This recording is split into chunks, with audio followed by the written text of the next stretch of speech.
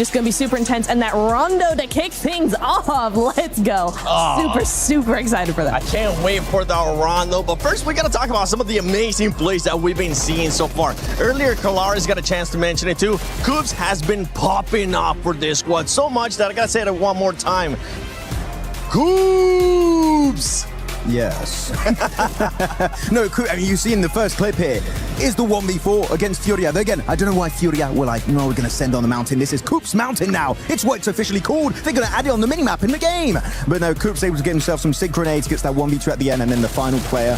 This guy is absolutely insane. And keep on top of your mind, of course, there's no hot drop with Ida anymore on Erangel. Exactly. So that's another big advantage. So NGX, they're not too far from the podium. They could be making a big jump. And another player that has been putting up great performances is none other than Spower from Godlike. This man, and even if it's not going to be challenging for the first place, which hopefully they will be challenging for at least a top 5, he's been putting up performances. I am so impressed with S-Power, I have to say. Coming out here, you know, again, not much experience. You're going, okay, they're not going to really be up to the par of these massively experienced teams at a global level, but S-Power, he's got the peaks, he's got the angles, he's got the game sense. I mean, I would not have batted an eye if you had told me, oh yeah, he's been playing global for 3 or 4 years. That is where we're at with him, so I'm super duper impressed. Can't wait to see what he's got still up his sleeve coming into today, because however many games we got, I know he's going to absolutely crush it. He also has the Molotov, by the way. Yeah, that was a really good Molotov. Is it a hair buff?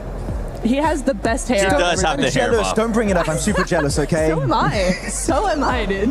We'll figure it out, Max. Maybe by next PMWC, we'll have just a full set of hair. But we got to talk about what's currently going to be at play, which is none other than the Smash Zone, which is currently set at 122 points. For everybody that might not be familiar, that might be watching EWC, might not be familiar with PUBG Mobile Esports, don't worry, we got you covered. Today, the Smash Roll is going to be in play. A team needs to be able to achieve 122 points, and after that, if they get a win, they will be able to win via Smash Roll. If they don't win within the first 6 games via Smash Roll, then after 6 games, we will go to the team with the most points in the leaderboard. But let's take a look at the overall so we can actually get an idea of where the teams are at, because E-Arena finished off the day great yesterday, and they're currently with the team that's at that Smash Zone, and they're at 112 points. Arena, I think they could definitely do it in this first game, right? Because we have seen before that some teams who are right there struggle really badly to actually make that threshold at all. That pressure just gets to them. But for me, E-Arena is definitely one of those teams that I don't think will have a problem with that. They just need to smash it out of the park in this next game, maybe next 2 games, and I think we could definitely have a smash threshold by game 2 with them. Could be happening, really could be happening, especially with that stadium finish they got just a few days ago, right? So definitely a big opportunity for them to make it happen. Though I'm looking at Nongshim Red Force. We used to keep saying, right, going into a global event, we never got an international smash. It never happened. That has now changed with PMMI, the Macau Invitational, and it was Nongshim Red Force able to snatch it away from the grasp of Furia. So Nongshim Red Force being the team just behind E-Arena, that's a scary, scary prospect for all of Thailand. It is, and then you have in third place one team that has been very consistent, that usually we give them a lot of feedback because they tend to be very inconsistent, and it's none other than Aurora Gaming. Aurora Gaming within that striking distance, and this is a team that we really haven't gotten a chance to see any insane pop-up performances that we know they're capable of, and I wouldn't be surprised if we do end up seeing that Aurora Gaming today. I am going to be very intrigued to see what Aurora do here, because I feel like they are a day 3 team. They do come out of the woodwork somehow. They are very, very quiet for the first 2 days, and then day 3, oh my goodness, completely different ballpark. So I think that could definitely be something that we're going to be seeing, specifically in the first rondo, because they have been known to put up massive elims in that first game. I just want to say, can we stop getting a global MVP and just actually win a tournament, Aurora? That would be really nice. True. On the second page, we did see for a little bit there, teams I would say below Chiamba really going to struggle to make it work out. But here you have it, the race to the Smash Zone for all of these teams. Of course, we know E-Arena need an extra 10 points, but everyone else is going to need 17 points for the likes of Nongshim Red Force. Aurora is going to need a total of, what is that? I'm a little bit small, 18 points. So 1 and an 8. So really, on Rondo, those numbers are very easily achievable if you do end up getting that chicken dinner, and especially if you get a lot of eliminations straight away in that hot drop. And for the teams that are currently in 7th place, 4th prize, for the team that's currently in 8th place, Furia, you need to be able to put up those numbers if you want to be crowned a new champion. And that is our Sony story of the day. with some of their squads. And I can't wait to see who's the one that's going to be taking it. By the way, 4 Thrives, they are 45 points away from it. So I'm hoping that for 4 Thrives, they're going to have a great, and I mean a great start here in Rondo, but we got to talk about E-Arena because that was one squad, Max, that was able to perform really, really well. We have to go a little bit deeper on the arena, the White Rabbits. How are things going to go down for them? We're going to check out the individual player stats, which I was a little bit critical yesterday. Looking at the player stats, I was like, look, they're actually quite low for a lot of these players, right around like between 1 and 2. The thing is, every player gets that every single game. It adds up really slowly, but over time it adds up to like, I think it's total of what, 80 eliminations, which is crazy. So the fact is not just like, oh, you don't have 2 really good players or 3 really good players. No, every single one on this lineup is doing so well. Mormon, Joker, Schweppes, and Tony K are definitely showing up massively for Thailand. If they maintain these kind of results, Niptura, that Rondo in terms of eliminations is going to go fantastically well. It is. I mean, I was really impressed with Mormon. We saw some great stuff coming in from him yesterday. Day 1 was for sure the better day for them. They were able to just skyrocket up to that first place. Day 2 slipped down a little bit. They were not feeling as confident, not feeling as strong. But I tell you what, Mormon's still stepping up to the plate even in day 1. So I think also a lot of teams, like we were talking about Aurora, right? They are also a day 3 team. There's a lot of teams that do have that sort of up and down, just how it works out, right, in those finals. So for me, EA, day 2 not being so great. They have wins. They're top of the leaderboard. It's not the end of the world for me. I have one slight tip though for E-Arena. Tell them. When you take a fight, don't use 20 billion smokes to hide yourself. Just hold on to your utility. I'm telling you, they're quite useful in this event. You're not wrong. They've done it so many times, dude. Thanks, Max, It's a team. for bringing that. Yeah, it's like 11 smokes all over the place. They're just going... They're not going to be able to see us. But yeah, for E-Arena, there is that one. But we got to talk about Aurora, especially because of the consistency, especially because what we've been talking about as well. This is a team that has caliber players in that squad. And then we have S2G, which they have 3 chicken dinners in total here in the finals. It's really interesting because both of these teams play very similarly, actually, right? Both of them are quite compact, quite quiet until they're able to spread out a little bit more, able to take those fights, able to push other teams away. They're very other team focused, right? But for me, okay, Aurora just has a little bit more of that expertise in this. They've been doing this for a lot longer, this kind of strategy. And so even though they don't have that win, they have a win, but they don't have the 3 that S2G have. Yep. I think there still could be something. S2G have 3 wins, but over the course of the last 2 days, they've been very hot and cold. They either are out in last or they win a massive game. So it's for me, I'm on the fence because I think Aurora has that better consistency, but S2G have proven to us more that they can win. And when it comes to that Smash rule, it's whoever wins. Yeah, I mean, you're going very gameplay specific here, which is great to hear about that. But I have 2 players that I'm looking at for both teams. Hamsi G maybe getting his 2nd international trophy, right? Yes. Won PMGC a few years ago back in Jakarta with actually S2G, right? He's still on that lineup. And then you have Top that's gotten so many global MVPs in the past, same as Doc, right? I would love to see them get an MVP award. It would be cool. But I feel like the trophy and a $500,000 prize pool would be huge to get 7. It would be, and I think for his legacy, for his career, as well as where he's probably getting towards the later end of his career, this would be the perfect time for him to end up winning a global championship, especially the way that he was able to perform last year. He'll be able to pick it up, and I just want to see Aurora pop off. I want to see what would happen when all those teams pop off. Other teams that are going to be popping off and that are going to be looking to actually perform here are going to be Ulf and Furia. Furia, they need to start seeing that aggressiveness again because that was the best time, and stay away from driving around. Drive-bys, no. They love using the cars in these finishes, especially Ayala. Gonna calm it down, especially when pushing onto E-Arena in that open finish outside of Yasnaya Lake. But we had so many great moments that really stood out for Furia and also Ulf, right? The Wolf pack and also the Jaguar pack were also looking really strong at this moment. But in particular, I'm looking at these teams, they kept getting 2nd places, right? You're looking at Furia, 2nd place in PMMI, snatched away with a smash ruling by Nongshim Red Force. Then you're looking at Ulf, PMGO Season 1 in Jakarta, 2nd place. PMGC before that, 2nd place just behind Alpha 7. They've been close so many times in the past, but it's time to put those rumors to bed. The Sukkening is not happening. Can we call it that? Is that okay? Yeah. I mean, we have the Dockening, we have the Sukkening. Yeah, I like it. Okay, wait, that can go. Wait. We'll do that next, just for you. We'll It make used to that be the happen. Alpha 7, but then that's not a thing anymore Yeah, because well. they ended up winning. And now they just don't And now they just exactly. Oh, no. I'm very intrigued to see both of these teams here. Just to add to your point, Max, is for me, looking how both of these teams play, Furia is very methodical, very calculated, so that kind of feels like they're a little bit slow, but they're very proactive. They will make a fight happen, whereas Ulf, they're more reactive. And so when you come to those two different strategies, it's kind of going to be really interesting to see, as the smash comes in, as that pressure comes in, who's actually going to benefit from that. Yeah, one person that it's currently not with us, but I know that they definitely want to talk about Furia, especially with their driver license, is none other than Lace. Lace, I don't know where you're currently at, so let's see if she's going to give the driver license back to Furia or just keep it away.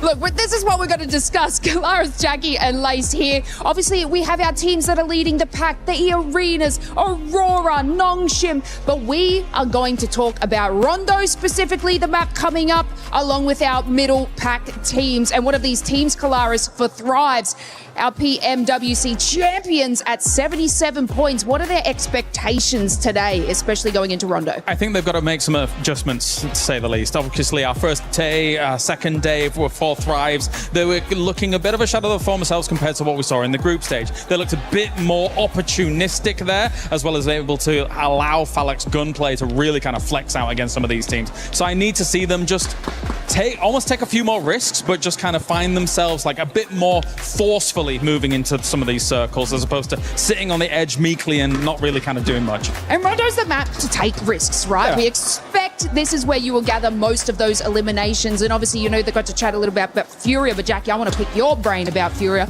because we all know how I feel in their drive-by special. But this is a team that sort of can maximize eliminations, and they are at 74 points. What do you think expectations lie on Furia coming into this? I think they know domestically how to approach Smash rules. They're going to be playing a little bit more aggressive here. They're going to basically come into this one with the mindset of we need big games, right? Not only do you need to go into it with the mindset of we need 11 to 14 elims in this game. That's the kind of safety net. Anything above that's a blessing, James.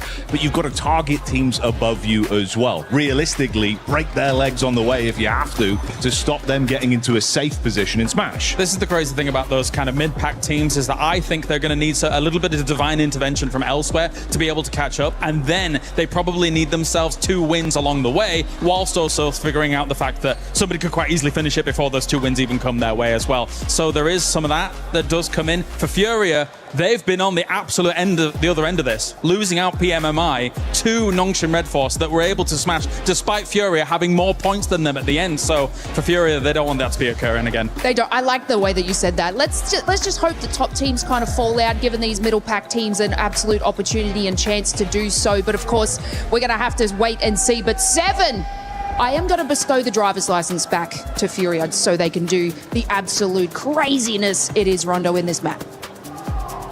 Okay, I like it. Let's see what kind of craziness we're going to be getting here in Rondo coming up. But I know with everything going on here at EWC 26, there's a lot of movement happening within the club championship. So, Glitter, what's currently going on with the club championship?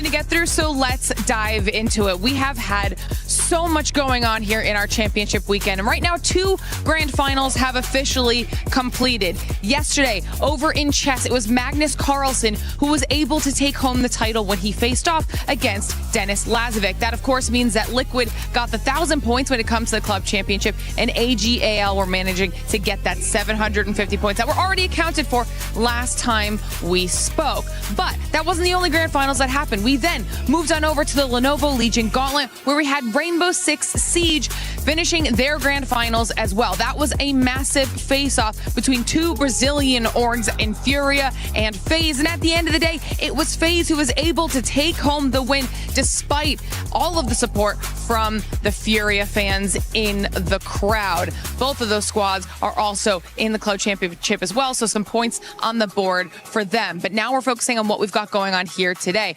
because we have 2 more grand finals that will be ending today. One of them will be in Rocket League. Now, they still have to determine which teams will make their way through to their grand finals, as they'll be starting off with their semifinals matches here today. And these are going to be some big ones when it comes to the club championship side of things, because on the top side of the bracket, we have KC versus Falcons. And we know how everyone is keeping their eyes on Falcons to see what they're able to do with the points. Then on the bottom side of the bracket, we have SSG and NIP. So it's going to be an action-packed day from Rocket League as well. But Seven, I'm going to send it back on over to you so we can get into what we have going on in PUBG Mobile today.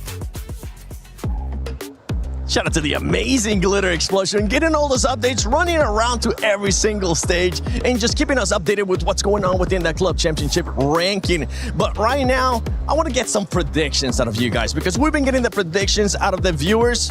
Max, which is the team that's going to be eliminated first in Rondo? Oh, I thought we wanted like a pick of who's going to win. Eliminated first, Aurora. It seems like something they would do. That's crazy. That's wild. No.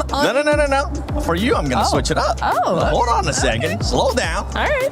Which team is going to be winning Rondo? Which team is going to be winning Rondo? 4Thrive. Yes! Do it. It ain't happening. Sorry, guys. Dang. Don't listen to him. No. Hold on. That might be a good thing, because they might be able to just reverse that curse. And it could be a blessing here for 4Thrive. But ladies and gentlemen, we've been talking enough. We've been waiting for this moment to start. And I think it's time we get started with PMWC at EWC 26, the final day.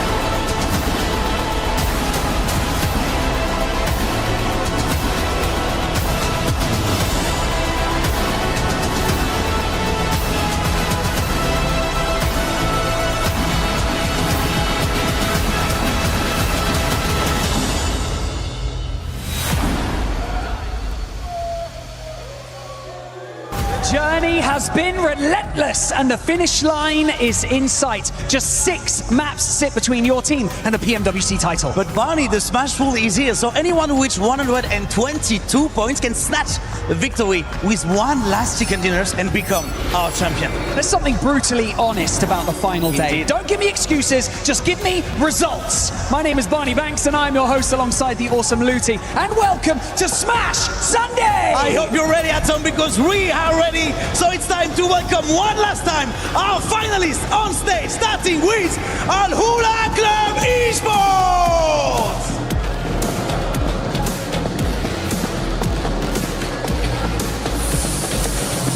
Orangutan!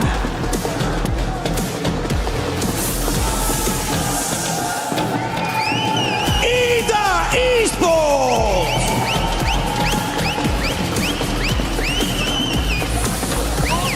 Team Vitality!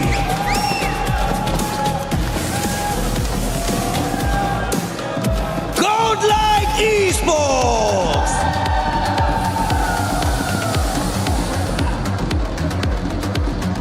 Hora Esports!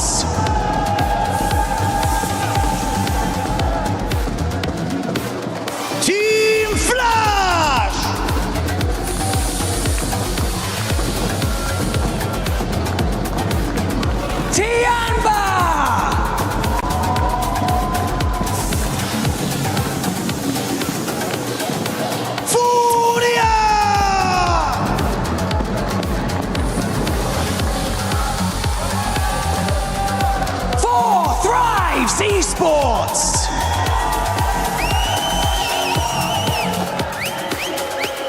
Wolf Esports.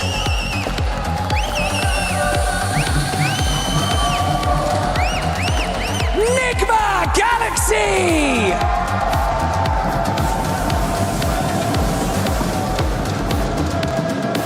S2G Esports.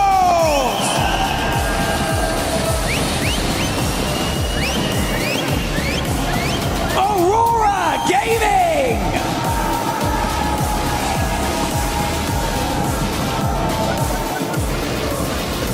Nongshim Red Force.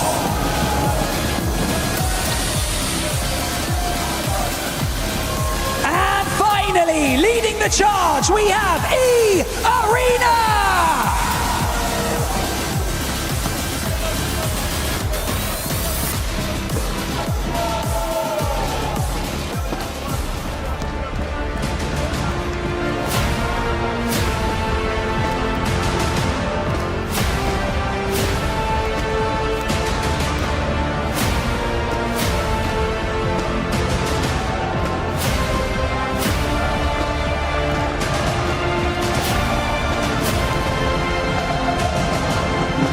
Every single one of these teams has proven that they belong on the Gadia City grid. Today, they fight to be the last team standing. Only one key will remain intact. After Alpha 7 and Yangon Galacticos, the throne sits empty, and Paris demands a champion.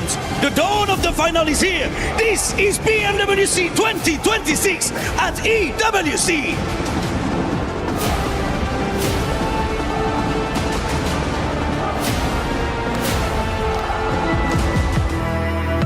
Months of preparation, thousands of hours played, and sacrifices have led to this point. Life-changing money sits on the horizon, and a legacy that dreams are made of. We saw it in the group stage, we saw it in the survival stage. These teams are here for a reason, and every single one of them can actually clutch it all and become our PMWC champion. Rondos we've had at this event have been ludicrous. There's been so many huge games. E-Arena, one team that's already shown we can break records here live at EWC. So yeah, I think it's going to be a spicy start on Rondos. That's how they finish it! Thailand makes a stand here at EWC. An incredible 39-pointer! E-Arena barely made it here into the finals, and now they're looking on top of the leaderboards. If they could just continue to be a little bit consistent, we should be able to see them win the whole thing. It's just Raouf, and that is it. E-Arena get the first chicken dinner here today. พวกเรารู้ดีครับว่ามีอะไรเป็นเดิมพัน pressure तो है हम इसके लिए तैयार भी हैं और बाकी हम यहाँ पे compete करने आए हुए हैं. My opinion on Four Thrives is that they're actually a very talented team. I think they've got a lot of firepower. They're proving that in a LAN environment like this internationally, they can show up and be a dark horse to contend. They've got championship mentality, and I think we're going to see that today. Oh, I guess the secure Four Thrives finally shut down E-Arena. The team that surprised me the most got to be Nigma Galaxy. I mean, they were getting hot dropped by Ida almost the whole tournament, and they're at the top of leaderboards. They can actually win this whole thing. Down to the last man in Joel. They need to isolate the peak as he hits Lord Heavy, but he's gone. That is insane. I got to eat my words on that one as well. I mean, for Nigma Galaxy, what a good game. The team that I think is actually going to win the event might be a bit of a dark horse right now, but I think they've been looking consistent and can actually get in there to take it. And my pick would be Nongshim Red Force. They've had great communication, great structural plays in how they're advancing into the zone, but the firepower's all come alive just when it needed to, and that aggression could win it for them. So Easy wants to live up to his name as the punishing play arrives, and it's Nongshim Red Force with the chicken dinner. 저희를 교전으로 상대했을 때 긴장하셔야 될 겁니다.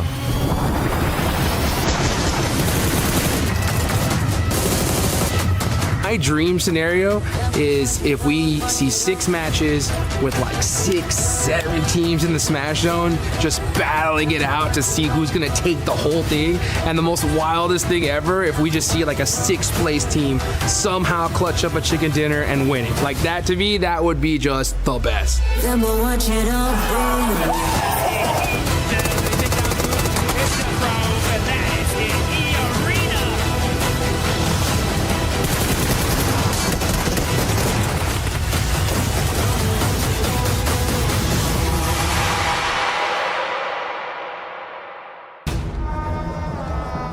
The stage is set, our team's in position. And like Lutty said on the stage, the dawn of the final day has finally arrived, Blank, and everyone is sat in anticipation here live in Paris, France for a new champion to be crowned, the new 4 kings of PUBG Mobile. And there could be quite a few contenders for that throne right now. A lot of princes down by the stage looking to dethrone. We got Nongshim Red Force looking very good from yesterday. E-Arena were able to snatch out that first place spot right at the end there with a lovely 2nd place coming through for the team.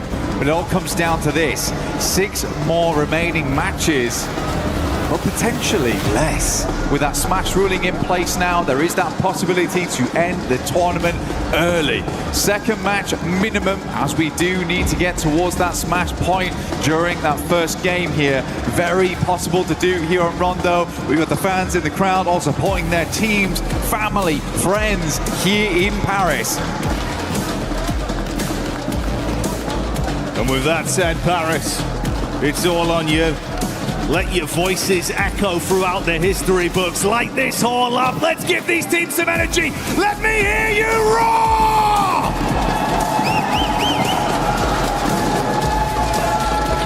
We're going to get louder as the day goes on, that is for certain.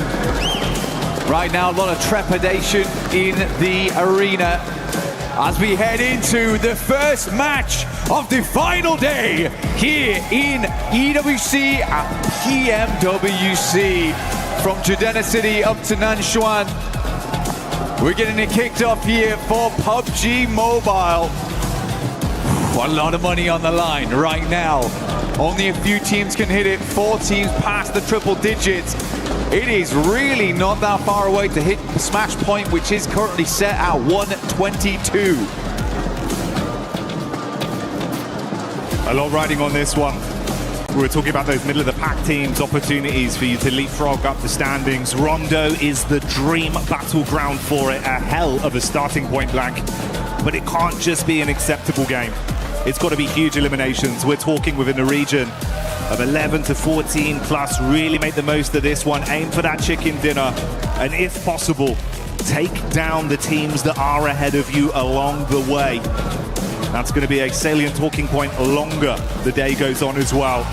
If they're in the Smash Zone, you've got to stop them. Risk it all or have your dreams snatched away. Nongshim Red Force, E-Arena, both dropping out in the same position. We do have big old hot drop over towards Neox. Every team understanding need to pick up those points right now. Ida already starting alongside with Aura. It's going back and forth, but S2G also finding some points here. A couple knocks coming their way. But 2 eliminations so far, and only lost down. This is a good result thus far for S2G. The 2 Turkish squads going head to head here. Catch, trying to catch back up close and personal. Ooh, Kamikaze with a quick drop down. Subverts expectations on the pull. Love the movement, ready for the pre-fire as well. Oh, he's feeling himself in the finals today, Blank. Ooh, just absolutely flubbed it around that corner there. Didn't really have much of a challenge. The faux pas coming through from Kedge. Kamikaze, though, looking on fire as per usual. Picture in picture, we got Aurora coming against Godlike. Aurora not that far behind either to hit that Smash ruling. Eren down, and Kamikaze keeps lighting up this stage.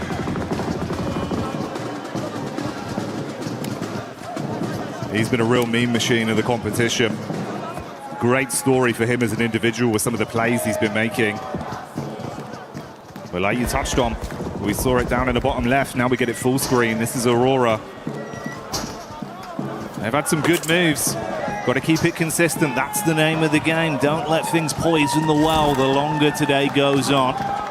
Furia showing up in the Elim feed in a fight versus Ida as well. And we go over to E Arena, clashing up close towards Flash. Tourniquet overwhelmed after getting one off with a pump, but he's got backline protection. Well, not for long. That's the flick back over. Schweppes goes in. Can he recover it, Blank? Absolutely. Seems this way. Only 3 players here, as per usual, as we know. From Rondo, usually have a 3-man send out, and 1 player will be the backup on the res, and that is Bo Z right now for Flash. Admino moves in. Reefus is down straight away. Some good shots off right there, leaving Aurora in a bit of a pickle. Only 2 players alive. They're over towards the north side of Test Track, but a good showing there from Godlike. IQ inside the building as Hyunbin gets sniped out by the M24 from AKOP at range. It's a beautiful shot. Nonshin wanted to first onto this a little bit further though. Tizzy just playing on the lip of the window here. T24 down outside. IQ trying to play off his info. Bait around here just towards the other side. He's got back up in Falak. Oh, good pre-fire. Expected a peek. That one's going to do a little bit of chip damage, but he wants the whole hog. Charges back in. Door closed. Spams around. Upsets Falak on the peak, but the response comes back over from IQ. Charging him down with the SMG. Honestly, for Tizzy there, he's working no vest, no helmet, playing like he has got all the armor in the world. That's 12K, 6 bullets! Can't quite handle the jump out there. Tried to go for the drop shot on that one. So easy, is good to go though. Gets the players back up and in position. But this is all the way over towards right on the north side of the map. So a bit of a journey to go. OG also popping off over towards the likes of Alula. They take a fair bit of damage there, but Tizzy's back in. Nongshim Red Force, good to continue. The Arena though, good start for them. We know that they like to flex out around Stadium, get themselves some eliminations where they can. Already started off in a good way over towards Flash. Those 3 points are further towards that smash rule. We have seen multiple times in international before, when we get to those finals, teams can't quite make it to get into that region of smash point on the second match. They got to be lucky. And if you want to be lucky at home, you got to join the 2026 PMWC Lucky Spin to draw for the exclusive set only available here for PMWC. And it may be lucky for those of you at home, but it's been good decision making and some great gunplay for OG that's made the difference coming into the early fights here versus Alula and Ida, farming themselves up to 6 elims. That's what we're talking about for all these teams. You've got to have a big performance here. But none other are beating out 4 Thrives with the 7 they've been able to farm up after shutting down, of course, Nonshin Red Force in the cheeky plays we were seeing through the windows. 4 Thrives, bro. If they can keep this up, get that nice hot hand going early, Blank, you're already about halfway there, man. Just keep working on this. Keep farming up the elims. We've got a long game ahead of us. We're only 6 minutes into this game 1 on Rondo. It'd be the dream scenario to start the day. Climb as high as you can. The Arena moving over towards Furia. They are isolated. Silence away. Ayala opens up in a big way there over towards Schweppes. Takes him down almost immediately, and that does make their lives much, much easier. Going forward, Tourniquet will ascend. Bullets been splashed against the wall there. Ayala sends down, pin pulled. Ayala's going to make it confusing, make it difficult. Pin's put back in again. 2 players do step up to the plate now for Furia. The reinforcements are in. Isolated no more. Joker and Tourniquet will have to fight for their lives. Close quarters combat. Nay pulled, bounced round. Not going to deal any damage though onto the Furious squad. They know how to play in these sort of lobbies with this much pressure. With Smash looming over them. They can dig their heels in deep and start to stand strong. But it's one step at a time, and E-Arena are the first challenge for them right now. It's Godlike that are also just on the periphery of this, getting information for free with all the noise that's being exchanged between the 2 squads. Chief further back on the other side of the bollards, throwing the nades in as well. Kind of an interesting setup here, because they've got a big old split on. over towards Testract and Neox. Very dangerous area to be in. So again, for E-Arena, you do have Schweppes as well as Mormon in the backlines and Stadium. They're waiting, poised, because they're sort of certain this fight is not going to go well. Require a bit of a sick play. It's a couple of plays from Tony K and Joker to get this working.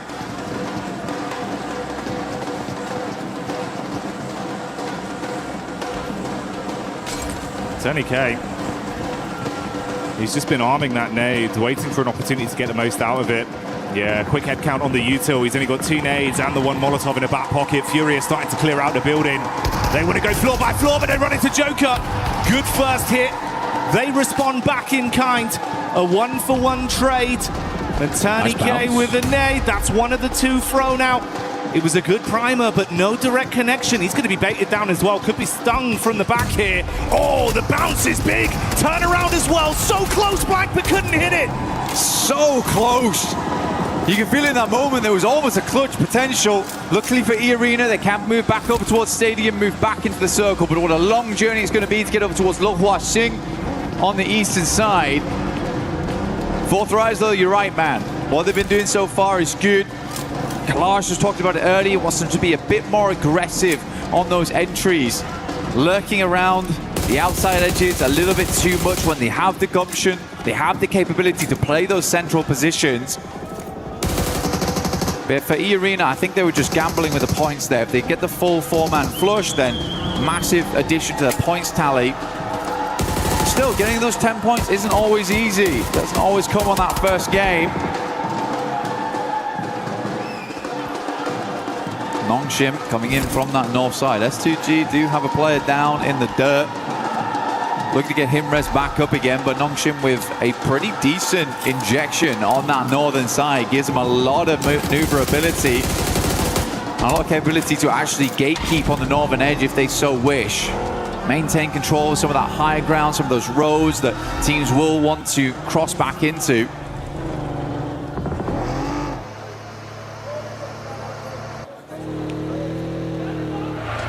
It's almost poetic. It's been twice inside of this game. We've seen S2G and Ulf going against each other.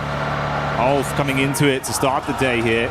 They were in 8th place. I believe 61 eliminations over the course of the finals. Up to that point, they were in a pretty good form when it came to fighting.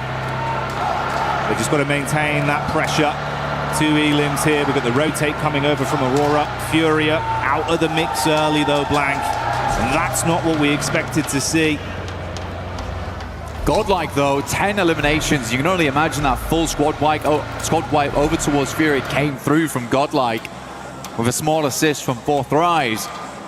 Yeah, Godlike certainly trying to put their name on the map today, but it feels a little late for them. At 67 points, they can earn those big rankings today. Grab some more cash on board, a bit more pride for the country as well. Overall, really big step up in that last day, which is why I was saying on day one, you got to give these boys time. It's their first time at an international here at PMWC, so realistically, they just needed a little bit of acclimation, essentially. And once that was done, they looked pretty damn good going in towards the later portions of yesterday and already starting out strong here on the first game of the day. Circle continues to center up around Meiran. S2G controlling a very, very good spot. It has been good control over the center for S2G throughout the majority of games. Some very good rotates. I mean, Solke has been in the game such a long time at this point. And that veteran mindset is really coming into play here, where he's seen a lot of these circles before. He's seen a lot of these rotates. And he can really lead the team to victory.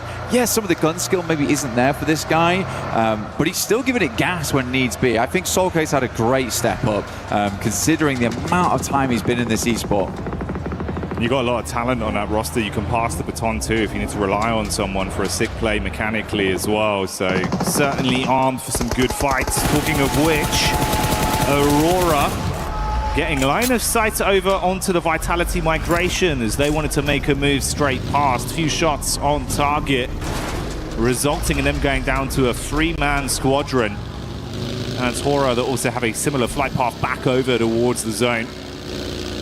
I'm curious as well, bro. The push down from Nongshim Red Force, Thunderfooted their way into the zone early. I was saying the consistency of this team looked good, but it's the fact they've turned on this aggression. They're willing to fight for a good position now, Blank. I mean, playing over towards the northeast side of Mei Ran, I mean, it's a bold maneuver, right? You don't try and play to hold out teams on the outer edge, but they don't get themselves too stuck into Mei Ran either. So they have accessibility to the rest of the zone. But this is a livable position in what is a bit of a dastardly circle. Now, E-Arena, we saw them coming in very late. They played over towards Stadium for a long, long time. Go over to recuperate after 2 players in Tony K, as well as Joker went down to the Fury a lot. Just on the heels, though, of OG. Mormon's going to jump out. He loves a scrap. In the meantime, the Elim feed's lighting up and the crowd's getting excited because Godlike, it looked like it was a struggle of a fight versus Ida, but they've turned it right around. They lose 1 player and are able to clean out the entire squad. So goodbye, good night, Ida. The second team to exit stage left in our opening game of Rondo, whilst E-Arena continue to chase OG. Keeping it pretty cool here inside of E-Arena. Smash ruling always changes how these teams play. So crazy as well. Godlike's just hit the 14th elimination on this game.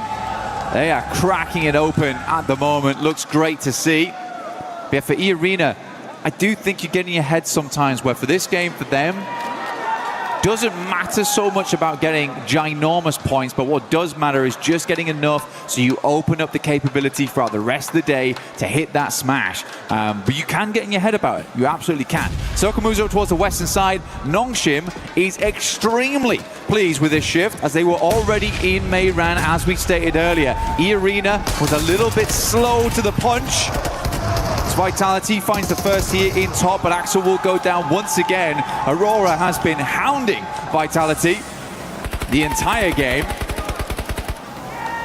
No punches pulled there. Clean uppercuts.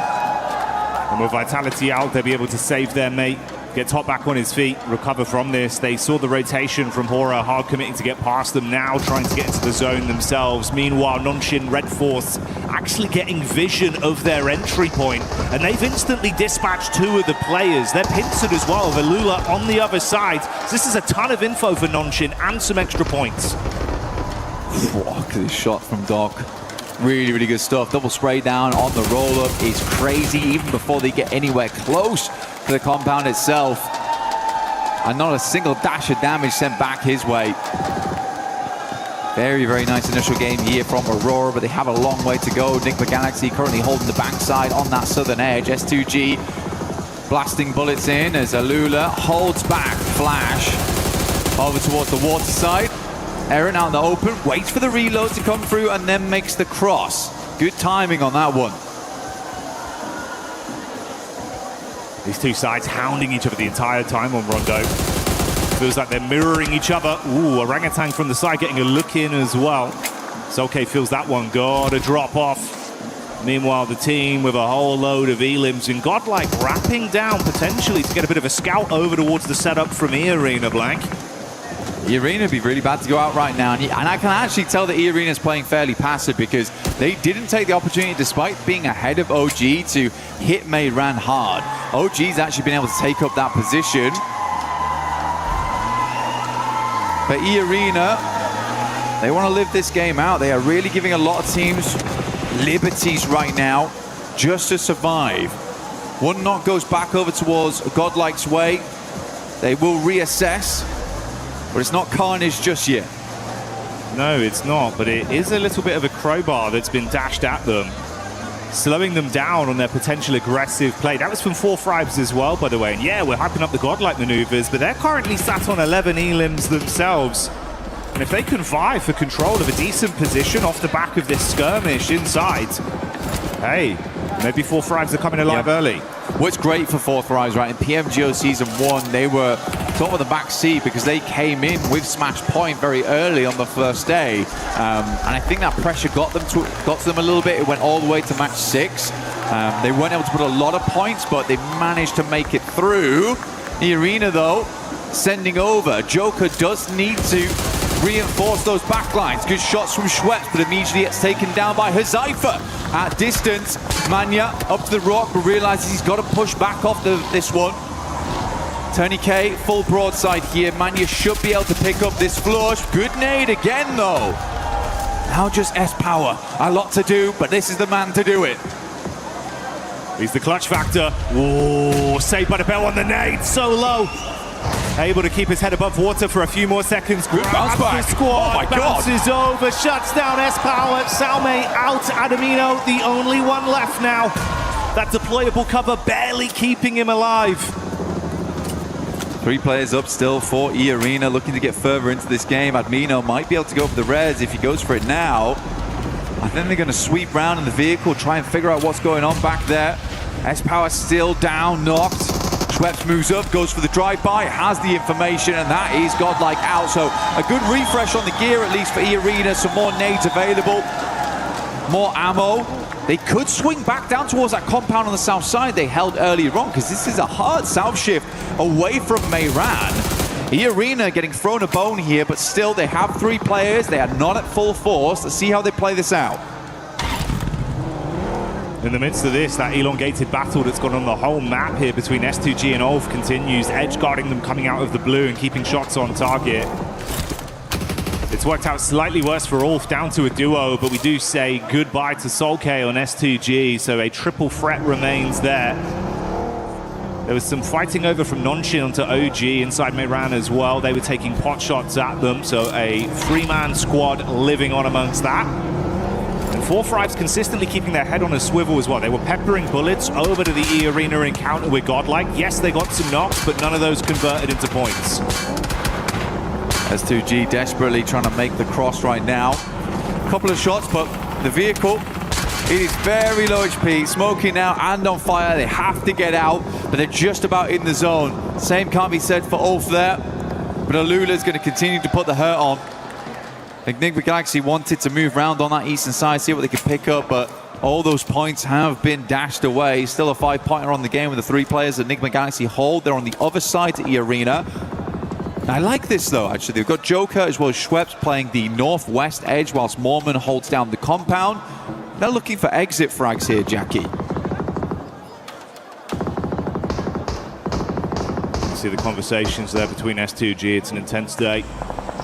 Got to clear the bag instantly off the back of a game 1 like that. And Mormon did set himself up just as you suspected early, and then have played a little bit more of a scouting play to keep themselves at least aware of what's occurring up between the setup of 4-5s and OG. There's been a lot of noise, a lot of free info from that. Don't mind this too much. Just trying to create a little bit of a dip to play around as players will attempt to leave from Meiran. That's OG on the north side. Likely first to leave. It's a gamble play, but they know they're close now. They know they're close. As soon as they start getting into those placement points, they get a couple more eliminations. They're set.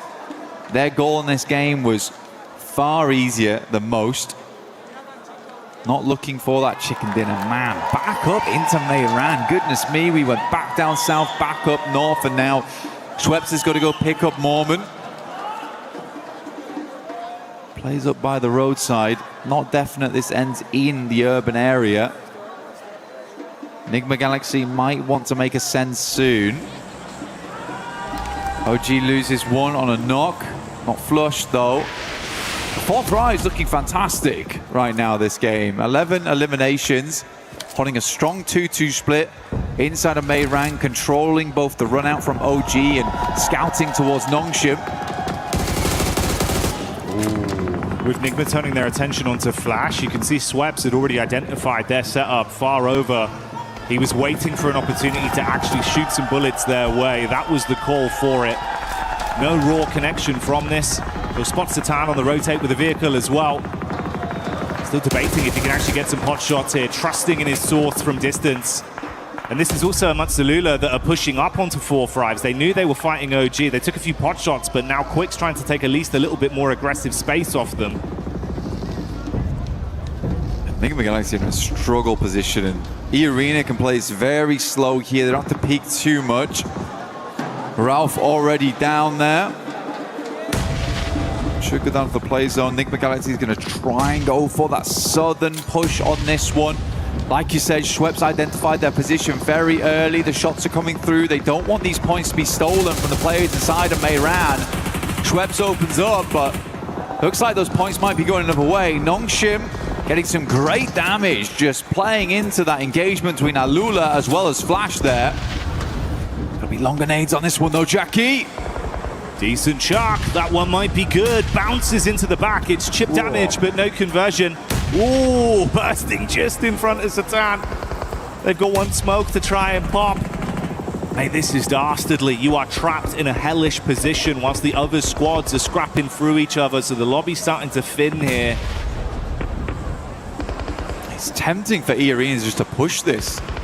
Getting in towards 6th place, right? You're very close to that point with 2 eliminations. You could just sack your game here to go for it. Joker's going to try and get a different angle on this one, move up over towards Mormon, put some more emphasis over towards Meiran. If we go a little bit further south here, the game actually does open up for E-Arena mainly. 4-5s also have a good capability of leaving from this area. I wonder how many vehicles they've still got left with the tires in play. Yasser will take down Bozy, and that's the end of Flash. I mean, Nongshim Red Force has been consistently peppering that engagement, but it is Alula who's got away with the majority of the points on that one with 11.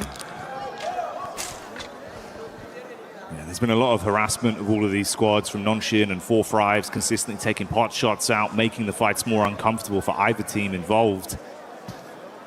For E-Arena, if Nongshim actually keep this up in terms of a safe placement in the zone, some big plays, you might need to shut them down. Going to pull slightly away from their setup, though, centering up around the 4-5s crew of E-Arena, knowing they can advance a little bit on this.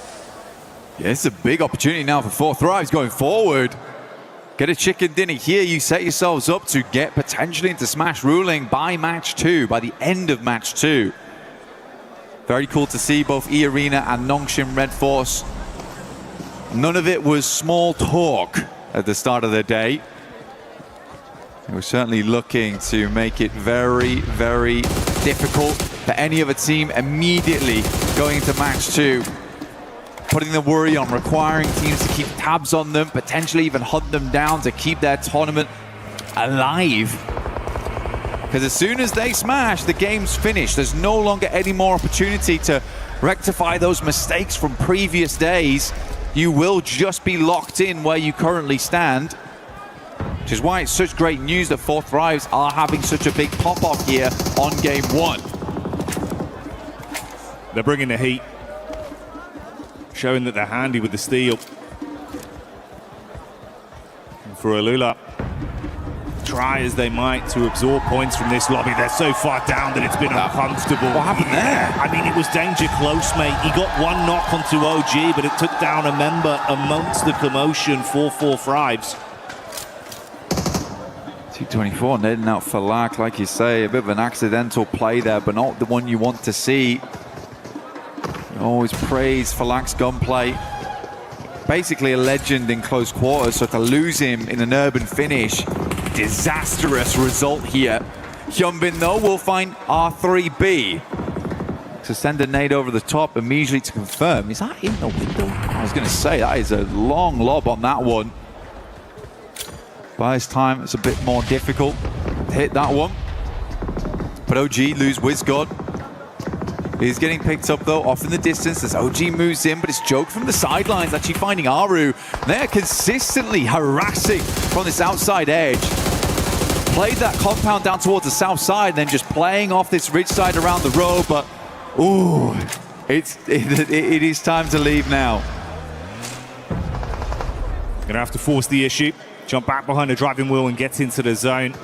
For OG, it's so uncomfortable because you are just being completely cut off from all angles. The backline's covered by E-Arena. Nades from the front in from 4-5s. They cannot peek in any regard. He's going in crazy. Okay, into the building. 4-5's ready for it. Zypher strikes first. Sweeps under the rug. Goodbye, good night. T24 with the nade from the top. He sees Joker, but it's Lord that steals it from Nigma Galaxy. Nade over onto WizGod in the meantime, as well as Yasha falls to Hyunbin. It's all turning into carnage. More man. Last left alive here. I think it's one more placing they need on this one, Jackie, as well. One more elimination would also do the trick. They want to get themselves up towards 5th place, but it would be so awful to go into match 2 1 point away from Smash ruling. Does not have a position to play though. Everyone's completely looking his way. Might have been better to hedge his bets down towards Nigma Galaxy and just try and take a one-on-one trade. Just wonder if they actually know how many points they've currently garnered on this game and how close it gets them. You'd expect them to, right? And honestly, for 4-5s, this probably works out in a way with that charge in. Oh, no. Oh, mate, the nade on Mormon. Okay, goodbye, you. Oh, they're on it. They're on it. So it was. 6th place is fine. We're good. Whew. They're safe for now. That's what they needed. And with Schweppes charging into that compound, he gave them some extra ammunition. They were having to make concessions, Blank. You can see about 80 rounds of 5.56 left for them. So they've been able to restock up. Nonshin, though, still making plays, and they got loads of ammo to spray with. Shots down on target from XCY. Hits onto another man. OG, you have just been trapped, taking punch after punch for so long. They're punch drunk in the back line. And for Nongchin Red Force is where all the storylines converge. Chicken dinner would be ideal, but a few more eliminations and a 2nd place would get them in towards that position. A pitched battle between Nongchin Red Force as well as E-Arena going straight into match 2. Good nade over the top from AKOP. Opens up the door here for them to move in. Zypher leaning onto this one. AKOP's down, leaving just WizGod. Goodness me, Nigma Galaxy still going, and it's Lord of all people. Oh, finally taken out, but top 3 now. Nongchin Red Force ever closer to a chicken dinner and set themselves up alongside with E-Arena at the top. The solo savagery was nice to watch, but now it all goes down to the 2 squads that were in a prime position on Rondo for so long. The duo of 4-5s versus the full force of Nonshin. They charge up onto the compound. T24 top side. Zypher rearming himself. Shotgun to play with if they come charging through the door. So easy. Dashes the nade onto the lower levels. Wants to ascend up. Nade in. Masking some of the sound. So easy to peek this. Looking for the 3rd angle. Just through the window. Catches a glimpse, but they read it right. They try and keep him pinned back. He's got to heal. XZY, got to be a good nade through the window. Good damage off the back of that one. The burst is lovely. The play zone will take down a Zypher. And Nongchin Red Force start the day off with a chicken dinner. Can they grab another after this to close down the entire tournament? They've got Red Force, they've got Daka. This team looks good. Nonshin have seen red, and the aggression has come out when it's needed. Fighting harder, pulling out huge eliminations on Rondo, and still playing so consistent with their setups. I mean, a technical back-to-back as well from yesterday. Last Miramar into first Rondo. Nongshim is just a different beast coming into these last 2 days of finals. Especially coming off such a long 8-game day set into day 3. You're in the finals. It's getting nerve-wracking. You just open with a chicken dinner. These guys must be so confident. They don't look rattled. They don't look bothered whatsoever by the sheer pressure that's on their shoulders. We know there's going to be a new champion, and Nonshin are eyeing up that trophy. They want it branded with their organization, their legacy. And if they keep this up, Blank, there is a decent chance they damn well do it. just fantastic stuff. Good to see Nick Galaxy as well. Lord stepping up right at the end there. Fourth Thrive's also making some more aggressive plays, which is great to see. Yeah, there's some familiar faces. I think E-Arena panicked a little bit, but they just about made it right at the end there. Losing for Lack for Fourth Rise was a fairly big deal, but OG also getting in towards a late game. Aru making some good calls that match.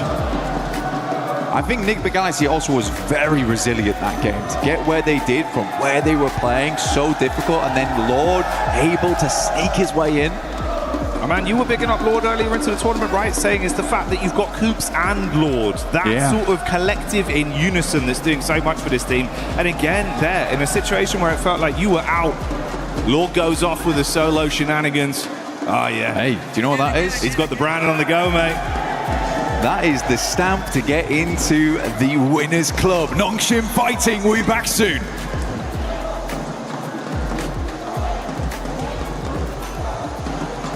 Hi everyone, I'm Rick, producer of PUBG Mobile. For the past 8 years, PUBG Mobile has continued to grow together with players around the world.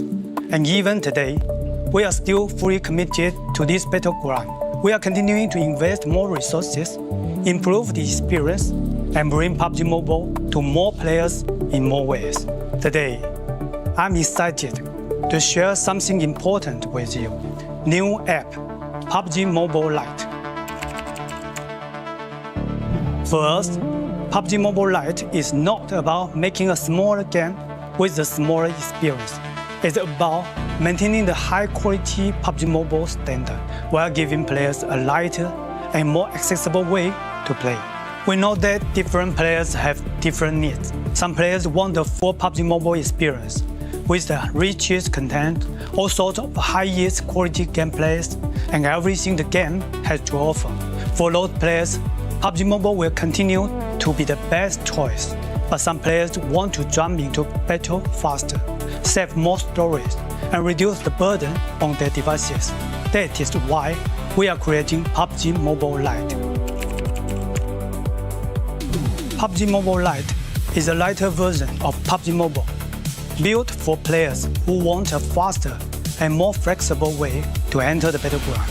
The initial download is only around 1 GB on Android and under 2 GB on iOS. There is no extra mandatory package before your first match. Once the download is complete, you can load in and get straight into the battleground. We also made PUBG Mobile Lite more flexible. You can choose which extra modules to download based on how you like to play. At the same time, PUBG Mobile Lite is still connected to the PUBG Mobile experience. The classic Arango map, supplies, and core combat are designed to match PUBG Mobile, so the battle experience remains authentic and uncompromised.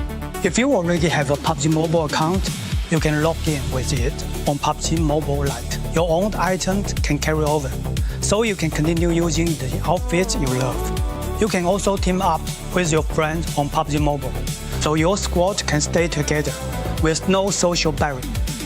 Going forward, PUBG Mobile Lite will stay updated alongside PUBG Mobile, so players can enjoy new content together.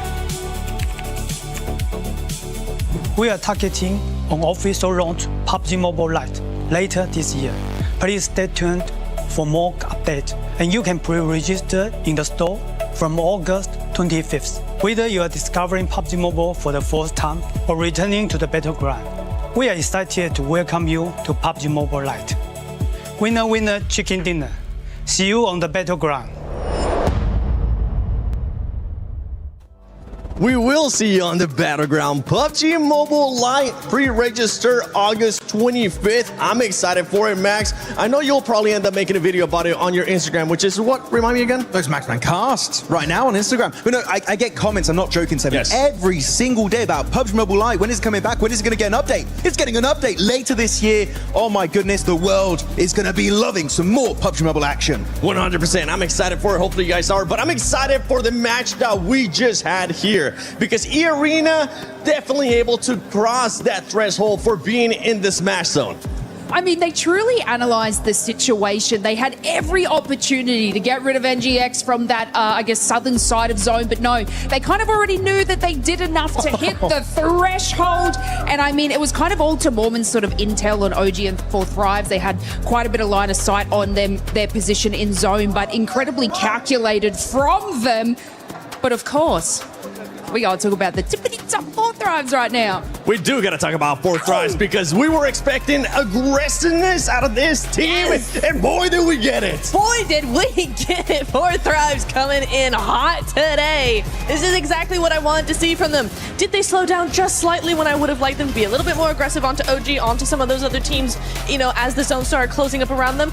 Yes, a little bit more mobile, just a little bit more aware. However, they bided their time. They were patient with what they did. When it came time to actually make those fights, they were able to just flip the switch, turn on that aggression, get those eliminations, and so many points. They are just flying up that leaderboard. This is why I said yesterday they still can do it. If they have a day like they just had in this rondo, if they continue doing that, they still can do it. Especially when you have a player like IQ, the IGL of this squad, putting up the numbers, performing for this squad and clutching up. But we also got to talk about Nongshim Red Force because they were the winners of this match, Max, and they played that out perfectly. And I think they might have been able to also pass that threshold. Yeah, like of course GG 4Thrives, but Nongshim Red Force doing so much parkour in the city, swiping every other team under the rug, and actually they're trying to aim for 122. I believe they did make it. We'll check out the leaderboards very soon.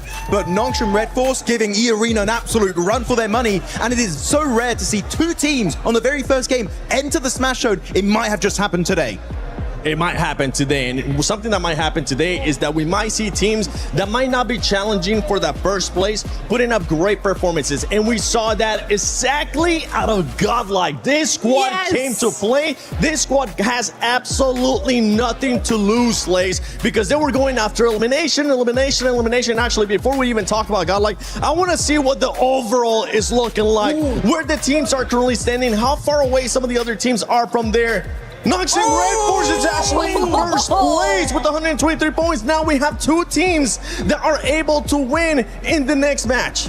Oh my goodness, by the way, E-Arena should also be colored, I'm pretty sure, because they are also in the Smash Zone. You just need to get above or tie 122 points. So if Nongshim Red Force or E-Arena now, Lace, get a chicken dinner, that's it, tournament over, and we will be crowning our champions. I know, and it's so incredibly exciting because both of these teams, especially when it comes to those sort of placement points, look at Nongshim at 40 placement points, E-Arena with 34. They have every opportunity and drive to be able to secure that chicken dinner. Now, Seven, you asked me a little bit about Godlike, which I know was on the second page. And the reason we want to highlight that is because they were sort of sitting more under that middle threshold. But with 10 eliminations early game, another 4 as they sort of rotate in on that northeast side. And then S-Power recovering the team to bring them back in. But I want to give like a kind of a little special shout out to Admino having an absolute banger of a game too. I think it was about 7 eliminations just by themselves, and they were able to sort of scout and hold that, and just getting like that 15 elimination points on the board is insanity, especially from where they were sitting earlier today. But I want to check real quick the rankings. We did see for a quick second there. 11 points away for 4Thrives now. Jumping around from the middle pack. 11 points away from top 3. The comeback is happening. This is what I keep saying. This is what I keep saying. Comeback? 4Thrives comeback? 4Thrives comeback? Because this team, I actually got a chance to talk with Falak. If you want to check that out, go to my Instagram at the 7WG. But we're now seeing the race to Smash. There you go. You see 4Thrives 23 points away, which this is a perfect start for that team, getting more than 15 eliminations, getting in the top 2, and now they are just 23 points away. And if we know anything for this squad, with the way that they're playing, with what we have seen out of them in PMGO Season 1 this year, they could make it in the next match, as long as one of the 2 teams at the top don't end up winning it. Well, exactly, yeah. So this is the case, this is the scenario where, you know, neither of those teams, Nongshim or E-Arena, they don't win next match. We do go into Game 3. If 4Thrives are allowed another good win, I say allowed because we don't want any hot dropping going on. They might get targeted, you never know. However, if they're allowed one more game, if we do go into Game 3, 4Thrives need another top 5. They need another several points, 8, 9 eliminations. There we go. Yeah. Another few of those, and they are in Smash ruling. They are a contender, and they could just do a back-to-back global win. And I think we did end up getting today, Maxman. I think we might have gotten a Maxman grenade of the day. Oh, really? Did we now? It's time for your favorite segment of the day. It's Maxman's grenade of today. Let's check it out. Which play is going to be here? It's going to be in the city. This 4 thrives. It's Falak over there looking for a KOP. He gets it done right away. The man is an absolute menace, but he's too much of a menace because T24 had to take him down. Oh! Give him a boom boom back to the lobby. It's Max grenade of the day. Adding some background music for you, Max. That was a great. We got the drums, we got the jingle too. But yeah, for that team, I mean, overall, it's a great start here for the final day of PMWC at EWC 26. A great performance out of those teams that we were expecting a good performance out of, right? We talked about already E-Arena having to do what they needed to do. Now Nongshim being able to show up when they needed to show up, starting off great here with the win as well.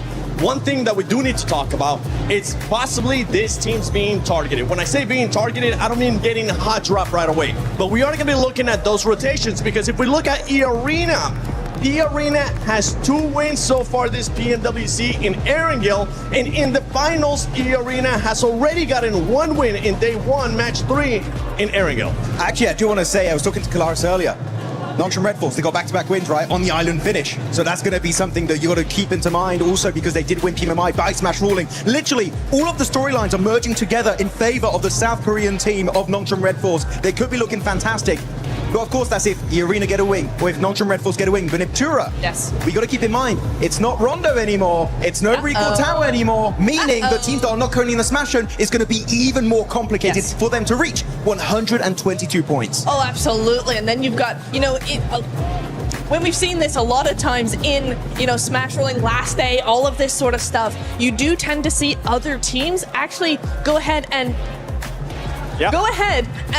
change their drop location to avoid getting targeted. But you're right, Seven, right? We are going to be looking at those rotations. We need 4th Rise, we need Nongshim, we need E-Arena, we need Enigma Galaxy as well. All of those teams. Aurora did not have a good game at all, so they're still chasing that. They need to make sure their rotations are on point, that they might change them a little bit just to avoid any early eliminations, because right now, it is now or never. We got 2 teams in Smash ruling. You do not want to take any chances going out earlier.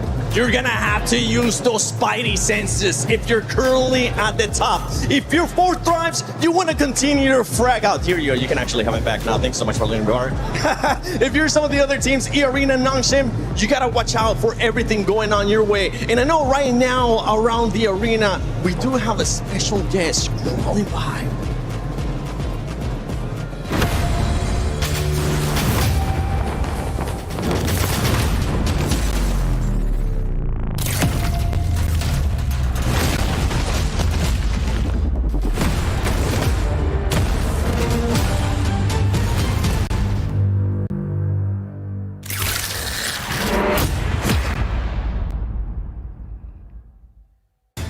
Spider-Man is officially back in PUBG Mobile. Some of you may remember the collaboration in 2022, and this time he's returning to Erangel. Suit up and explore the brand new central square. You can move across rooftops, run across ceilings, and hunt down enemy squads. But it wouldn't be Spider-Man without the powers. So, you can grab Peter Parker's gloves and you can web swing your way around the city, or you can even use your webs in combat to slow down or trap your opponents. And of course, there's so much to discover beyond the fights.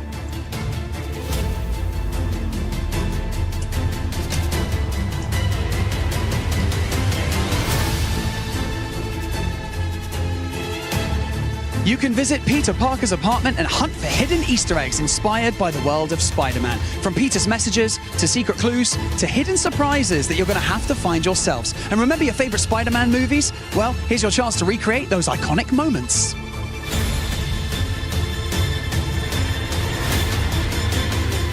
Maybe you pull off a perfect rescue, maybe you escape a fight by swinging away at the last second, or maybe you and your squad just stop everything to take the perfect Spider-Man shot.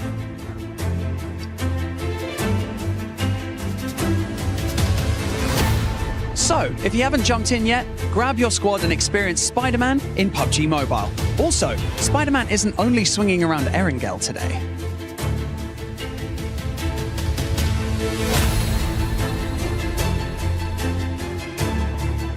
we have got Spider-Man on stage right here with us right now, and he didn't come empty-handed. He's going to be handing out PUBG Mobile merch in and amongst the arena, so make some noise for Spider-Man!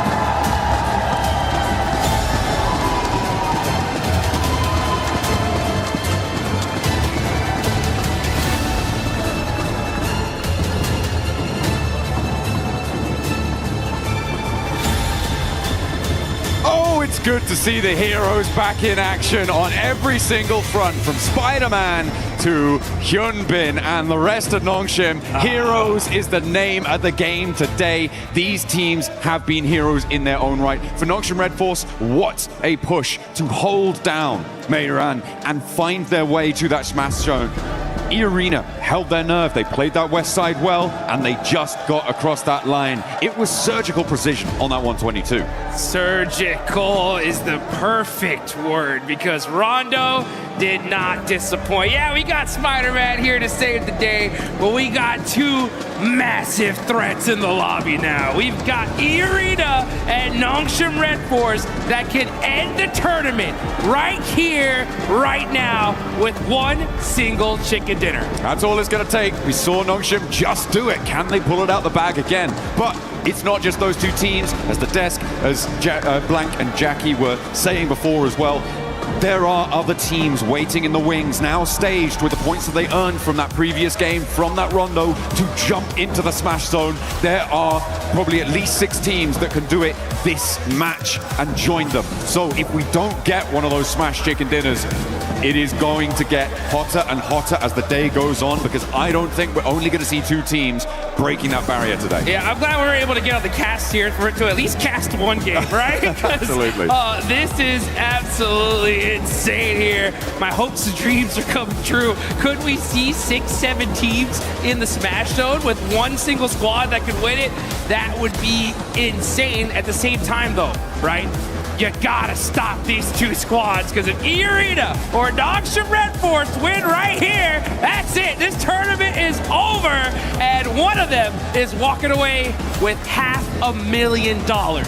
Hey man, I caught Coach Pecco for Enigma Galaxy on the walk over to the caster booth just now, and he was saying, I asked him, hey, you gonna target? And he was like, if we know it's them, things might get a little bit nicer. Hey, you know, I can't say, but yeah, I feel like that is the sort of situation where teams who are certainly below those top 2 will really hard commit if they find one of these teams in a fight. The third-party targeting will definitely be high on the menu for a lot of these teams. It has to be. It really does. I got a chance to talk to Knight, as a matter of fact, the coach from Furia, and because in Brazil, these guys have had so much practice when it comes to the Smash ruling. Furia themselves have smashed in multiple of their regional tournaments. So I was talking to them. I was like, hey, exactly the same question, right? If you see a couple teams in the Smash zone, will you guys go out of your way to take them out? And they said, well, at a certain point, we have to. You know what I'm saying? We know what's at stake. If we have to risk a bad game to ensure that we can continue in this tournament to possibly come back, we're going to do it, right? So even if it's a crash and we lose the fight, we're taking a couple of those players with us. So the whole lobby, honestly, really needs to have that kind of same mentality, because if you want to be able to move up the leaderboards, there are massive jumps in prize pools as we go from 3rd, 4th, 5th place. So you want to be able to stay in this tournament as long as possible, and this one's going to be a fun one. We got a nice Eastern Circle. I don't know about nice. It's certainly an Eastern Circle, though. It's going to push all the way out towards Milta, east of it, and Milta Power. Lepovka's in there as well. A lot of water here, Jukes. So that is going to be tricky to navigate. Enigma Galaxy will not be getting hot drop currently, but Ulf might try and step in. Ida clashing with Tianba over on the western side. A very, very close drop. And of course, we got our big threat of the lobby on a bike. Finally finding a vehicle here. And they're going to go ahead and be looting all this north side of Georgeville Hospital area. And since it is such an Eastern Circle, right, I wonder how much these teams are going to be kind of even thinking about possibly a rotation camp. Things like that are going to start coming into play here. And man, this is gonna get intense. Yeah, a lot of teams looking to put pressure on as the fight near Gatka between Ida and Tiamba is still popping off. Remember, this is an adjustment from Ida to move out this way with the plane path as south as it was. They are going to get stuck straight in with Tiamba, and neither team is looking super happy about it. Aching on the inside of the building. Swain on the top floor now has Eagle to contend with as well. Drops a nade down to the ground floor. He tries to fend off the remaining two players. QZZ unlikely to get picked back up here. Does bleed out in the end. And a step forward. Swain rebuffs. One more barrel, but it's not enough to blast it back. Tiamba survived, but with only two players. And Horror can just move in and maybe just sweep this one through. A very strange hot drop coming through over on Gatka. Terrible. I mean, honestly, Ida's disrupted this lobby so much, and Tiamba are devastated. Now down to just two single players. Aching jumps out, just desperate, trying to do something for his squad, and Eagle is just standing still, just saying, like, not like this. Not like this. Horror have been a little bit quieter during the course of these finals. Not the fans, that is, the players. The fans have been plenty loud, and we've loved it, but they haven't quite had the performance that we were maybe expecting from them coming into the games in these finals. It's not going to be enough. I don't see them catching up when we've already got two teams in that smash zone. It is a bit unfortunate. It is not great, but they can look pretty good in game. We know that. And one of the ways that you can look good in game at home is with the Naruto skins. Make sure you're heading into game to pick up the character sets, the Ninetales Fury Orb, and you can look as good as anyone taking on those ninja challenges. Yeah, get that ninjutsu going. And honestly, yeah, it seems like Aura, OG, they're going to need to bust some of that out if they want to be able to make a crazy run for it. Mathematically, it is still possible, right? If Aura, they start with 3, they're going to need a 20-point game here, a 20-point game in the next one, and maybe even another one after that. It's triple back-to-back. It's triple back-to-backs, you know what I'm saying? We still have enough games to do it. It's just going to be tough, especially considering that you got... There's going to be quite a few teams in that smash zone very, very quickly here. That's if this game even continues on after this one. So a lot of different factors to play out. The problem also is the fact that we get later and later into this tournament, the desperation is going to raise tremendously, right? So these teams in the mid-pack are going to even start playing hyper-aggressive because they're going to know, right? Their coaches are going to tell them, hey, man, look, you made it all the way over here to Paris, all right? You either get 20 points or this was all for nothing at a certain point, right? Well, that's, I mean, there's still placements on the line and all of that sort of thing. I'm just looking at the map at the moment, and I'm seeing that Nongshim Red Force might be in with their first fight in a moment, which is going to enlighten the rest of the lobby as to sort of where they're playing, what sort of conflicts they could be running into. A 2-2 split across Milta right now for Nongshim as they did not fully or firmly hold the bridge against Alula, so that crossing does come through.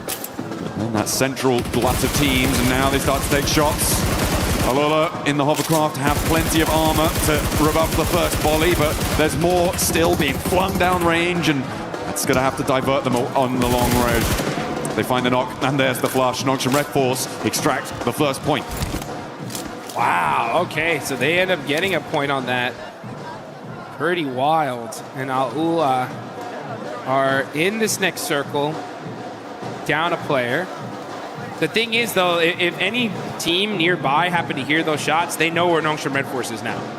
So that is going to be a factor, but they are in a really good spot for this circle for now. I mean, teams should be aware, right, of where they're playing based on the fact that it was Alula that they knocked, and Nongshim Red Force generally going to be in this sort of location. They'll know that Alula are coming up from Novo. So it should be a pretty certain bead on it for a lot of teams in the lobby, but nobody is likely to send out this way. Maybe Aurora could try and crash into it and cause some problems. Vitality are actually holding the west bridge, which is interesting, over on that ferry pier side of things. So if Aurora decide, you know what, we're not going to go over to that east side, we're going to try and break west, Vitality is still lying in wait for it, which I'm not too sure about. I'm not sure if I like that. Yeah, it's going to be tough here as you got some pretty wild rotations here. Speaking of wild rotations, we got Enigma Galaxy rocking their 2-2 split. The same again. Same again. You know, I actually talked to Ralph a little earlier this morning, asked him like, hey, you're going to continue to do it? They're like, yeah, you know, it's worked for us in the past. We're going to try it out. We've noticed that on the west side, had a little bit of unluck with some pretty crazy pushes. But we're going to give it a shot here, and we'll see if it pays off for them. I mean, they did win a chicken dinner from a circle similar to this, on a rotation similar to this. Obviously, it was a different lobby. It was a different time. We were different people, Jukes. We were so much younger. We've grown so much. Yeah, exactly. We've come so far, but they're going to look for that regroup at some point. Getting through for that regroup is really the difficult part that we've seen for Enigma Galaxy on this regroup rotation. Getting through the glut of teams right now, I'm not too sure how that's going to work. They may have to go on the boat, maybe head up all the way north of Lipovka and go all the way around. That would be, I mean, maybe not sensible, but possible, certainly. It's difficult, and they are going to get on the road right now to see what they can find. E-Arena are also starting their move in from South George. As we can see, we're on board of them, just passing the north side of school to head towards the center of this circle as it centers up on that Milter Hill near prison and mansion. Rotations are coming as we are zooming in to Erangel. What kind of circle are we going to get here? All right, just beautiful center up. Very typical. A lot of these teams were expecting this, and they got it. Now you see Enigma Galaxy, right? They're going to be on both sides of this circle. It's going to be very difficult for them to get to their teammates here, so we'll see how this pays off. But we still got some teams still trying to get in this zone. E-Arena pushing in super late because they land over there in North George. Aura still in Severny. And you got Vitality going on the other bridge here, so they're going to be super late in the circle as well. Yeah, Vitality's still on the west bridge. I don't like it. I think this is way too long. You're overcommitting. No one's turned up. Not too sure what the game plan was there for Vitality. It's not the same team we saw from their stages. Sad. So Yeah, unfortunate. It's the same thing we saw in PMGO too. Yeah, it's a big drop off, which I'm sad to see. Enigma Galaxy, they get their back duo caught up in a regroup, and this is exactly what I was worried about. It's only going to be Lord. His vehicle's on fire, and he goes down because he hops out. As it's on fire, they lose their back too. I guess, yeah, Ralph, keep doing that. See how that works out for you. Yeah, I saw his player cam, and I could see he said, what the heck? You know, what happened? How is this? Why are there players here in the middle of the circle? How did I get knocked? What? Oh, that's crazy.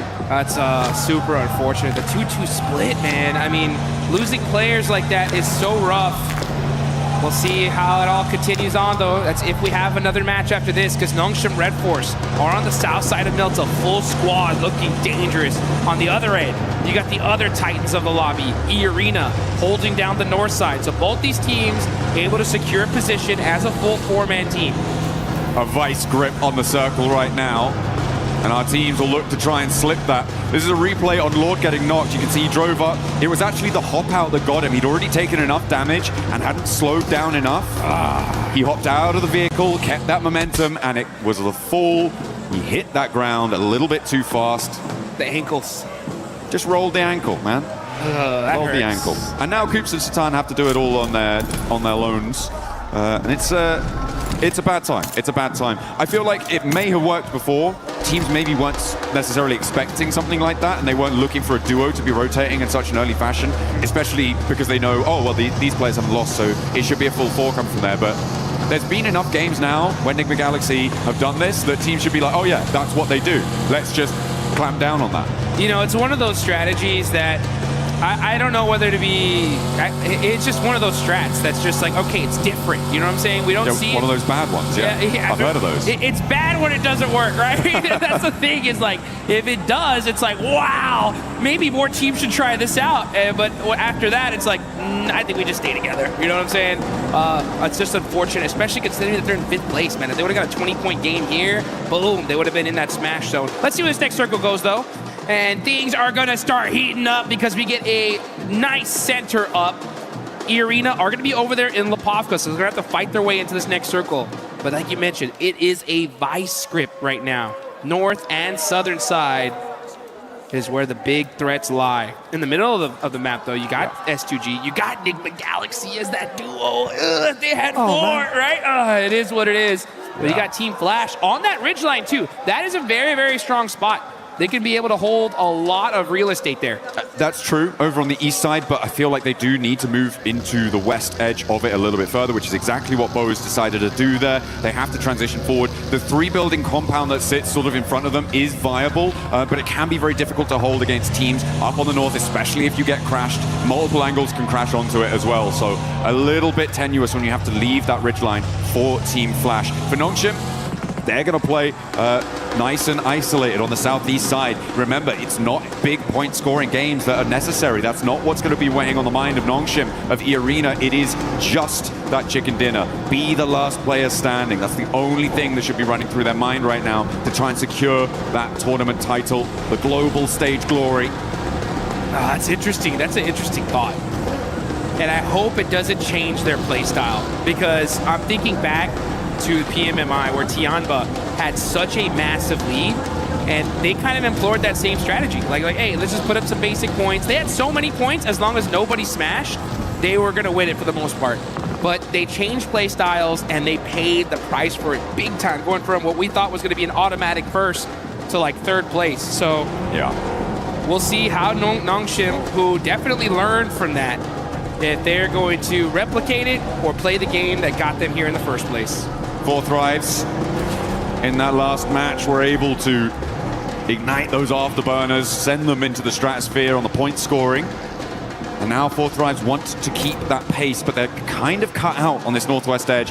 They are boxed in by that prison cliff area on the east side of them. They're going to have to pick a direction and commit. Towards Vitality may be a good idea to start, but you've got Godlike behind that, and maybe Ulf on the top, on the lip of those prison cliffs could be a target as well. But either way, it feels like a third-party target.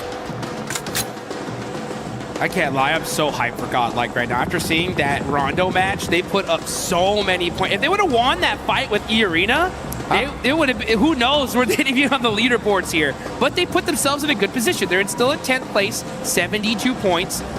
They're going to go for the back-to-back chicken dinner. They realize that, like, hey, we got to get it done here. If they do, it would be the comeback of a lifetime. You know that their fans are excited. They're hyped up. Oh, yeah.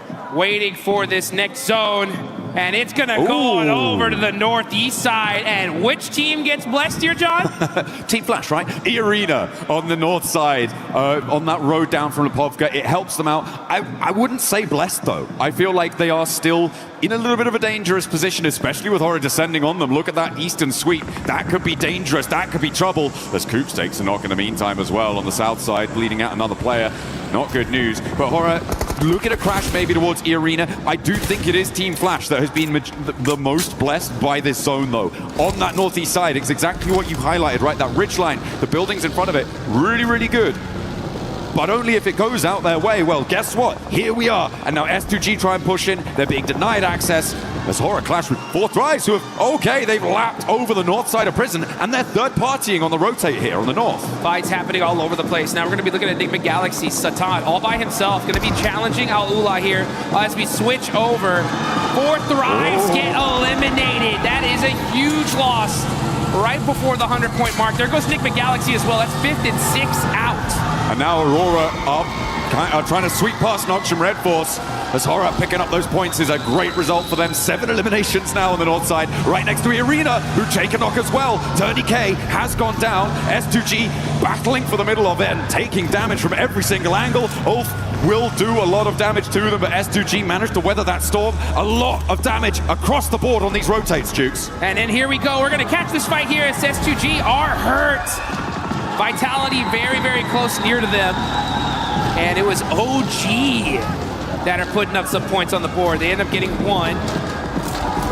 Kamikaze on the other end. Now finally the fight has calmed down, but this is a battle for the central position in this circle. I mean, this is another team, S2G, who is within reach of that smash point barrier up to 122, but they have just had the win taken out their sails. 113 right now. They need to get 9 more points on this match, and with 11 more teams alive as a solo Kamikaze, has he got something magic up his sleeve? I do not think so. We're just going to leave Aurora to really be the only challengers to that smash point duo. And Aurora are definitely a threat, that's for sure. 110 points, 12 is super easy for them to get in this kind of position. They're gonna have to fight their way through it though.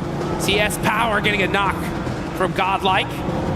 They're down to 2 players, and that is WizGod gonna get that confirmation on 2 Power. Only 1 player up left for Godlike. Oh, the Arena did manage to just roll over to the ridgeline there on the shoreline. But Mormon's been spotted. Okay, Sky is still going. And the Arena not safe yet, not out of the woods. As Godlike and Orangutan still continue to clash. Up the stairs, Godlike. Look for it, but the drop down is caught. And there's the crash. Here it is. Take one down and the Arena fall. Only one team can stop it all now. Nongshim with a big opportunity on the south side, but they're right on the edge. The whole lobby breathing a sigh of relief now that at least one of the Titans is gone. It's still up to Nongshim Red Force though. They're on the south side, playing carefully, waiting in the shadows to strike. It's only a matter of time here. They're thinking, yeah, you guys fight it out.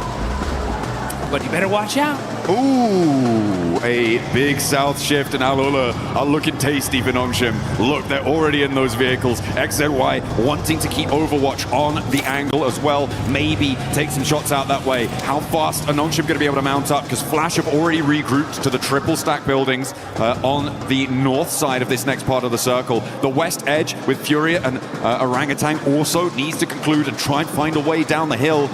The Deadwood is so hard to navigate, though. There are these really tricky defilades, and there are players lying in wait. Speaking of lying in wait, yeah, you can see Nongshim Red Force.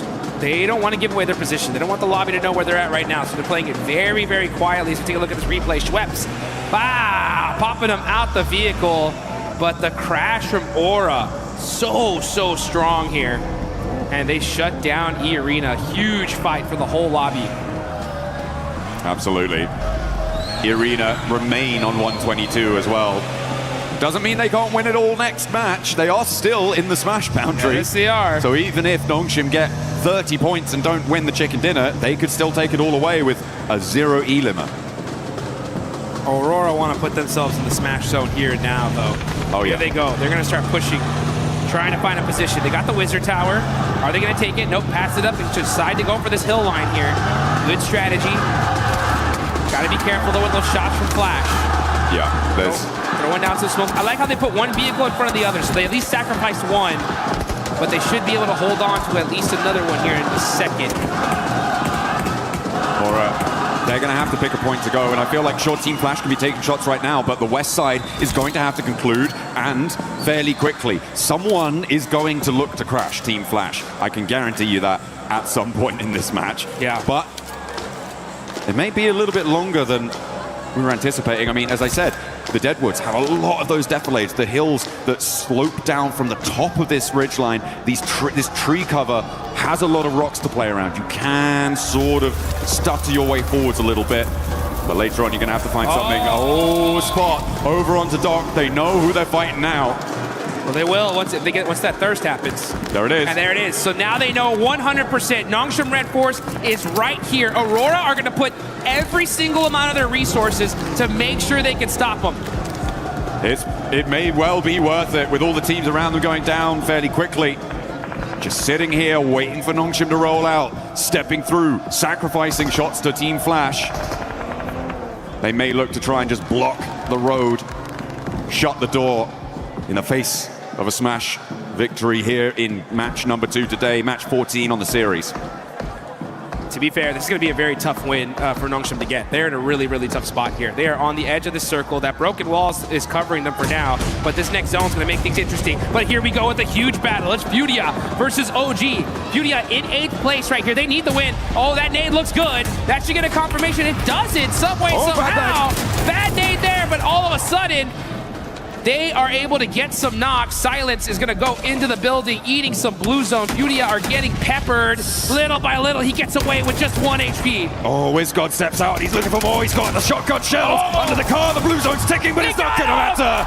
WizGod strikes back against Furia, but now Horror here, and he's got a sliver of HP to play around with. They'll know he's here, and Fear rolls over the top of the hill. Didn't see him. What? He didn't see him. He should hear that. Hello. No! With his back to it. Will take the shots, but not find the knock.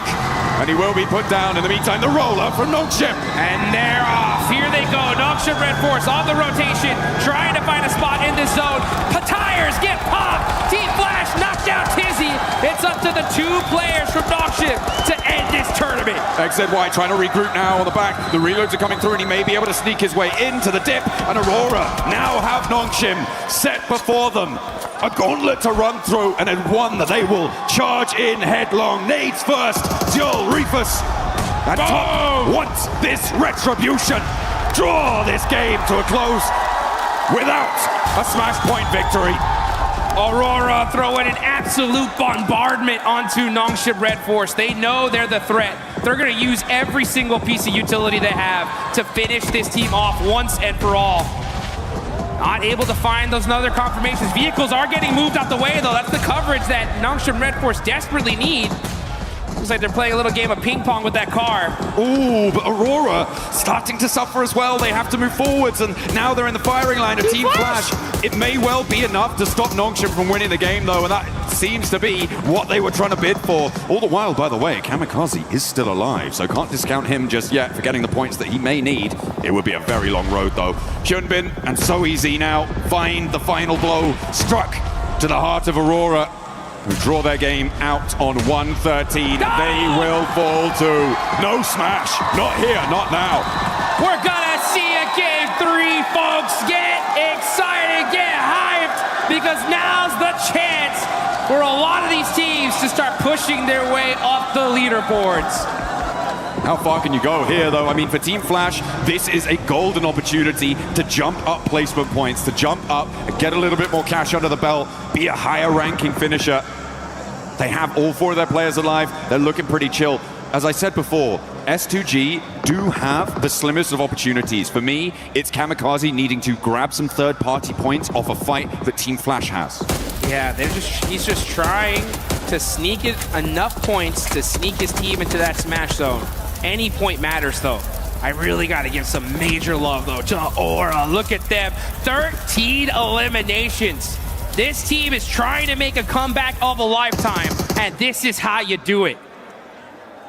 Got to get this win, though. Anything less is not going to be enough for them to make that race to the top. I mean, even when you do get it, it's still a long, long road for them to try and find. For Kamikaze, he needs to profit 6 more points on this match. Those can come from either increasing placements or getting eliminations to join that smash point bubble. But this next circle comes in, it's not going to have him in it. It does push Flash into into a few of their locations, but it looks like they've spotted him. Kamikaze is there, they roll up, he's put down, and no longer do we have that storyline. The battle at the bottom of the tables rings true for the final 4 here. This is huge. Everyone's trying to move up their placement here. Like, again, this is a massive prize pool. Every single placement up is big money in the bank. Aura, though, this is the game of a lifetime for them. This is one of those opportunities that gets your squad excited, gets them pumped up to finally start putting everything on the line. You can see Team Flash, though, they're in the mix here. Aura trying to push from the edge of the circle. They're going to start throwing all their util onto Vitality. That's the threat. If they can hold that rock and secure that position, this could be a solid chicken dinner for them. Absolutely. A big chance. As the nades keep on going forwards. 13 eliminations on side, and they want to add 2 more to the tally. Sky and Jiggle into the fight. Razak goes down first, immediately putting him out of business, out of action. Sky looks for more as well, and they turn it on. It's just too hot. Aura are on fire. 15 eliminations, but that nade looks dangerous. Gotta watch out. That one hurt, and now it's up to Sky.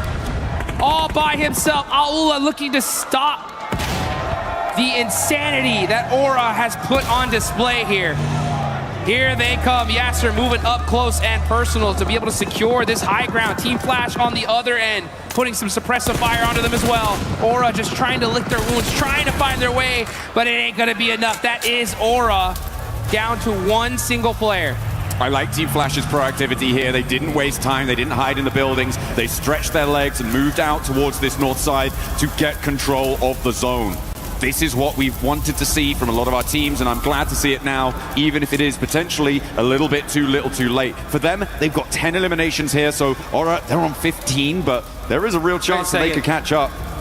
As Sky is still cooking an aid, and Alula are gonna have to worry. Okay, he puts it back to the shotgun shell. He's not moving a muscle here, and I don't think Alula realizes that he's even still there. They have to know there could be a threat in this area. But Quick is just hopping in the vehicle to get a little bit of extra third-person perspective and get some sightlines. Plus, he's protected in there. He has no idea. They have no idea he's there. Hello! He missed the shots, though. Sky gets the knock, but gets shot in the back as Win from Team Flash shuts down Aura's run. Pretty mighty flub there on the shotgun, hot over the bonnet there. Probably didn't realize, but Quick didn't know he was there and thought, oh, well, I'm gonna have to go for the fight. He's gonna stand up for it, right? Right? Not to be. Ooh, a cheeky little pick onto Zeus, and actually, Bose is quite low. Over the top, though, Tops and Win look to put pressure onto Quick, and remember, Alula only really have 2 players to play around with here, Claws and Yasser. Looking to navigate closer to the middle for Yasser, but Flash can regroup on 3. Claws has a lot to face down on his lonesome here on this angle. Needs a big nade, needs to find a knock pretty immediately, and is already taken down. Win steps through with the AUG, puts that one to bed, and a second volley of fire over the top of the rock sees Team Flash to the chicken dinner. I'll take that one, that's for sure. Over 20 points in that game. A massive one for them. I guarantee you, their coaches, everybody was telling him, right, hey, this is what you need to do if you want to make a run of it. And this is a start, right? This is a start. It's still a long road ahead, but now the road is there. You know what I'm saying? It had to happen in this game, and they got it done. That's what you need to do. When that clock strikes, you've got to hear the call and step up to that plate. Unfortunate that Nongshim and E-Arena couldn't really get much further into that one. That Aurora hold on the eastern side, it stopped them really from being able to break out in the way that they wanted to. Flash were an incredible suppressive force over the course of a lot of that final set of circles, so really, really great stuff from them. But yeah, it could have been very, very different if Aurora had played that slightly in a different fashion. For sure. I mean, unfortunate for them, super fortunate for the rest of this lobby as we're going to go into one more game for sure.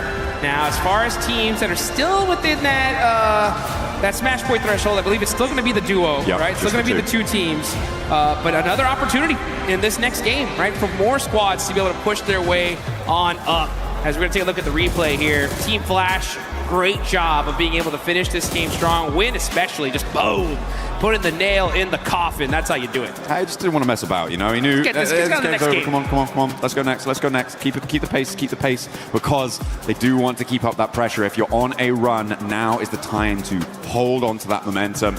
There is no more runway that you need to cover to take off on this. It is just today. There is nothing that you want to leave out on Erangel and let it go to Miramar, because you may not reach it. No one might. Just look at these players' faces. Straight intensity. These guys are locked in right now. They know exactly what they need to do in order to make this happen. And it's going to be on the back of a ton of eliminations and securing those wins, all while stopping E-Arena and Nongshim Red Force, who had a great pincer on the end of that circle there. But, you know, I think teams now especially have understood just how threatening this smash rolling is. Yeah. And I think they're going to do extra and beyond to make sure that they can stop those 2 squads. Absolutely. I mean, there is so much pressure on so many teams. I think that, again, I'm gonna go back to my old favorite hobby, it seems, this game of giving a little bit of hate over to Ralph, because Nigma Galaxy, that 2-2 split did not work. It was really kind of catastrophic. And hey, you know what? The position that they went to, that they tried to go for on that east side, was where Team Flash won from. So could have been different. But we're going to head down to the stage. Kalaris has a little interview for us for some inside information. Yes, I do. Thank you very much. Here with Nongshim Red Force, Yumbin once again to get some insights on what's gone on so far. Let's talk about the Erangel that just actually happened. You guys find yourself in mini-mill to power, but then the circles shift away from you. You sent it north instead of any other direction. Talk to me about that choice. Do you think it was the right one, or do you think there was another path you could have taken? 일단 현빈 선수 첫 번째 질문은 일단 아까 에란겔 경기부터 일단 얘기를 해볼게요. 에란겔 경기 때 사실 밀타 파워 쪽의 공장을 이용하셨다가 이제 자기장이 튀자마자 이제 바로 북쪽으로 지르셨는데 사실 그쪽이 좀 다른 선택권이 없어서 좀 강제가 된 건지 아니면 좀 그게 좀 가능성이 있다고 보신 건지 좀 궁금하네요. 일단 저희 자리에서 치킨 갖고 오기는 좀 많이 힘들었던 것 같고 저희가 오로라 한 명을 잘라나왔고 그 골에서 오로라 일단 한 팀 먹고부터 할 생각이긴 했습니다. Yeah, we already knew that that shift was actually really tough for us. So what we thought was Aurora was actually there, and we got a one knock of Aurora player. So I think we should have started with getting out, knocking out Aurora, and then we find our footing on the ground inside that circle. So the Rondo game, you just won another one here. You look always great in urban endings, does Nongshim Red Force. So talk to me about that urban ending. What were your biggest concerns? You had great roof control. So what was your guys' perspective on that finish? 또 론도판에서는 또 치킨을 드셨는데 사실 시가전에서 정말 좋은 모습을 보여주시는 것 같습니다. 그래서 그 시가전에서 특히나 이제 지붕을 통한 영역 그 컨트롤에 굉장히 또 일가견이 있으신 것 같은데 좀 그 점에 있어서 좀 어떤 점을 좀 중점으로 플레이를 했었는지 궁금합니다.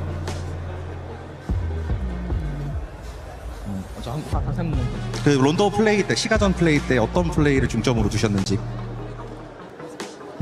일단 저희 자리가 외곽이었고 저 시가 쪽 한쪽이 비었어갖고 일단 들어가서 서클 받다 보니까 그냥 좀 잘 먹은 것 같아요. Well, honestly, I think the inside of the city play was actually well forced because we were outside of the circle. But that being said, I think we were kind of lucky because we tried to gain the footing because of actually one of the places are actually empty. So we just find our footing there, and then we just took a control of the roof, and then we maintained good condition and intel. All right, well, thank you very much for joining me, Hyunbin, here once again. That's Nongshim Red Force currently in position on the smash rule as we continue the games here at PMWC.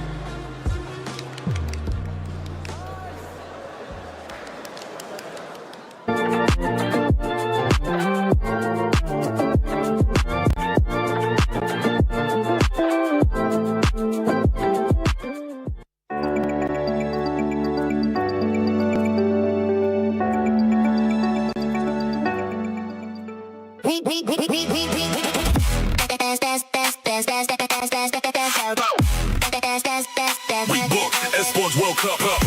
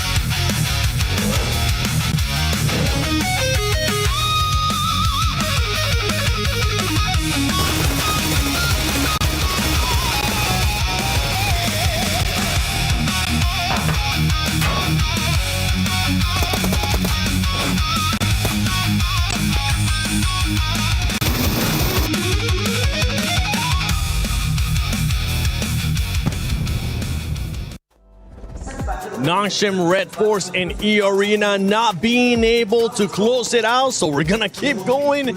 One more match in this one. Team Flash being able to come off with a win there after not really being able to do much for the whole tournament. Great performance out of their squad, but don't forget, for everybody that's currently here at EWC, make sure you guys check out the fan experience. Go look at the awesome stuff between PUBG Mobile and Naruto. Try out Brain Rot Royale, why not? Because we've been able to try it and it's quite fun, and I played it way too much. I had to stop so I could actually come here and break down what's been going on in the finals, and also check out Spider-Man. Maybe you'll get a chance to meet him and greet him. But about this performance from Team Flash Max, we finally got a chance to see them perform.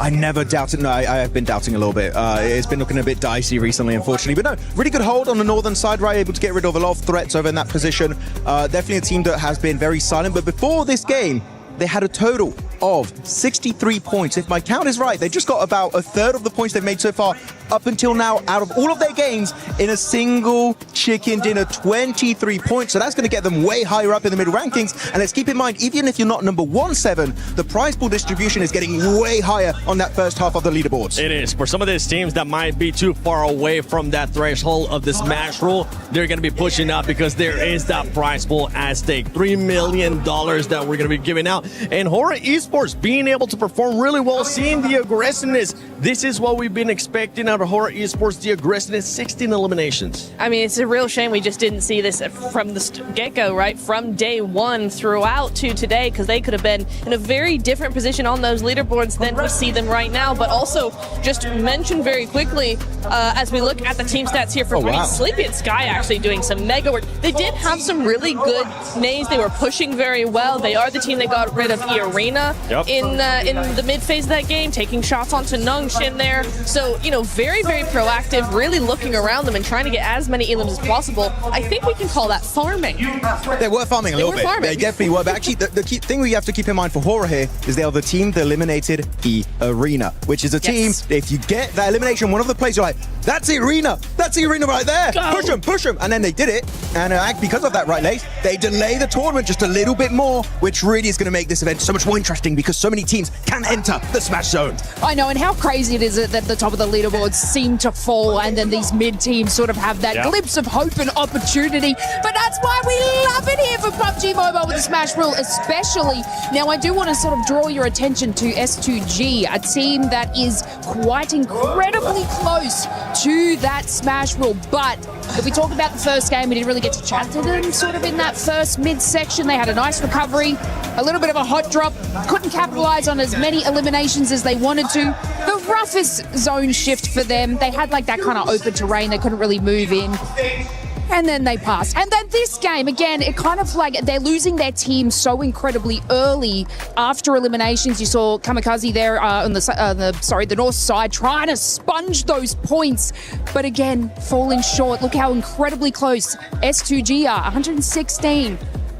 They should have done it earlier. Just 6 points away from being able to enter the Smash Zone. Aurora Gaming as well, currently 9 points away. And teams that were going to be looking to be able to close that gap, especially when we saw E-Arena get eliminated. Nungshin really not going for that many eliminations, playing it quietly.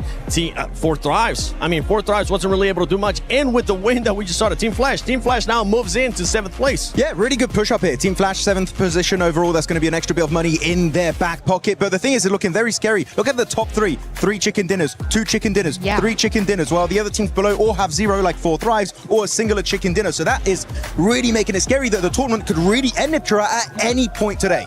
Well, the big thing as well for me is that Aurora Gaming, Nigma Galaxy, and E-Arena all finished up that match with 0 points on the board, right? Yes. None. Nothing for game 2. S2G is moving up. As you said, Lace, you've got 4 Thrives. Well, also they got 0 points, so they don't count. But Team Flash, Ulf, all of these teams, they are really making a push forward, while those top teams, except for Nungshin, it's getting very close for the rest of those teams. And in this first page of the overall, there is one big outlier, especially when we're looking at the wins here. And it's none other than 4 Thrives. 4 Thrives, the only team in this first page that doesn't have a win. The reason why I'm bringing this up is because, yes, 4 Thrives, if you are able to have a good performance in the next match, at one point, we need to start seeing those win if they want to be able to win via Smash Roll. I mean, even if we bring it back to sort of the group stages, they were sort of unable to get those chicken dinners. Of course, they could capitalize on eliminations, but they weren't really one of those teams that would close out the win. We're sort of seeing this trend now, and of course, they want to sort of get those elims and sponge those points to hit that kind of Smash Roll threshold, but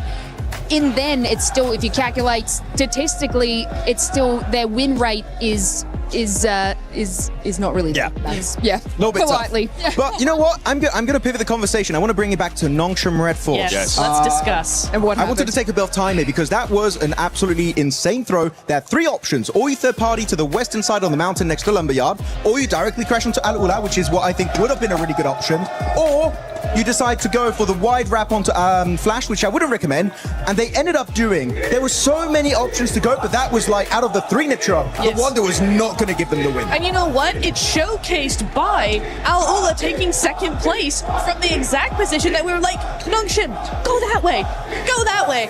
Al-Ula end up going that way, get that second place, and I think if it had been Nongshim with the kind of momentum that they had off the win, they would have won there. It is genuinely not even game throwing, it's almost championship throwing in game 2, right? Because they could have won it, they could have ended it, done and dusted, and they just didn't. They went for a very different play. Yeah, and especially because of that rotation. If you push Al-Ula, let's say, only Al-Ula is going to fight you, right? It's literally team versus team. Literally. That wide Eastern rotate, Aurora's looking your way, Team Flash is looking your way, Al-Ula's also looking your way. You're just making it harder for yourself. And Nongshim Red Force have some of the best rotations sometimes, and then they pull stuff like that. I'm very confused. They're a very confusing team. Entertaining to watch, but confusing. I also want to sort of point out, and this is just kind of across battle royales in general, sometimes you only have that one opportunity, and when you miss it, it is now 10 times harder to get back to that same position. You do not get these chances often. And like you said, Nepturo, they didn't make that space, they didn't make that play well, so it will be a little bit more challenging now. And with Nongshim Red Force, especially in that performance, right? I fully agree with you guys. They decided to go the completely wrong way, being within nade range of Aurora as well, even though they ended up out-surviving Aurora. One thing, though, for this team is that when we've seen it in the past, you were kind of telling me this, too, Nepturo, especially at PMMI. Once they hit the smash zone, this team is so scary because they know exactly what they're playing for, which is just the win, right? Yes, they can get some points. And we kind of saw this here being super passive, the team just waiting for the right time. And I think maybe that's what could have hurt them there. They was just looking for something passive. They weren't looking for an actual fight, and that's why they decided to go with that rotation. You know what? I 100% agree with you there, Seven, because, yeah, they are so scary. They are so patient. We saw that them lining up on Milta Power there, lining up on that wall, going, okay, what's the next play? They didn't look scared. They weren't going too quickly. They were just being very patient. They were sitting and going, okay, what are we going to be doing next?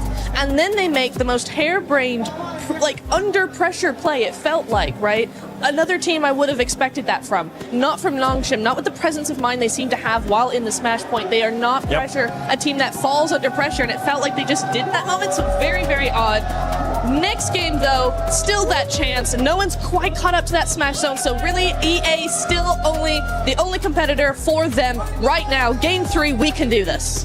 I'm going to pivot the topic again. Sorry, I'm all over the place. There's so much to talk about right now, but I want to talk about actually the MVP race, which is actually, we could have a dark situation on our hands, which is we saw Eren being top damage dealer, he had a ton of eliminations, and they're currently at the very bottom of the first page. We could have a situation where they're nowhere near winning the tournament, and a player on Ulf could actually become your PMWC 2026 MVP. Got to be careful there because he is in 4th position, but it's Hyunbin, it's Tizzy dominating here for Nongshim Red Force. It is, and Hora with that performance that we just saw there, Sleepy being able to put up the numbers. Aaron, you were talking about it as well, but we have a lot of fans here in the arena. We got 4 tries, we got a bunch more over there from Godlike. Let's see what Barney's currently up to. Ladies and gentlemen, we've said it time and time again that we wouldn't be here if it wasn't for the fans. We've got so many around the arena, so before we dive into our 3rd map of the day, it is time to check in with them. And so, Furia, Godlike, make some noise! Kilaris, who have you got with you, buddy? Yeah, that's all well and good, but I've got Nigma Galaxy. Make some noise! Thunder's applause for Nigma Galaxy! What have you got going on, Barney? Lottie, what have you got? All the jams, Barney, you're not ready because I'm here with Sporty.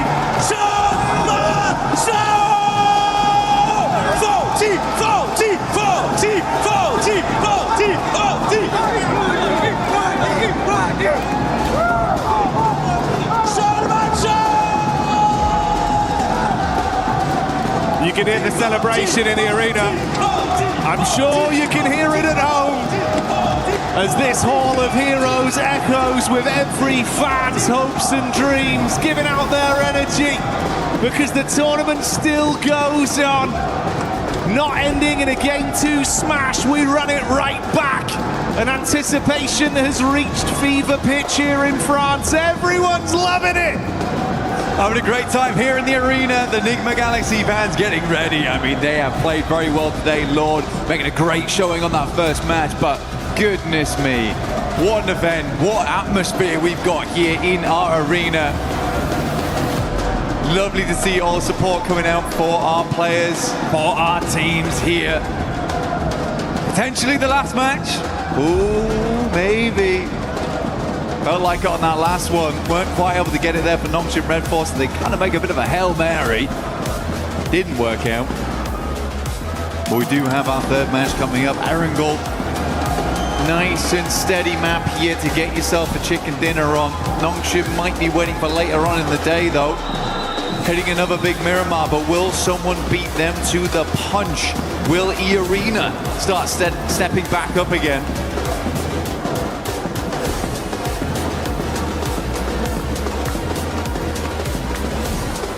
A lot of fine margins and a room that's getting rowdier and rowdier each game that goes by. But we'll focus on the here and now, the present that is the fact. We've been presented with a third game here live from EWC. PMWC has not stopped delivering, and I don't doubt this game will be anything different. We're back on Erangel, playing path established. Last match, a little bit difficult, honestly. I don't blame a lot of our teams for struggling slightly there.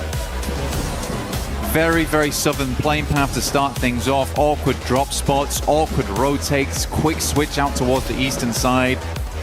Not an easy game to confirm a chicken dinner on. This time around, really, really gentle playing path. Straight across the center. No one's complaining. Everyone's had a lovely in-flight meal and we are ready to get going again. Things spread across the entirety of the map. So a lot of room to rotate, Jackie, but where's the circle? Well, if history is anything to go by with some of the circles we've had here this event, it might be something a little bit spicy for this one.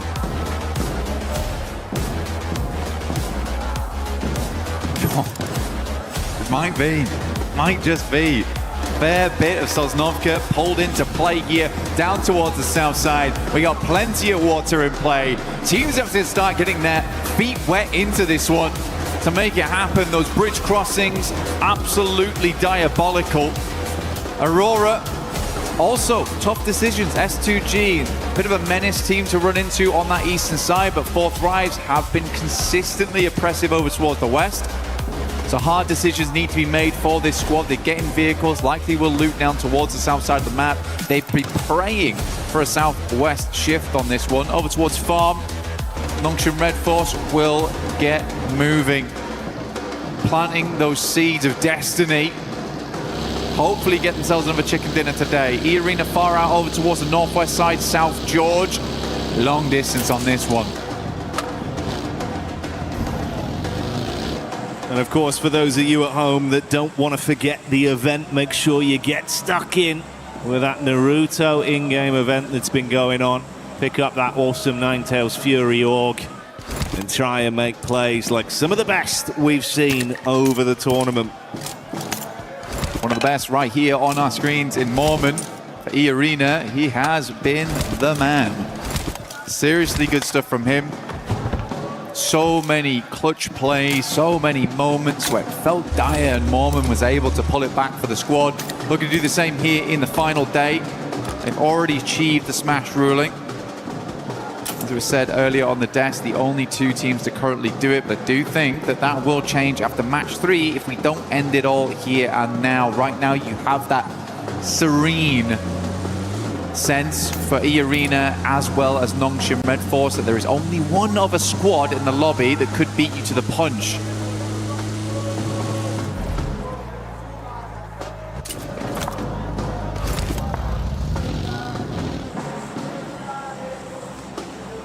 I do think, mate, with our S2G have looked, if you could come alive here, get a bit of a big boost off this game, they've still got a chance to be a dark horse, to be able to upset in this lobby. And I think we saw some of that talent yesterday when they were fighting under so much pressure as well. In disadvantaged situations from distance, Amzi G, he was popping off. There's a lot they can do, bro. You know, we touched on Kamikaze an awful lot over the event, but I think it's that duo that brings so much firepower. We'll see what they got this time. Hamzy as well as Kamikaze looking great. And for S2G, they're a team that's put up quite a lot of chicken dinners so far, actually. I think they're currently on 3. Looking to break that record, though I think it will be difficult today to do that, since get up towards 5, and by the time they get to 5, they should have also just won at that point. Be over. That's a smash. So possibilities of broken records ruined by the format for them. But I do think they would be happy with the win, regardless. Yeah, I don't think it'll bother them too much, right? Yeah, so for S2G, certainly a possibility here. Only 6 points on this game that's needed for them.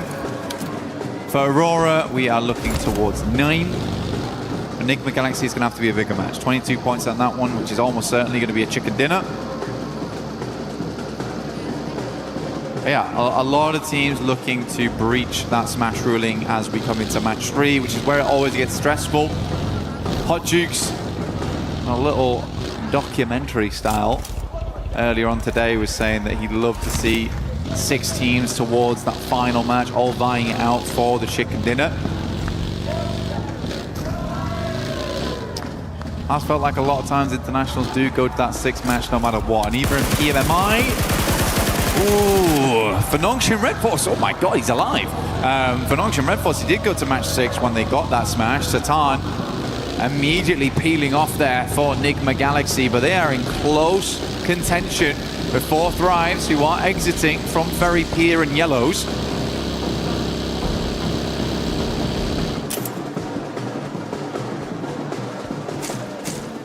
Four Thrives, they've been loving these fights versus Enigma the entire event. Always able to catch them on their egress. I was just as surprised as you were. He actually got out from that one. But Lord, not lucky enough to bypass Ida. That back and forth conversation between those two teams continues even this far into the event. Emre running down Lord to get that confirmation off. Yeah, now that idea of getting the chicken dinner and getting into smash ruling feels a little further away. 4 Thrives will aggress over towards Ida. Should hit them up towards the 100 now, so they've also hit the century on this game. Getting ever closer to that count. Nongshim Red Force was able to make a fairly good rotation towards the central position. They like to play around this area. They are cut in with S2G though. Slightly scary spot to be working with. Very central. Still only here in zone 1. Anything can happen as long as they're set up. Position to move from should be okay. Ulf finds S-Power. There is a clap back from Admino, who immediately will flush out Scarface. So full-on engagement here between Ulf as well as Godlike. Already big shots being connected. And it's wiped up so quickly. Ulf withstand the pressure. They do lose one player, but they can get Eren back up, and that's a key piece of the puzzle for them. Keep him in play, reset with the meds, and grab the extra loot. I mean, for Eren, what a run it's been for him during this tournament. Max was highlighting him on the desk of how much he was able to really prove himself here at this event, despite having some awkward moments, honestly. Still remember his crash into gas station, which went terribly wrong, but even then he is putting up numbers. OG do take a knock there to Tiamba, who have been sadly very quiet after day 1. A majority of the points earned there, if they were able to replicate anything like that day 1 and day 2 or day 3, they would have won this tournament by a mile. Sadly, that's just not the case. Trying to get back into the mix of it now, though, is Milu. So let's look for these nades.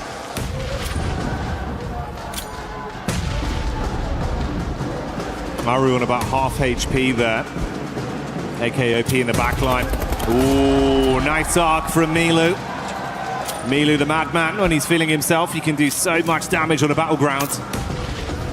He's got back up from the boys. If they can get out of this one cleanly, maybe they can at least try and ruin some of the runs for the other squads above them. And Milu keeps it going to get that flush as well, so that will remove Aru. Hard cut him out. Blue coming in to make it a bit more suffocating between these two sides. Quite a few nades already expended here from Tiamba. as well as OG. Be right in zone 2 now. Blue starts to tickle a fair bit. QZZ gets a bit panicked there, will drop a couple of shots through and then immediately send in Milu. He's just going to prime the nade. That's a nice one from him. Good patience. Lets it go through. Is he going to peek this onto AKOP? It's me. Does not care in the slightest. Friendly fire. Denies the point. Oh, yeah. And they're going to bounce around, make sure they clean up on that one. Trying to snatch away some of the earnings from it. Good to see Tiamba, though, getting a bit of fanfare back from the crowd and big plays from Milu. I think he was sat on about 11 elims off the back of 3 games back on day 1 as well, mate. He's a killer, that's for sure. Tiamba lucky to have him. Great to see him back on the team again. Some subs came through yesterday, Shallow in, Milu out, but looks like he is ready to play today. Gameplay looks clean. For Nongshim Red Force, hard rotate over towards that north side. We've got Dip in play, but not fully. At least we did confirm away from the south side. A lot of the water got cut out immediately. A hard shift over towards the northwest, and an easy rotate now for Tiamba to actually get in. There's Catch popping up in the elim feed. Couple shots over towards the Furia squad. Furia that have been a little bit more shaky today in some of the battles we've seen. Hasn't been as cutthroat. We'll see if that one results in a bit of a flush. Seems like they have grabbed Igor's back up for now, so he'll live on. Nongshim just ahead of the Aurora crew that have made their rotation over the bridge, left of Novka. Oh, are they going in for this aggro? Aurora might be looking just to swing on the coastal side, deny as much sidelines as possible. Top though, playing an anchor backstop here, taking some good shots. There is another play here alongside it with Doc. Hamzy G at distance, also watching, so this is a dangerous rotate here for Aurora, because even if they get down towards the beachhead, S2G might have a sightline with Hamzy, and we know just how good Hamzy is at distance. An eagle eye on him. Nades go through, but so easy, brushes them off. Dirt off the shoulder for so easy. Can't keep this man down right now. 3 of their nades invested, so draining some of the early offensive utility, but it looks like they've still got a good supply, at least on Doc with 5 in the backpack. Meanwhile, E-Arena pushing back up over towards Ulf. Ketch trying to catch an escape plan. Dives behind the driving, but it's not quick enough as Joker will adjust his crosshair and find that one on the exit. Mormon takes a knock back over. Bit of a disjointed Irish exit there from Ulf. Alula under pressure though, as S2G just flies in over towards the garages. R3B in the corner, and S2G cleans it up. Not a single player lost. Should be able to get that res. Nongshim Red Force in the meantime, after seeing those players leaving, did get that leapfrog on, so they get a little bit further into the circle here. Milta, not the main feature. If we go down towards the southeast, we know just how good Nongshim can be in an urban finish. Thriving in the concrete jungles.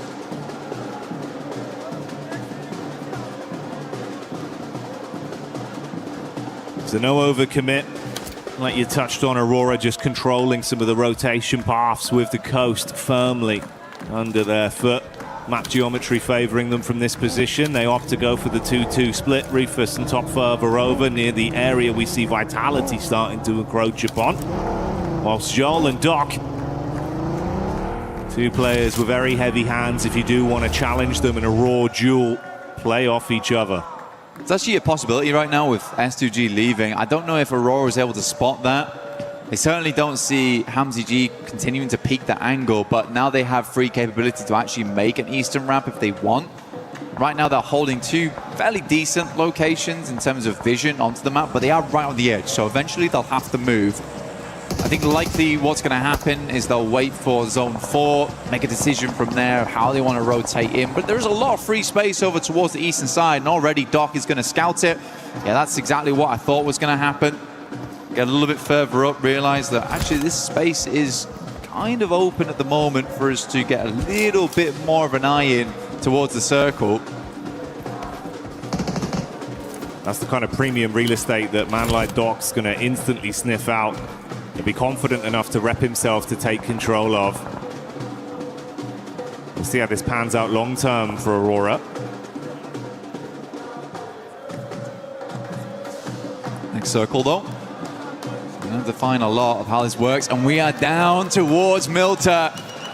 Nongshim might be thinking about making a move right now, and they're instantaneous. This is way better than last game. Last game felt late on those rotates. It felt like they were still making decisions. This time they are much quicker with it. Out to the outside edge, not confirmed towards Milta yet. Still giving them the capability to move out towards the field should this move towards the west. But now they're going to have a swivel on towards all the teams around them. Aurora recalling Rufus back towards the squad as teams start to surge towards Milta.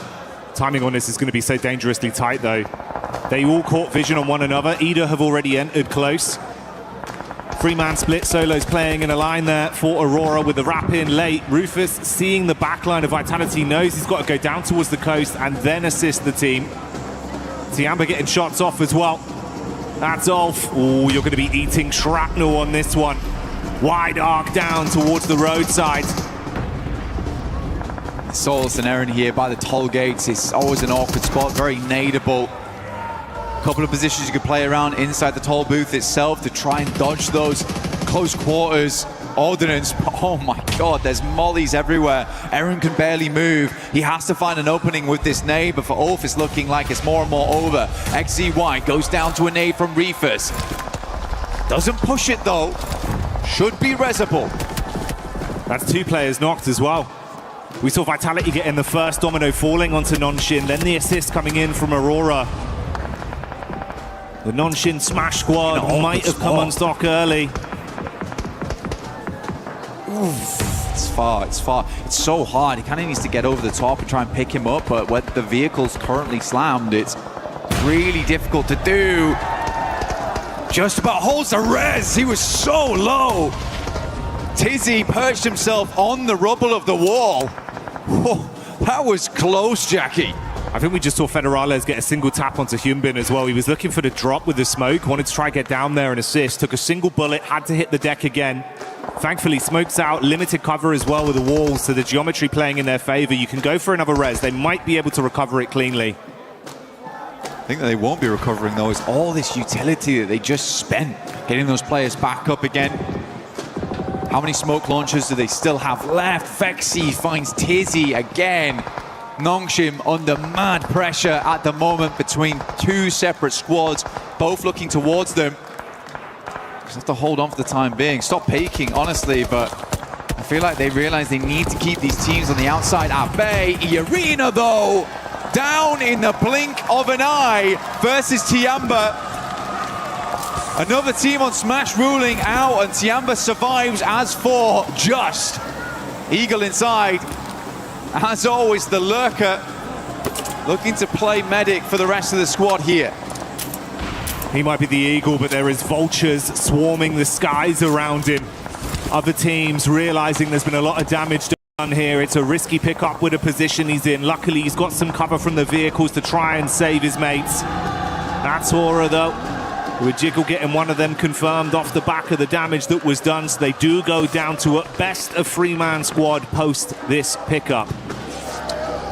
A lot of teams need to move. A lot of teams that actually fully confirmed though towards Milta now feeling a little bad about this one, which is exactly why you see Aurora playing on this edge down towards the south side and Nongshim not fully moving in. So 4 Thrives, they've got to extricate themselves. Flash have also got to pull themselves out of this one.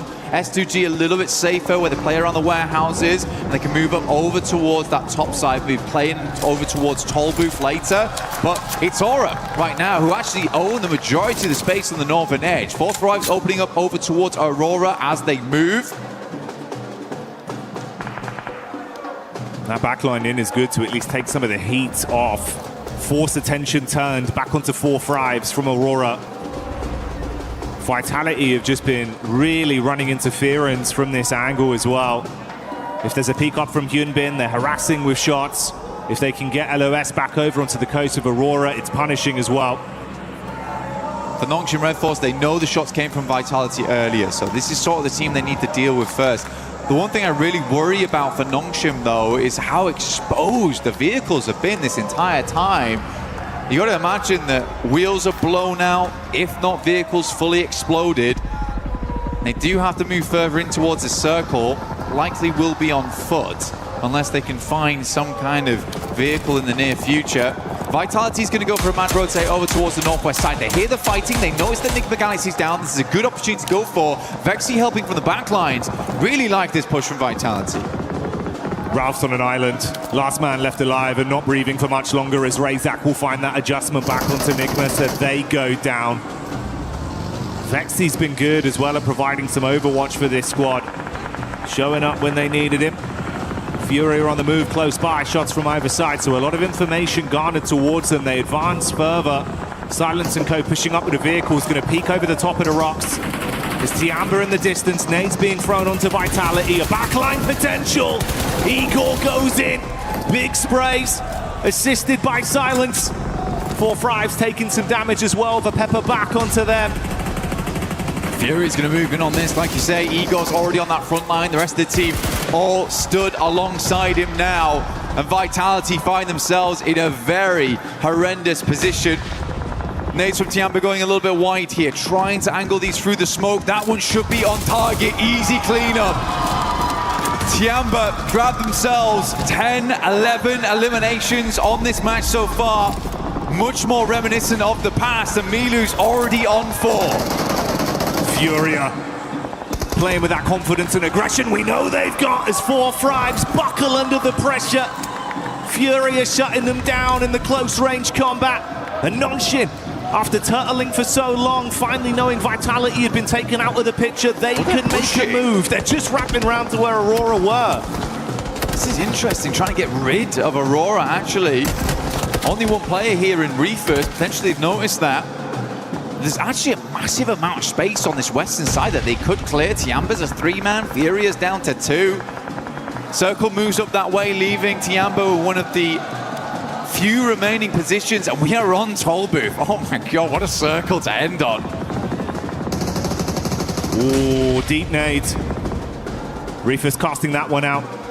Back nades as he advances to try and create a little bit of space between the teams. Distant shots coming in from Tiamba. He's got to hit the deck, but that's not the only squad you got to worry about. Lost from S2G, gets a sight line, and goodbye Reefers. The only thing is just like kind of flashbacks to last game where there is a massive capability of moving west on this one for Nongshim and clearing up towards that north side, having all that space. You'd imagine that they saw the amount of teams that moved into Milta. They are just charging headlong into danger here, where there is so much more room to play on the northwest side. Guys, you don't need elims. You need a chicken. And they might get barbecued if they take too much time on this one. Joel was cooking the molly. XCY so paranoid about the peak from the top side with Tiamba. And with Furia not needing to force the issue amongst them, they've got a crystal clear line of sight down onto the rotate path for Nongshim. It's so uncomfortable. Come back, lads. Just come back off this angle. We don't need to play it anymore. You can wrap back over towards. So easy. 2 down. What is this? It makes little sense. I mean, they'd set themselves up wonderfully the entire time for this western exit. And as soon as the circle moves away from Milta, what do we do? Push into Milta? The panic's there. Paralysis by analysis. The zone takes away one of the members and we're down to just a duo. Aurora Core on their exit as Lost will be able to continue playing powerfully off this angle. XZY thankfully given a few moments of respite as he runs to try and find any cover at all. Kamikaze from S2G, we talked from the start of the game. They have just about hit that 122 now. So they have hit that smash ruling going towards that next match. Another team steps up to the plate. They've done enough here, even if they go down. Looking to take down Ida regardless. Hams, ooh, what a shot! Reaction coming through clutch there, but Kamikaze, as always, the backbone in the team. Standing straight. And keeping S2G in a position to recover from this. Quick reactions from Ida. But a shutdown play that will let S2G fight on for another day. Flash, though, getting eaten alive by Hora. Wrapping down the ridge, the nades bouncing in. Tops is down. And Kamikaze scanning to see what more points they can steal. Hora on for a big game here, actually, Jackie. Looking to push themselves further in the rankings. Only 2 eliminations so far, but so much more to grab here as most teams are bruised and bleeding coming into these final zones. Tiamba also having a good time of it. Nades going over the top here from Nongshim Red Force, rolling down, and we are directly on top of Toll Booth now. That's okay falling. XZY getting the tags off. They've been under constant pressure the entire time. It's not clean. It's awkward. Not even a helmet on So Easy here anymore. Mate, you're playing with a bare minimum. Concessions had to be made, but a nade could be coming their way. Lost with 2 left in the back pocket. The first one thrown in looks good for the bounce. Oh, see ya! Double bouncer. XZY is down. Comes to the end of his line there. Nongshim is floundering at the moment. Confusing moves. Win, though, from the backlines. Will get the backstab, but immediately spotted out by Lost here. S2G absolutely have done enough, but they're looking to push further into this game, as is So Easy. They're trying to send a message with this one. It's not just about what they needed to get into Smash. They want to prove that they can be the big dogs in the lobby. Response back over them. Hamza G eating the nade from Hora as Hora are lighting up the sky. Explosion after explosion on top of the Turkish team. They are stuck on the ridge and cannot advance. Backline attack from Tiamba from way over the other side. And Tiamba keeping the pressure on. Trying to get that pick up in. Lost with limited space to play off. In comes the nade. Oh! Sky makes it work and S2G go down. S2G blown sky high behind the tree there. Let me introduce you to the biggest dog in the lobby. Hora on the northeast side. So Easy with barely a hope in this match, but still hanging on. Furia dashed by the roadside, leaving just Hora, Tiamba, Nongshim Red Force in this endgame. For Nongshim, the best thing about this is that even if there isn't a smash win, this is keeping them contention for the top spot, at least. It's going to be big for the placements. And is there a chance of some sheer shenanigans from So Easy? He's crossing his fingers, mate. But you've got a hard task ahead of you. This guy's got him. Has to have him here. Just to peeks over a little bit. So Easy's trying to hide his face behind the barest of pylons. Behind this railing. It is just not nice. Come on, he has to do something. Oh, they've smoked him. Hang on a minute. Cheers, lads. I really needed that. He's tucked in behind it. There's no real angle from the backside as well from Tiamba, so it just depends. I mean, if Hora go for the hard force over... This is mad. Yeah, this could get cheeky quite quickly. Sleepy would have burned down as well. The vehicle... Oh, it's all going wrong! So Easy on the peacock, good for one, and Tiamba assisting with the shots from the top. He's going to try first on these as well. Hora on the assist with an unreal smoke. Mollies go in, nades go wide, and he is out. Tiamba will clean up. Nongshim were looking to blot out the sun on that one with a surprise plays, but it's not going to happen now. And Hora solo remains with the advancement of Tian, but the nade goes over. Sky got a backpedal. Runs back to whatever cover he can find. Can he trust in his source on this one? Holding the peak, ready for the shots. Eagle gets knocked out of the Sky. QZZ with a reposition. The Sky advances forward with a shotgun in his hand. Nade being cooked by Milu, and this man don't miss. Good damage. QZZ falls over the second, and Tiamba is back. What a fantastic game. The three-man inside, just star on the match. Reinvigorate whatever light died out in Milu on day 2. It is back on now and it is blaring. They started that game as they meant to proceed. The aggression was there.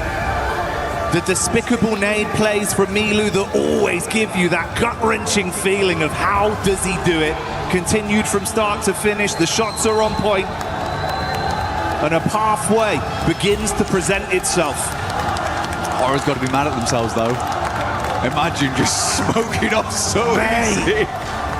The smoke into the tire pot on the career down the hill. Oh, but they really did careen off course there. Looked so good up until that point. Covering their angles, clearing their spots out. So easy. He was mega confused. I would have loved to see his face in that moment. Pure shock. He's like, is that the nade moved away from me? Yeah. Like, wait, actually. That's the smoke. I can pass that. Nice. That's great. I didn't have one of those before, you know? No utility left, but they gave him what to be nice. And then Tianbo with the perfect timed nades. Man. So good. There was a small part of me that thought that So Easy was going to clutch up. Small part of me. But I am glad it was Tiamba. Oh, yeah. Tiny percentage, but it started to get a little bit bigger with how things were going. But hey, a Tianba win is a very exciting prospect. Such a fun team to watch, Blank, bringing the heat in finals. They're just a fast-paced team, and I think what we've seen them from before is just a little bit of that sluggish gameplay where they weren't quite able to make those plays, and they've been desperately banging on that door, but it's just been not going down. And I think Milu right there just put a foot through it. So it looks good. It looks way better now. They're pulling off those maneuvers too. So yeah, great work to Tiamba. Really, really happy to see it. And it was, I think for me, it was fantastic to see these guys happy. Yeah. I think that was my favorite thing about that win. It's nice to see him smiling, nice to see the success story of how they're playing. And mate, you're right. I think if there was a door there, Milu not only kicked it down, he just destroyed the entire house. He's just a whirlwind. Yeah. Came through, blowing everyone away. And mate, I'd love to see that. I hope that continues. I hope it does continue as well. For Tiamba, it's not over yet. We haven't rung the bell. They might have been uppercutted, but they have got back up again. The count did not finish. It's scary, no? Going into these final matches, we've got 3 teams at match point right now. It's S2G, E-Arena, as well as Nongshim. Nongshim's been making some crazy decisions. E-Arena, sadly, on the other hand, have just not been able to eke out those performances so far. It's felt a little bit timid from that team. S2G, though, I think this is a worrisome squad to have in that top 3 because they could just light it up at any moment now. Unless the pressure gets to him, which it seems to be the case for quite a few of our teams. Well, yeah, that's kind of the contrast we're painting there for E-Arena, right? Where it feels like you had some flash-in-the-pan moments, but now it's come to, you just got to follow through. It's not happening. Whereas S2G, we know they can strive for greatness. It feels like championship mentality is going hand in hand with their aggression, the way they're approaching these lobbies. All it takes, one big game. Could be a championship right there. But stay tuned for that. We'll find out. The narrative continues. Do not go anywhere.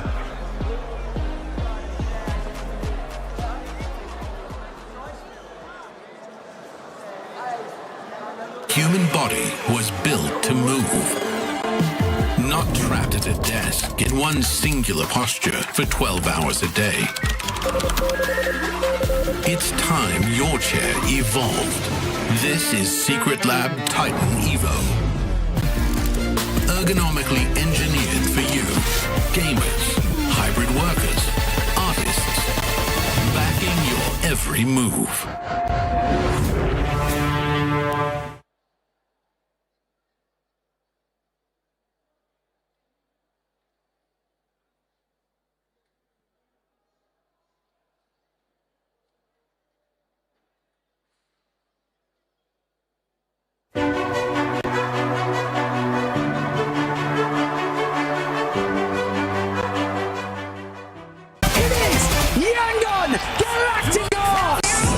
Chasing the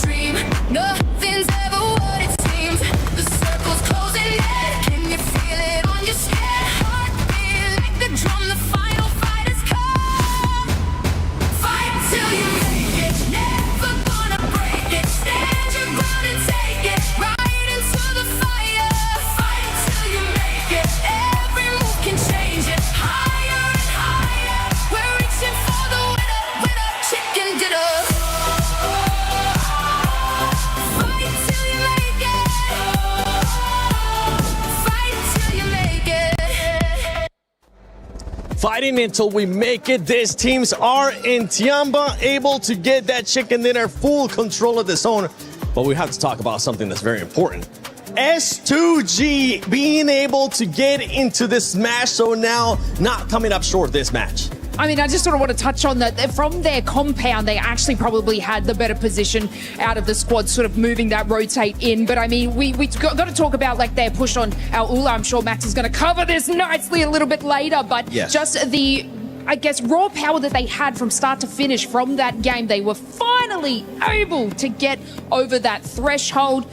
Do I believe they should have done it in the first two games? A little bit, but that's okay. They've done it now, and obviously this is one of the teams that can take a victory. They definitely can take a victory. This is a team that has already gotten 3 wins in Erangel in the finals when we're talking about S2G. If we're looking at some of the other teams looking to get to that smash zone, it's none other than Aurora. I actually thought Aurora was going to be able to make it already. They're struggling a bit today, Max. Yeah, a bit of a weird hold onto Nongshim Red Force in particular. They're looking kind of weird. But by the way, I want to bring it back to S2G. They not only make it into the smash zone, they've got a 9-point lead on top of E-Arena, which if we do not get a smash, is going back to the OG rules, which is the most amount of points becomes the champion. So right now, S2G are loving it, but so are Tiamba, shattering dreams in this game, eliminating E-Arena, eliminating the final player here at the very end for Nongshim Red Force, man. They are the reason why the tournament has not yet ended. Hora Esports back-to-back great games here out of them. And for Fourth Tribes Neptura, this team, after that rondo that we saw, they're starting to struggle. They ended up the first Erangel with a big old donut, and in this one, at least they secure 4 points. I mean, at least they do. I did see that they had a really fantastic rotation around from just massive wraparounds into Milta and then out of it. But yeah, 4 points is all they're going to get for that. Fantastic nades from Hora. Oh my goodness me. You were talking about it, right, Max? Sky is fantastic with the nades today. Really, really on point. And Tiamba, I mean, honestly, the word that I would use for both Tiamba and Hora, they're feeling very intense. You don't want to go up against them. Look at those sprays. Long range, through the smokes. There's no escape. This team. What are those sprays from QZZ? Oh my god. That was crazy stuff going out from him. I mean, he was just lasering everyone through the smokes. Incredible stuff. But at the end, Hora, another solid finish. Right? Yes. Sure, maybe not a chicken dinner, but it's a strong back-to-back, but so easy. In that smoke, actually, that was a smoke right from Hora Niptra. I thought maybe if he stays hidden, he could third-party it. But at the end, Tiamba put the nail in the coffin. That's something that I was actually hoping that So Easy was going to do. He was going to end up waiting a little bit longer, maybe use that smoke to his advantage.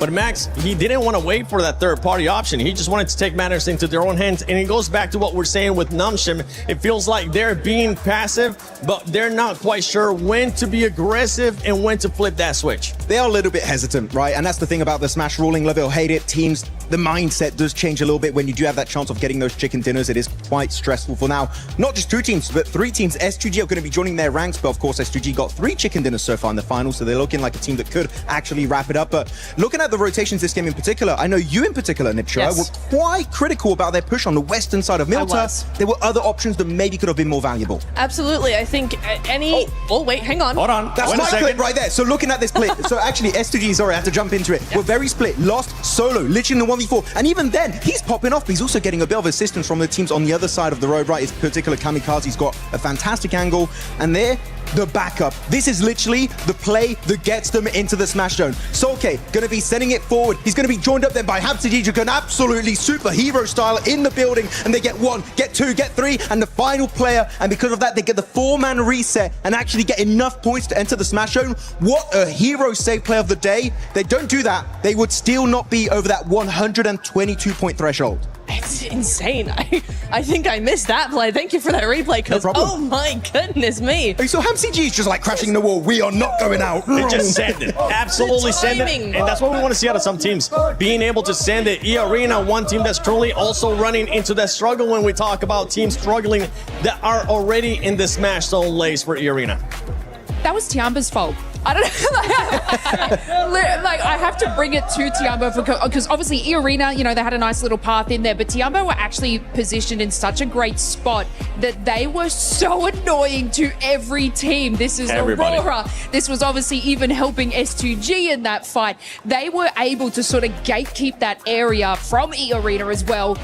And so it's unfortunate that we're seeing like E-Arena not being able to push into the position early enough because they are still sort of playing that edge. They are going to be playing that edge, but right now they need to get that win if they want to be able to win via Smash Rule. They are one of those teams currently in the Smash Zone. Keep in mind, E-Arena started off the day with 112 points. They have only gotten 11 points so far after 3 matches. And 10 out of those 11 have been in Rondo. Because remember, they hit 122. That's where they were. In the last 2 games, they've gotten 1 point. What is happening to E-Arena? You're looking so strong. Yeah, transitioning to some of the other teams, right? I'm going to be looking at 4 Thrives Esports. This is a team, Max, that we thought was going to continue on that momentum. Remember, this is a team that usually is able to carry on momentum. They're still hesitant. They're still showing those things that we've been critiquing this whole PMWC at EWC 26, which is hesitance at times. I was hoping they were not going to doubt themselves because they're not in the Smash Zone, unlike what we saw in PMGO Season 1, where they were actually very stressed and Ulf almost were able to close a 50-point gap over the course of those 6 matches. But no, 4 Thrives a bit shaken here. And actually, Nipchara, one play that you highlighted is that 3-1 split, right? You had Huzaifa on his own, 3 players in the city. That was a bit of a head-scratcher, right? Yeah. He was by himself. Huzaifa was by himself. I could see maybe what they're trying to do is hedge their bets, but he was in such a difficult position, and it's a shame that he actually, when they actually wrapped around outside of the town as well to go back, Huzaifa ended up being taken out early, so that's a shame. As I'm looking at the teams here, all the way up to 11th place, 92 points. These teams are getting closer and closer. They're kind of giving a bit of an advantage there, since some of the teams towards the top are choking a little bit, are not being able to get that many points. For those teams on the second page, what that's going to be costing Neptura and Lays and Maxman, it's just going to be costing for all those teams to just get closer and closer. There's a lot of money at stake right now when we end up talking about some of these squads. Let's see what we have, some of the comments on social media as well.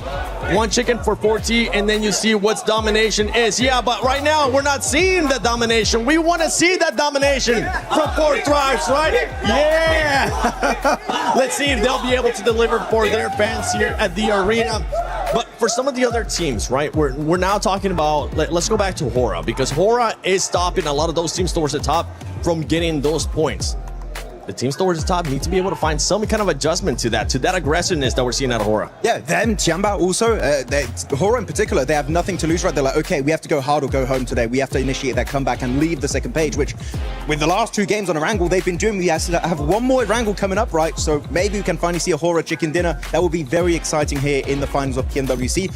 But Tiamba, I feel like they're a team that in this lobby, if they get a knock and a flush on a player that's or E-Arena or Nongshim Red Force, and maybe now also S2G, they just fully capitalize on it. And I love it. They really are one of the few teams that are delaying this tournament until the very, very end. I mean, I sort of just want to bring your attention to Furia, because they are still sort of in that 90 points there. And from that previous game, they were holding the western side. Obviously, Hora was sort of taking out the rest of S2G. They did nothing. They didn't even rotate and swing around where Hora was, which would have capitalized their elimination. So they're kind of not being as present as they usually are. It could be ending here in this next match. My prediction was in 4 matches. How many matches do you have, Natura? 4. Max? 4. Lace? I was hoping for 2, so mine's out. Okay, yours is absolutely good. Okay. But let's see if it's going to be ending here in match number 4, or if we're just going to be getting a bunch more teams joining in the Smash Zone. Will this be it? We are about to find out. S2G joins the fray. Now 3 different squads could smash. 3 teams with that opportunity in our final edition of Erangel at the PMWC. It is going to go a little bit further than maybe some were expecting, given how today started, getting 2 teams into that Smash Zone so early on. But that double Milter shift on both of our zones has kind of thrown a spanner in the works. I mean, for Nongshim, right, they're dropping around that area. They're getting pushed in around the bridge. It seemed like they didn't quite have the force to be able to push their way out, right? They're still earning a lot of points on these games, though. So if it does go the full distance, they may just be able to win it out like that. That's what you got to do at the end of the day. Is you got to try to win this whole thing in as many different ways as possible. And that is going to be, you're going to smash, or you're going to end up with the most points on the leaderboards at the end of the day. And Nongshim Red Force with that double Milta circle, like you mentioned, is just putting in the work. Problem is, though, is that if we get another one, I mean, everyone's going to know by now exactly where they're at. So the focus is going to, I think, shift a little bit. But this could be the game where we get a crazy Erangel circle to finish out the PMWC here at EWC live in Paris. You can see these players cracking their knuckles, getting ready to drop in one last time. On Erangel, that will be the final bill. 3 teams, as you say before. Out of those 3, I feel like for my money, given today's games, I'm favoring either S2G or Nongshim Red Force. I feel like for me, E-Arena today has been solid, consistent, but not a game-winning team. And I need to see a little bit more from them to be confident in their ability to fully confirm on that smash. But we've seen them do some crazy stuff, right? They have broken records on their road here, and now they're in with a chance to take that title, give Schweppes his 3rd performance at a global level to get a global stage title with those 2 PMWI trophies already behind him, looking for a 3rd time to take it home. Well, here comes the big one. We're here in Paris, folks. Let's make some noise as this is the last Erangel of the tournament. Could this be the final match? That's the question we're about to find out as we're looking now at the plane. These players are locked, loaded, ready to go.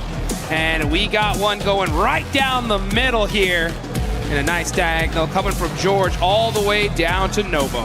Yeah, going to give a lot of access to everywhere on the map here. Shouldn't be too many hot drops. I know we've seen a couple of those, certainly earlier on. I mean, in our first Erangel, we had that hot drop over near the Gatka Fields that was a little bit questionable. Godlike, not super happy about that, but there have been performances across the board here. Sorry, Ida.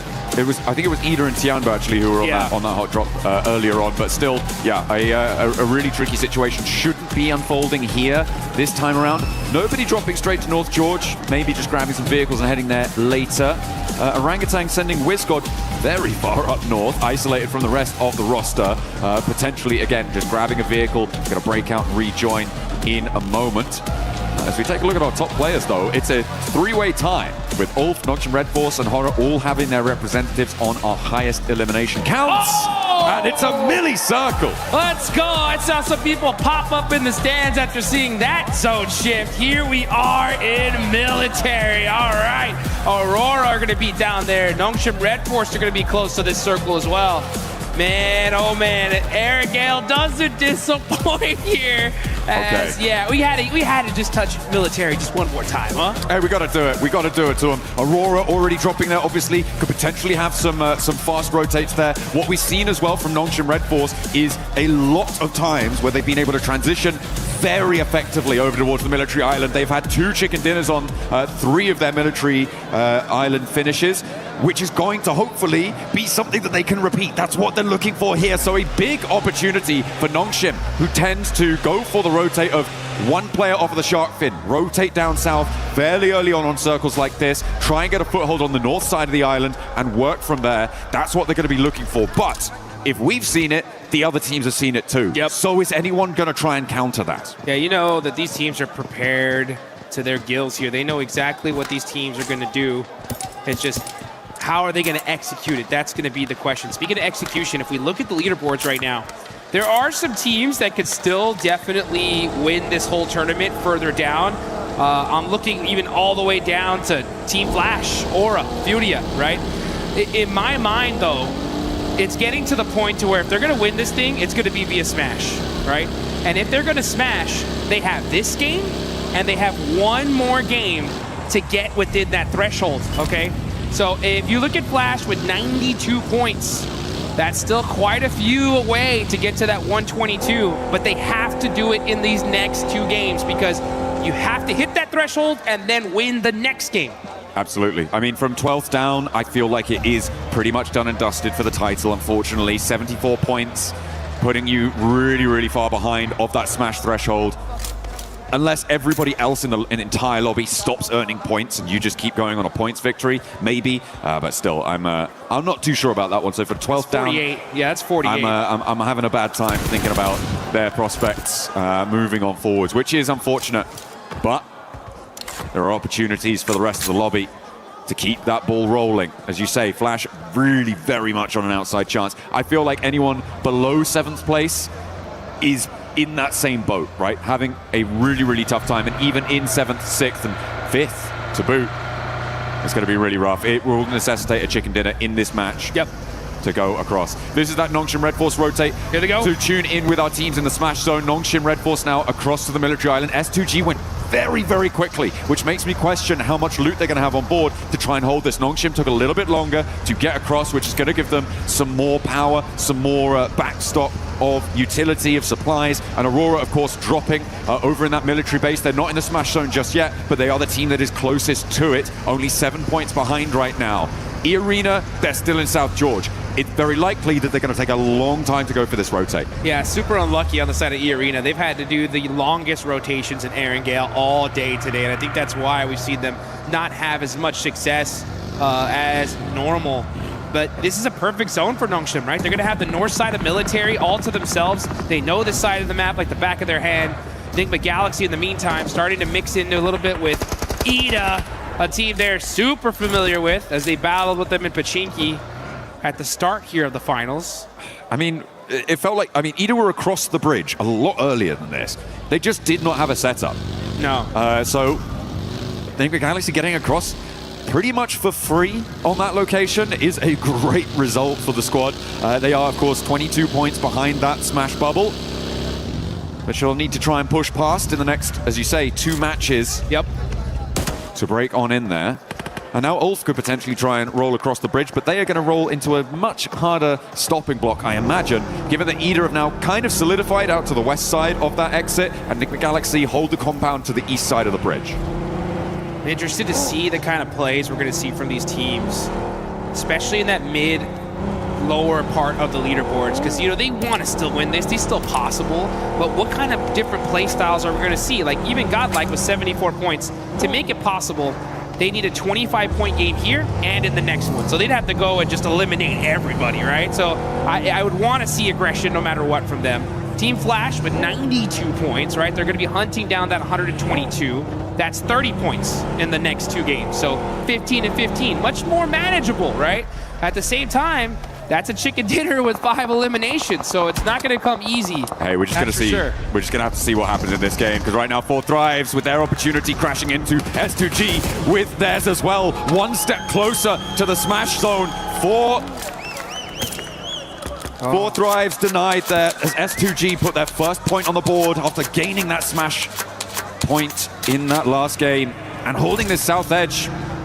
I mean, they're feeling all right. They're feeling all right. We're still waiting for Zone 2 to really decide where it's going to go. Yeah. I have this sort of bubbling feeling in my stomach, Jukes. And it is, what if we get a really hard north shift and we go back to the mainland? Ooh, it's so unlikely, and it's not even really worth bringing up. But I just have that little feeling. I'm like, oh, what? Oh. Back of my neck is prickling. My spidey senses. The John Allen tingle. That's right. Is in effect here, folks. If we see that northern shift, oh boy, will this be one heck of a party here. Fortunate for 4 Thrives, they're on that most southern part of military, just thinking they can kind of get some of that loot. S2G finding one of their players isolated, and that's IQ gone, just like that. Only player out of the lobby so far. Looking on over, there's still a lot of teams that are in the blue zone still. I mean, we got E-Arena still in South George, so they're going to be pushing in super late. Tianba's up there, Godlike's up there, Aura are still just crossing. Yes, Naya. So a lot of teams going to be very, very late on this rotate. Little family outing for Vitality. Pop into the hovercraft, luggage in the boot. Getting that fuel back on board. Minimal vehicles, though. Makes this south side for them a lot more difficult to navigate. I'm not too happy with the amount of mobility that they're going to have. They do need to potentially try and find some vehicles or steal some from another team, as our circle will be coming in fairly soon. Yeah, for Vitality, might be a foot-based approach for the future if that hovercraft draws the fire like we see it. The circle shifts out west, and it does keep a lot of that military island in. It's got to push Al-Ula away from Novo, and the teams on the east bridge potentially going to have a little bit of a hurry up, but Al-Ula have that outpost over to the west. The East Bridge, it's going to be a fairly easy disagreement to settle, I imagine, for Flash and Orangutan. Not for either of the two teams, but it should be a fairly simple solution for whichever team comes out on top. At the moment, looks like Orangutan might have the better end of the stick because the res does need to come through. Res needs to happen. Unfortunate for Aula, they can't catch a break. You know they wanted that observatory position so bad. But they're at the bottom of the leaderboard. It's going to have to do it the hard way. Still on the north side of this island, we got OG battling it out with Team Flash. Two teams pretty down on the leaderboards. Trying to soak up some points here, get some extra placements. Again, you know, Team Flash have a possibility to make a run of it. They need 15 points in this one and the next one to reach that smash zone, to try and smash in that final match. That's if we even get there. We could end this game here and now, folks. But you know what? Before it ends, you guys gotta get in the game and get one of those Naruto Uzumaki skins right there. We got the Nine Tails Furies AUG still available. Get it while you still can. Aurora, though, at fourth try. This is a huge fight. They are battling it out over by these plain fields. Zol's going to have the angle there on T24. Throws the Molotov on him. He's going to have to move. The nade goes out to Zol. Picks him off a little bit. And now it's a battle. The util, he touched the molly. Oh. He touched it with the tiptoe and gets knocked. Another huge mistake here out of Fourth Thrives. Hey, Fourth Thrives had so much momentum, but the pendulum swings back the other way, and Aurora now are another step closer. They put a second elimination point on the board. They are drawing inexorably towards that 122 metric. Now 5 points for them left to try and claim, to join for a potential smash in Miramar if we get that far, because remember, 3 teams can still win it. And we've seen 2 chicken dinners on Millie Circles coming from Nongshim, who have a 2-2 split on the north side of the island right now. Furia may look to try and challenge the northern point of this. And are Nongshim going to look to regroup over towards the northwest side of Millie? They will have to, at some point, decide which outpost they want to commit to. It may need another circle for them to do so. Yeah, they're in a really great spot right now. The problem is that everyone's going to want it. And they are completely surrounded by squads. And I guarantee you, the second a team realizes Nongshim where they're at, they're going to full commit to them for sure to try and stop them. E-Arena, meanwhile, going to be coming in through the zone on the north side. Where's the shift going to go? If it goes to the bridge, oh, this is going to be straight chaotic.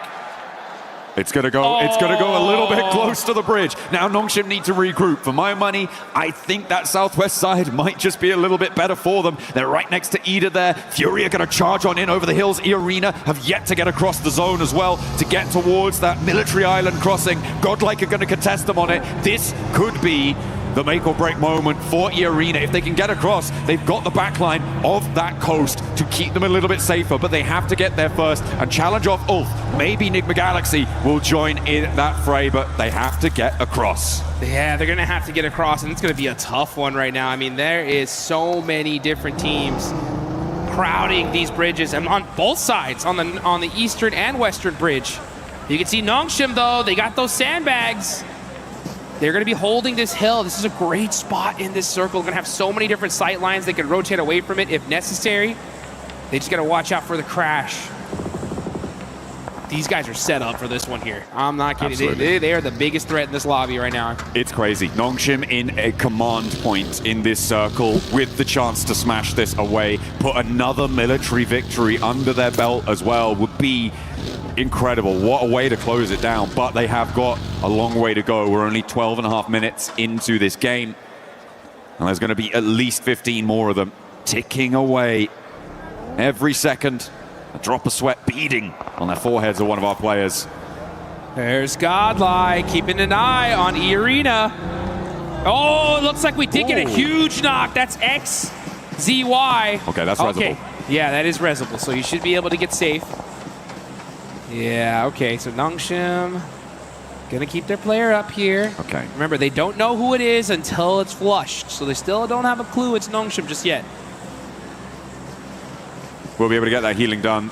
Unlikely that there's any full crashes onto this Nongshim position, given that the direction of crash would need to come from the north side at the moment, and Furia, Alola, generally not going to have the greatest of times getting across whilst each other are still there, not to mention Enigma Galaxy pushing in from that north side as well. So I feel like for the next circle 2, maybe, Nongshim Red Force is going to be very, very safe and secure in this position in a central spot. I'm also looking at S2G on the southwest side. No one really contesting them. Of course, you do still have Fulak from 4 Thrives, the last player to stay alive, who could potentially find a backstop position, find an off angle, a cheeky little snake in the grass play.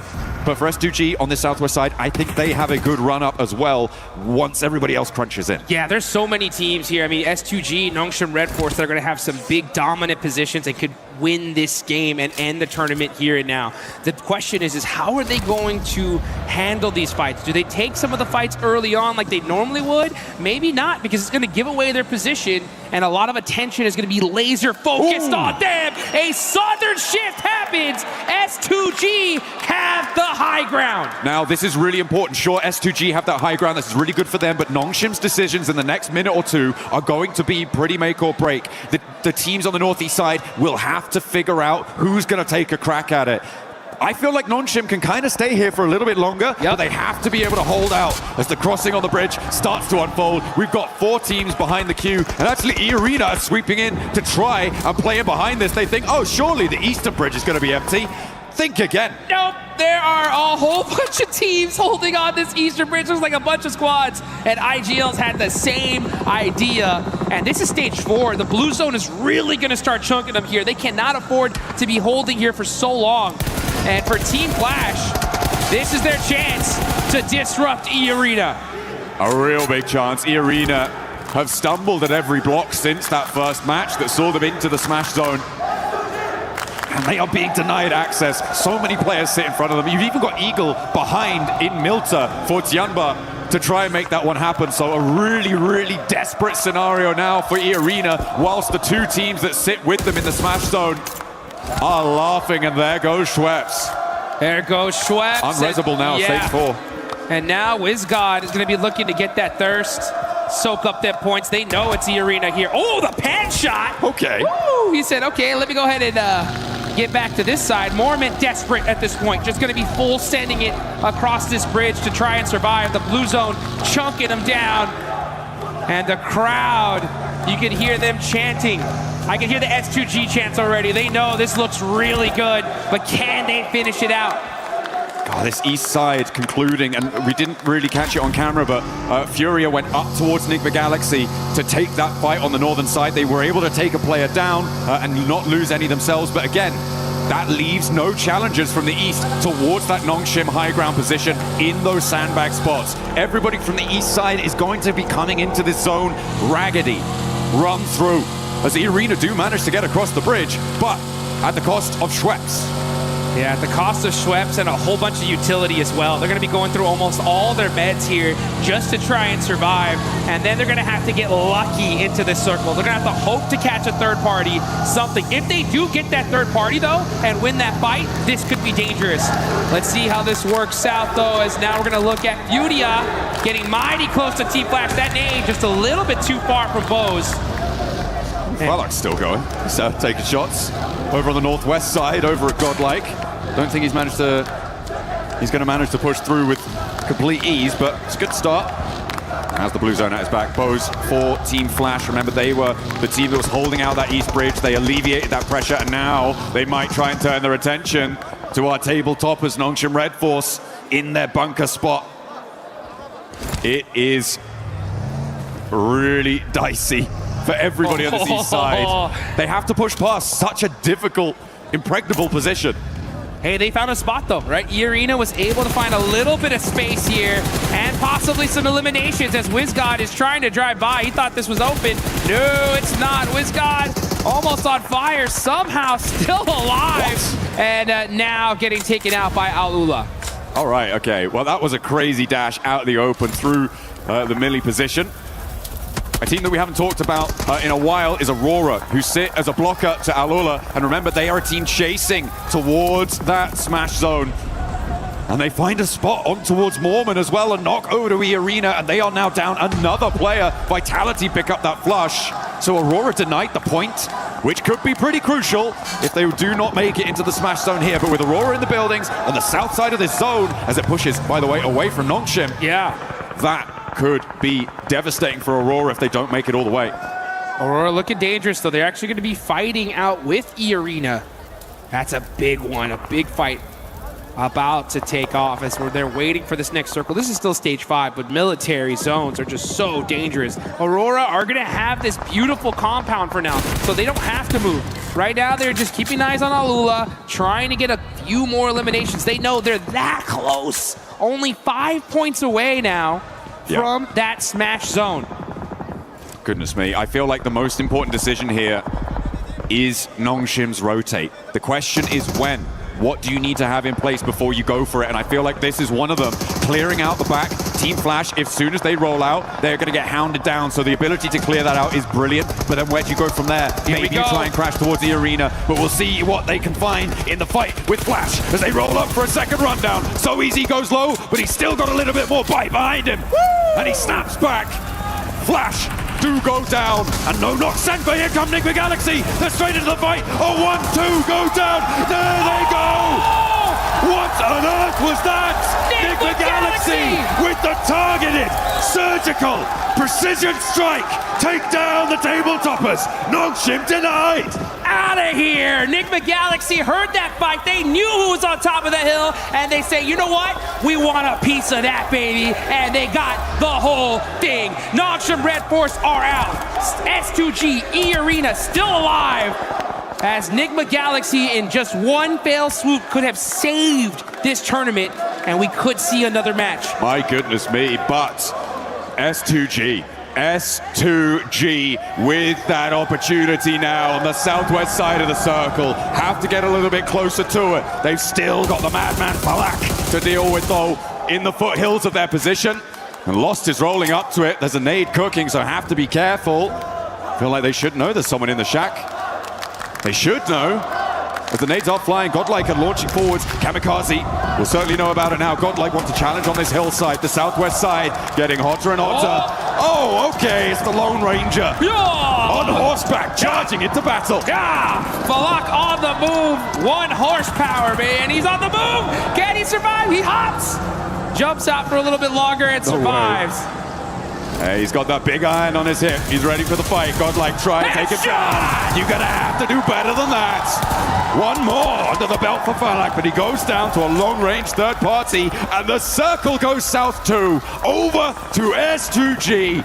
For Turkey, they have the shot. They have the inside track. It is about conversion now. And the whole lobby needs to understand who is the greatest threat in this lobby. It's S2G. They're alive. They have the high ground. They have the ammunition. They could end this tournament right here, right now. A lot of fights happening on the other side of things, though, and that's going to be chaotic on the side that S2G are starting to spread their wings. They're taking so much real estate in this circle, looking to get the chicken.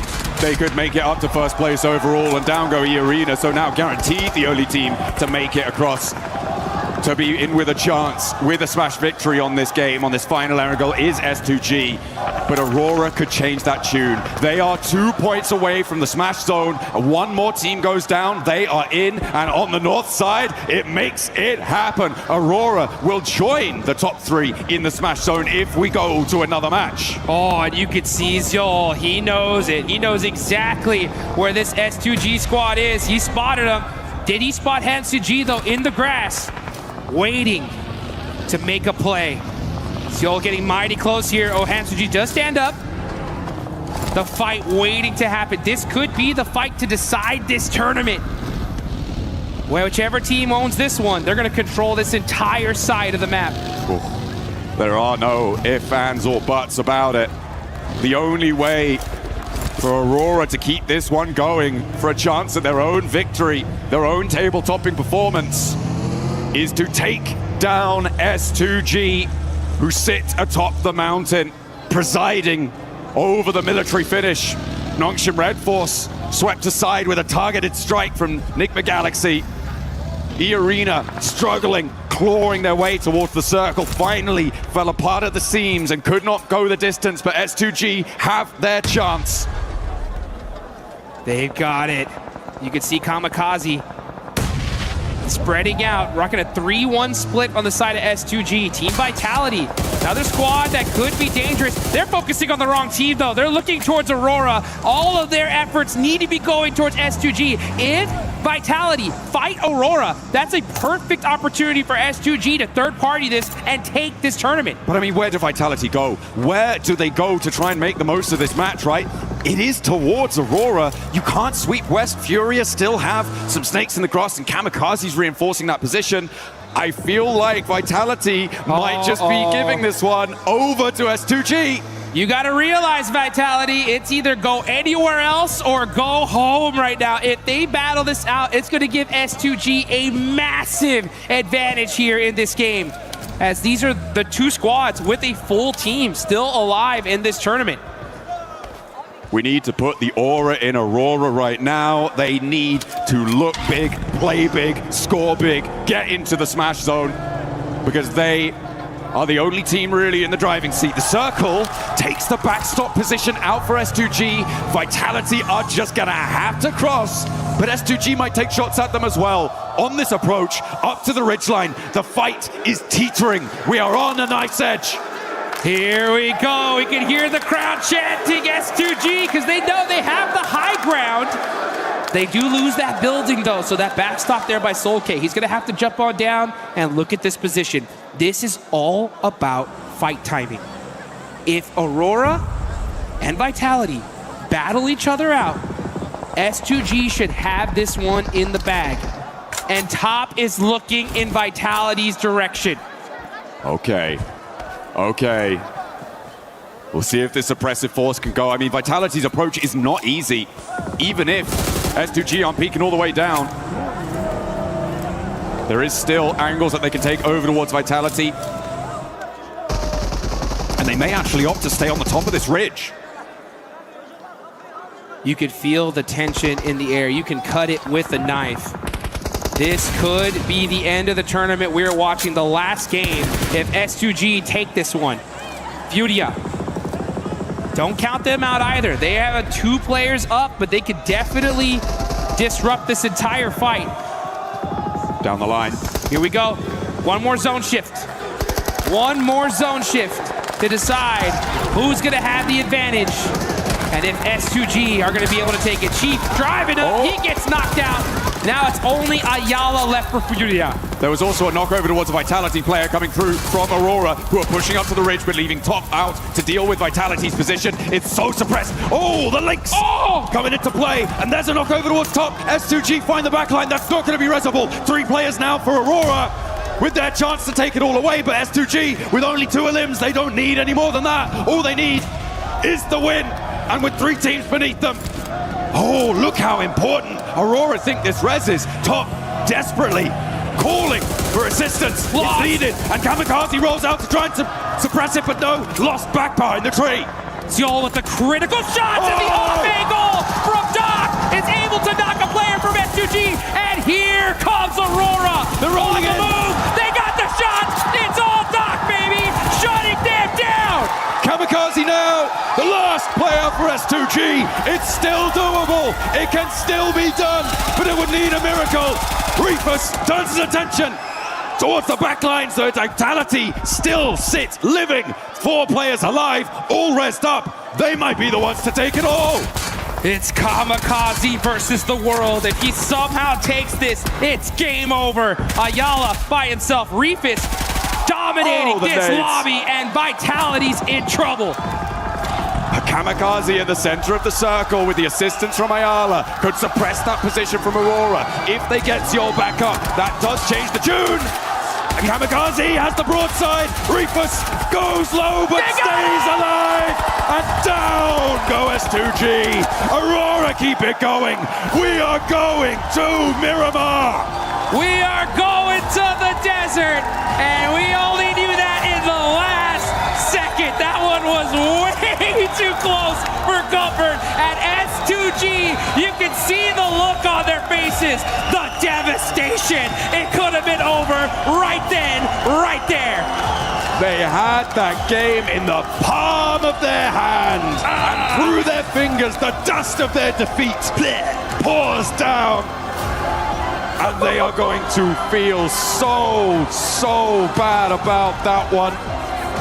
Oh, they had the high ground. That high ground. Oh. Aurora with the charge through. It felt like the knocks were there. Everything was lining up.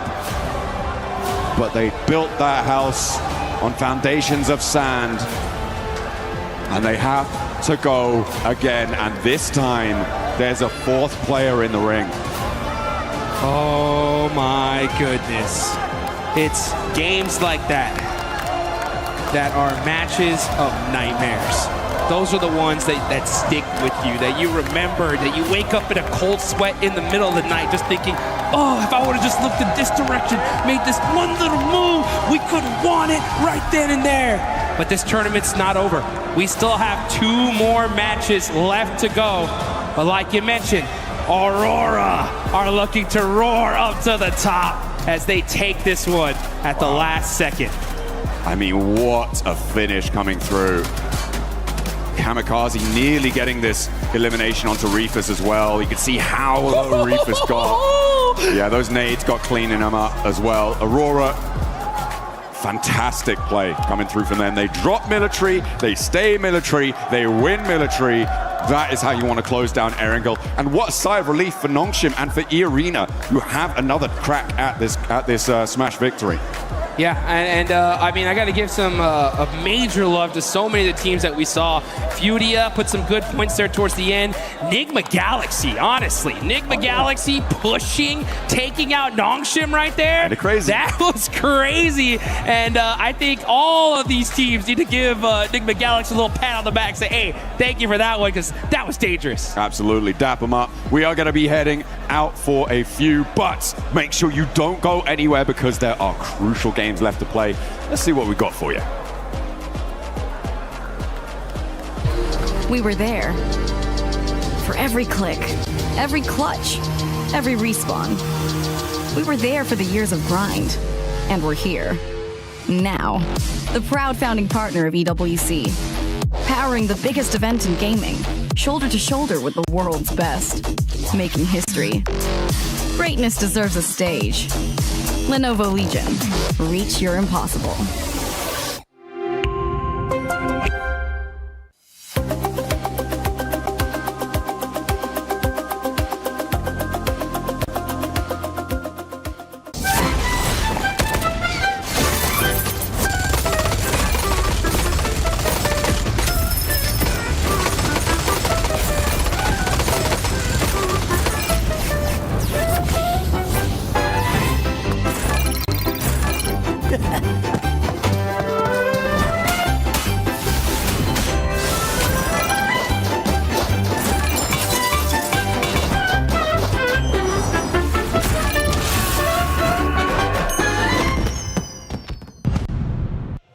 Just when you thought it couldn't get any better, now a dark horse has arrived in that Smash Zone, as it's none other than the silent killers of Aurora Gaming. Because this squad, we have said it over and over again, if you give them a chance, they will take it. This squad has been through everything. They have had multiple global MVPs. The only thing that's missing right now, Max, is that trophy. And now that they're here, everybody that was in that Smash Zone, you better watch out.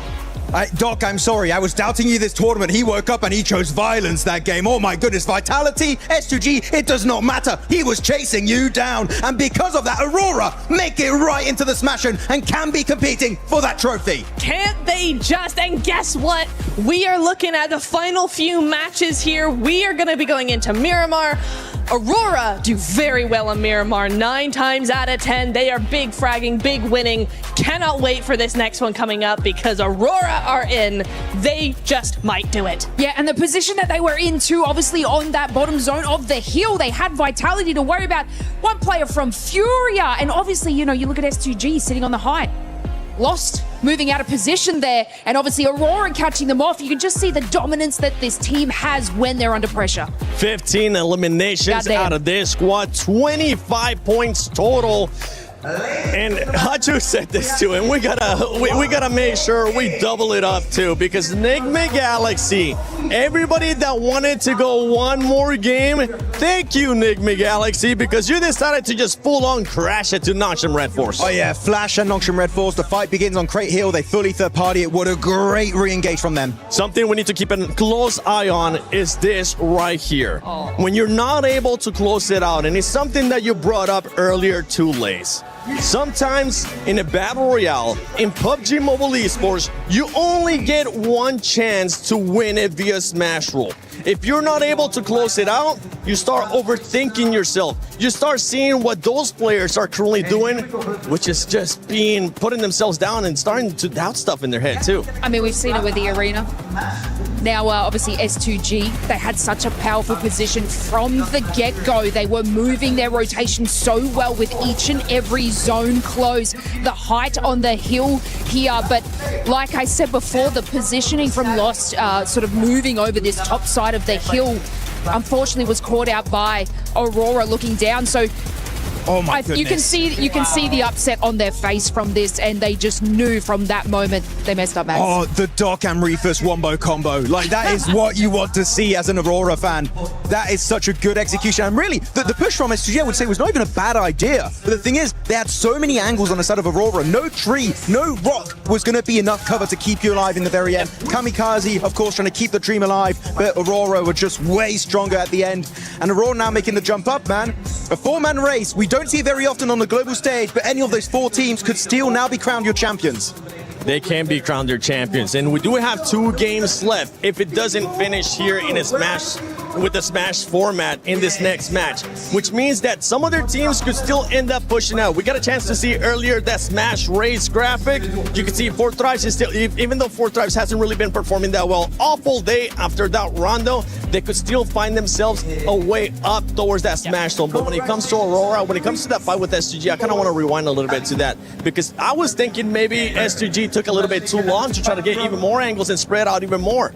I'm not sure. I thought that S2G played it well enough. I thought that they had enough angles, that they were timing it very well. The problem was Lost getting knocked. For Aurora, that is like smelling blood in the water, and it just activates immediately. Like, once they get that knock, Aurora are all over it. Full push, full send, complete synergy. They like, right, we have a target, we know what we're doing now. So for me, I think it's less S2G and more Aurora. Yeah, they were in great positions. I absolutely agree to you. And Aurora were moving to the rotation on Vitality. If they were just to wait another moment, it would have opened up an even better position for them. But obviously, you know, like Max says, they were sort of making that push. It wasn't the worst decision, it was the timing decision that put them out. With that overall now, we see the Aurora jumping up to that second place in tying Nongshim Red Force at 140 points apiece.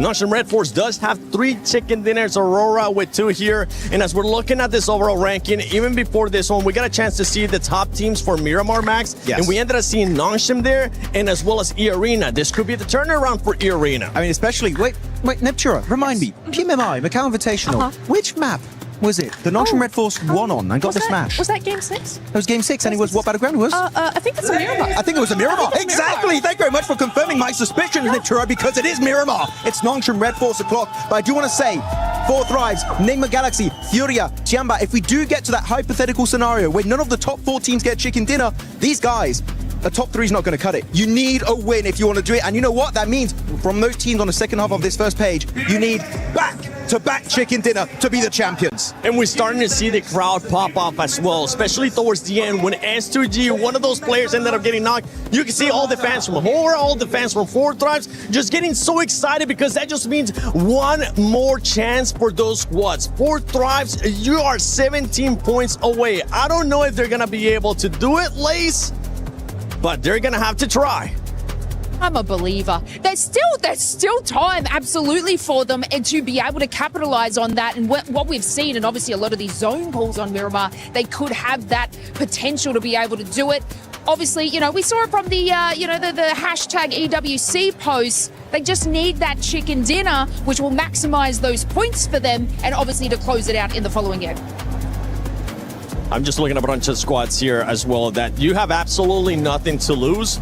Throw everything Do anything you can for those eliminations. Do anything you can for those points. And for everybody currently watching at home, don't forget that the PMWC Lucky Spin is currently available in the game. Log in and do your spins before it's gone. You could get the Electron Energy set, the Proton Power set, and that grows out that I'm just so close to getting it that I feel like today, after we crown a champion, I'll be able to get it. The PMWC Lucky Spin available now. Go check it out. Co-created with PDP creator Nana. But you were wanting to say something before we were talking about those awesome skins. Talking about the bottom teams, right? The teams that have nothing to lose. I want to look especially at the Indian teams, right? Orangutan, and also looking at God like AKOP had some really good plays, by the way, earlier today on Rondo specifically. So good one on AKOP. But at this point, it's just about getting experience. Just try and get as high a rank as you possibly can. I would say top 10 would be great to see you try and one of those G teams to try and finish on. But I'm sure that with how much they've learned this event, next time we do see them 7, they're going to come back even stronger, maybe in PMGC. I think so. I mean, we already seen a strong performance out of OG, this one being now their second international event. For Godlike, they have completely shattered my expectations, even though after what I saw from earlier on, I had them in my top 5 for the finals here. The pressure, I feel like, ended up getting to them because it is their first international event. But I'm with you. I think that experience that they're going to be getting here is going to progress not only just for them, but also for India as a region. Oh, exactly. I mean, if you look at the likes of X-Force Rejects, for instance, down in Africa, right, the African region, their global experience has been moving forward and actually influencing other teams around them in their local area. So it's the exact same thing for our Indian teams here. I've been very, very impressed with Godlike, very impressed with OG. Even in the finals coming in here, day 3, looking really good, making some fantastic plays against the likes of Tiamba, like a lot of different teams here. I do think that, yes, the experience is one thing here, 7. That's definitely not to be overlooked because they just don't have the experience these other teams do. But I will say, even I was surprised by the big jump between group survival and finals. Like, it's a completely different lobby than what they played earlier in the week. So for them, it's just really hard to adapt as well. And yeah, they're getting left behind, but still massive GGs. I'm very impressed. Completely different playing style here in the finals. Group A, we got a chance to see just tacticalness. Group B, we've got a chance to see aggressiveness. And survival, we got a little bit of a sneak peek. It was still passing, but now we're here in the finals. And now we only have possibly 1 match left. If nobody wins it from the top 4, then we will have that 6th match. But Barney, do you think it's going to be ending here in this first Miramar, or are we going to go one more? Oh my goodness. What is happening? Dude, my heart is coming out of every orifice that I have, Lucy. I don't know what is going on. It's getting insane. It's getting so spicy here on the Gadir City grid. Of course, we now have 4 teams that are on Smash Point. We've got Nongshim Red Force. Yes, indeed. E-Arena. Since a long time. I know. It feels that way, doesn't it? Yeah, S2G. it was a long time ago now. And of course, just Aurora Gaming just cuts it now. I know, they're all fighting, battling tooth and nail for this right here. Our beautiful PMWC trophy and the legacy, of course, at EWC. And I think there is people from all over the world as well, like watching them. And I think our audience is ready as well. Everybody's like, one more game? No, don't want one game, depending of who you're rooting for, actually. That's right. We step foot onto Miramar for a 2 times, potentially, but it could all end in the next match. And so, everyone in the Gadir City grid, are you ready? Of course, make some noise! Here we are. Back to you, Caster, for the Game 5. There you go, setting the stage perfectly there. Shout out to Barney and Luke, you've been absolutely killing it over the course of the event. And so have you, Paris. You've been absolutely electric here in the Gadir City grid. And all of us are sat in anticipation for what is yet to come as we move over from Erangel and set our sights on the new geometry that is Miramar Blank. And we said goodbye to Rondo, we said goodbye to Erangel, and we are saying hello to our 2 final Miramars, which will cap off this tournament. PMWC at EWC. It has been an absolute slammer of an event.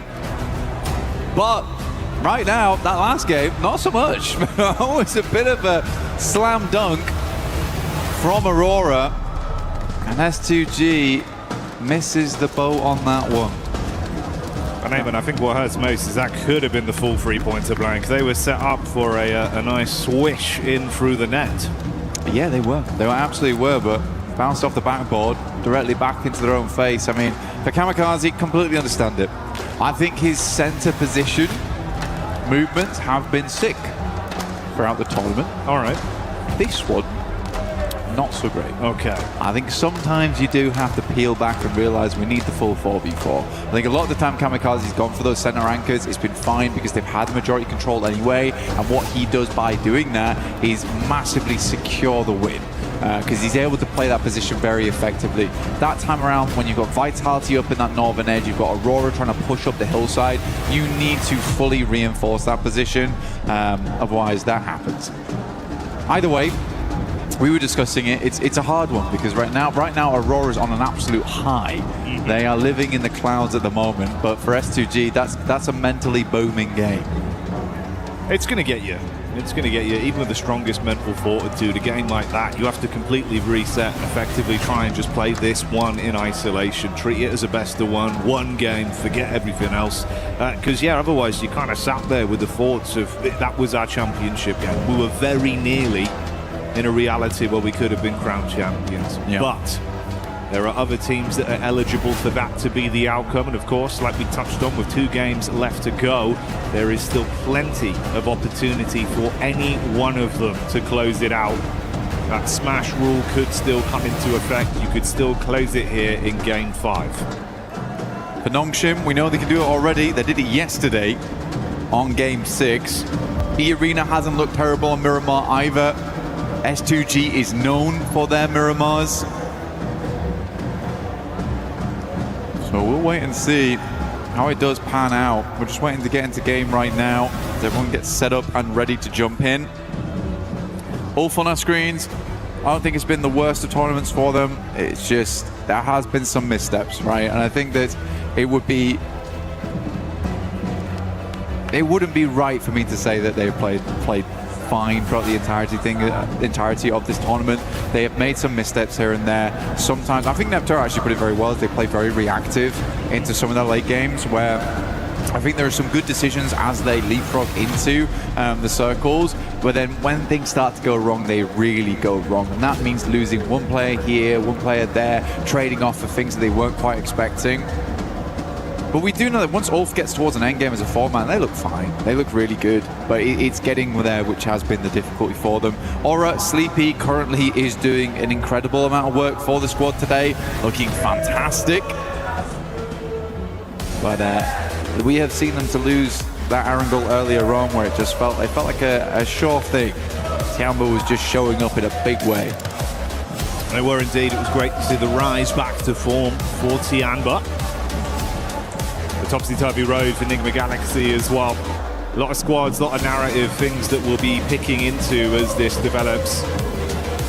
So get in store for it. We're about to go live with this one. Miramar, Game 5 here at PMWC, at EWC 26. Looking to crown another new champion, another new organization to fly the banner high, and our next 4 kings of PUBG Mobile here on the grand stage, live from Paris, France.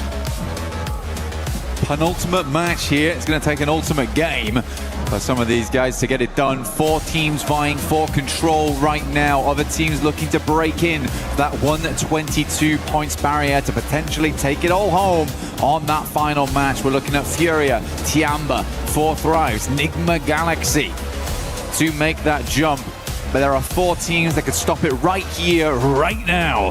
Going into map number 5, Nongshim stopping out short over towards Ruins as per usual. Nice playing path for them. They can get looted very, very quickly and move into that circle when it pops. We've not seen a lot of western circles, and Nongshim's been able to play a lot of these like southeast, east circles fairly well, despite starting in Ruins, which is, I think, the most impressive thing about them.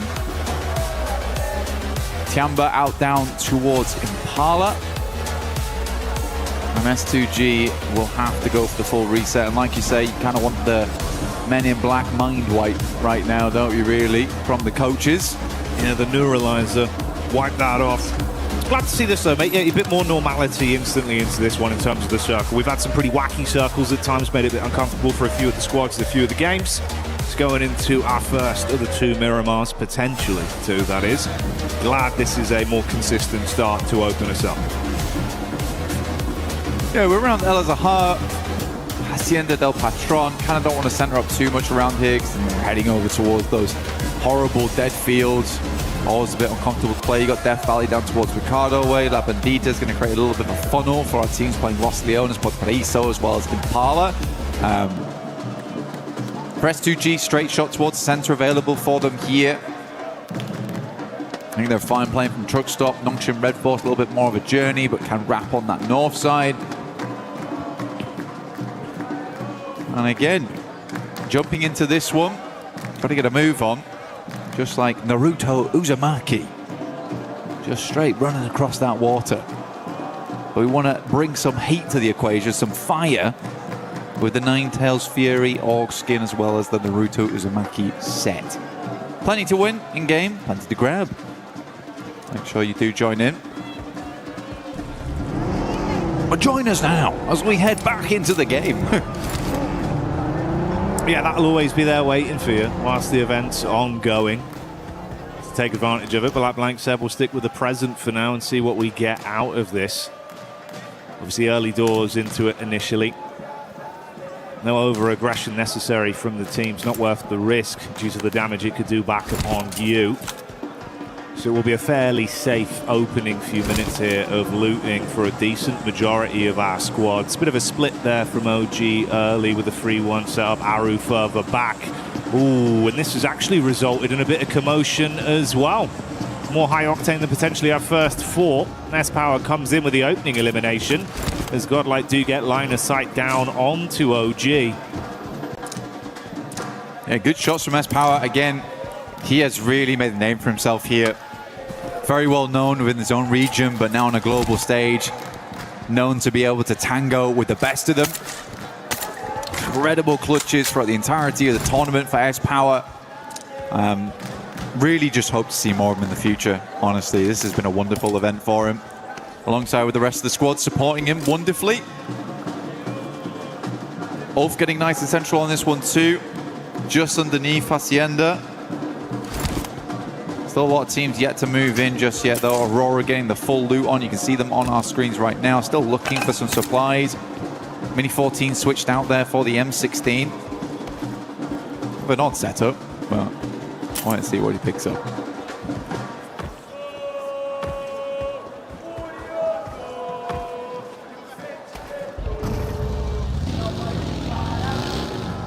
Tiamba, genuinely from Impala right now, would be nice to see them getting another strong match in. Already shown they can do it.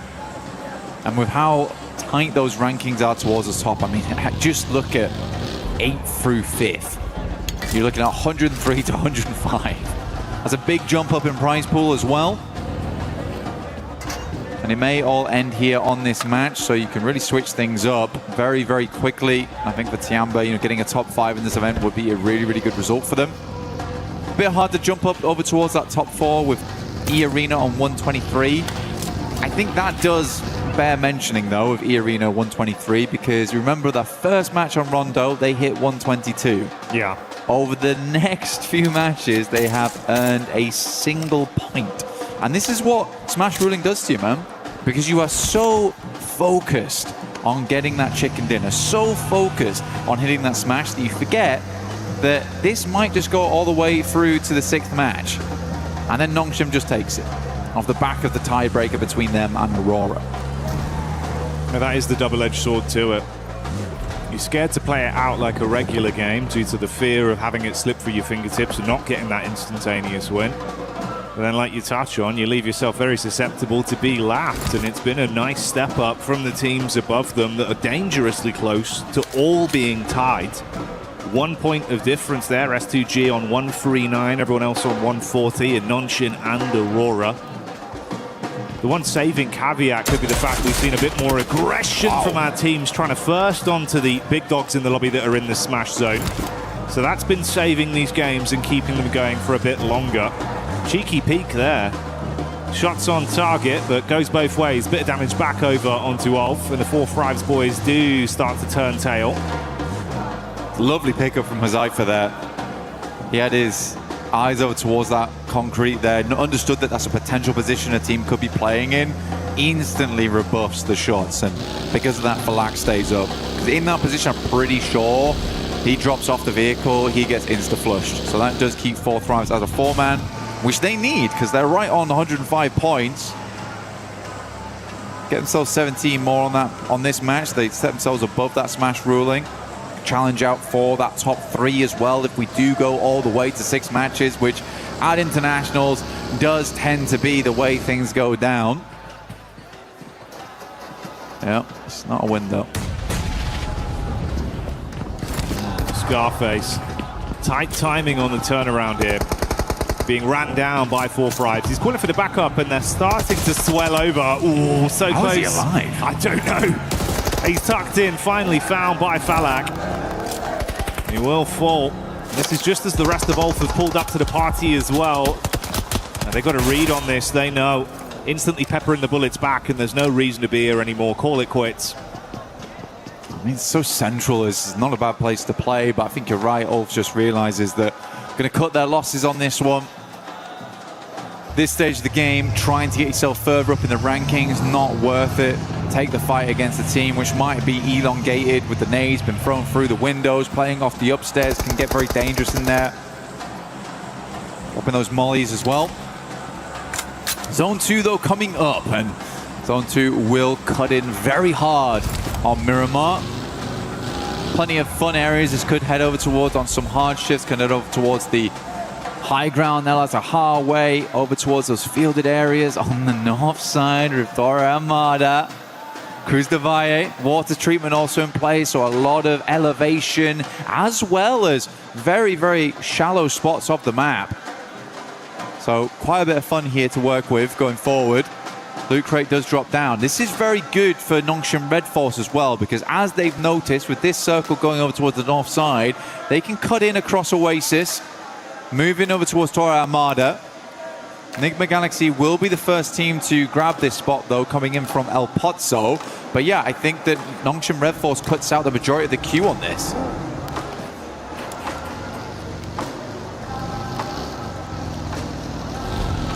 For Nongshim, they've had a pretty firm grasp on these games, but there's been some awkward decisions again, mirroring the sentiments we've given out here about some of these sides struggling a little bit when the pressure starting to get to them, eating away at them with the decision making. I mean, this does feel slow as well, Jackie, for Nongshim, because I think they stopped off almost in Oasis. Had to think about what their next move was going to be, and they're still just making it across.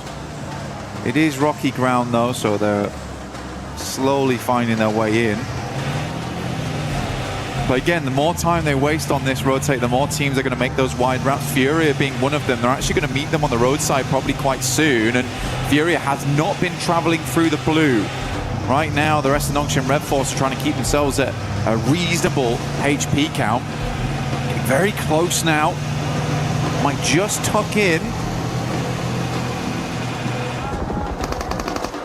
You've got Ulf here as well that have been hit from pillar to post on their movement throughout this game. They ran into OG.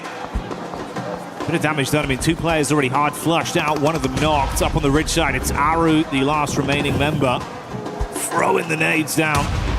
That's nearly all of the offensive utility used as well, just the Molotov. So broken bottles and his teammates gone as the fire spreads. Meanwhile, top side, what we touched on before, the Nongshim rundown with Furia still hightailing behind them. They actually get ahead of them on this as well. But Nongshim Red Force, they're kind of an unsuspected rotation. I think if Furia was keeping an eye on those drop spots, they should know that Nongshim drops towards Ruins and likely has made a very northern rotate, but they're going to take a very, very quick move in. You can see here, Igor's playing bumper cars alongside with them are so easy, moves forward. The rest of the team hasn't quite regrouped yet, but they've got the 2-man on this. Igor stops short over towards the concretes, forcing Nongshim Red Force to actually move away. He is quick with the positioning. Not very fun, and all this while the circle has been pulling in here, so Nongshim Red Force might need to make some quick decisions later on. Cruz de Valle actually quite free at the moment, but do you want to go there too early? You might want to now.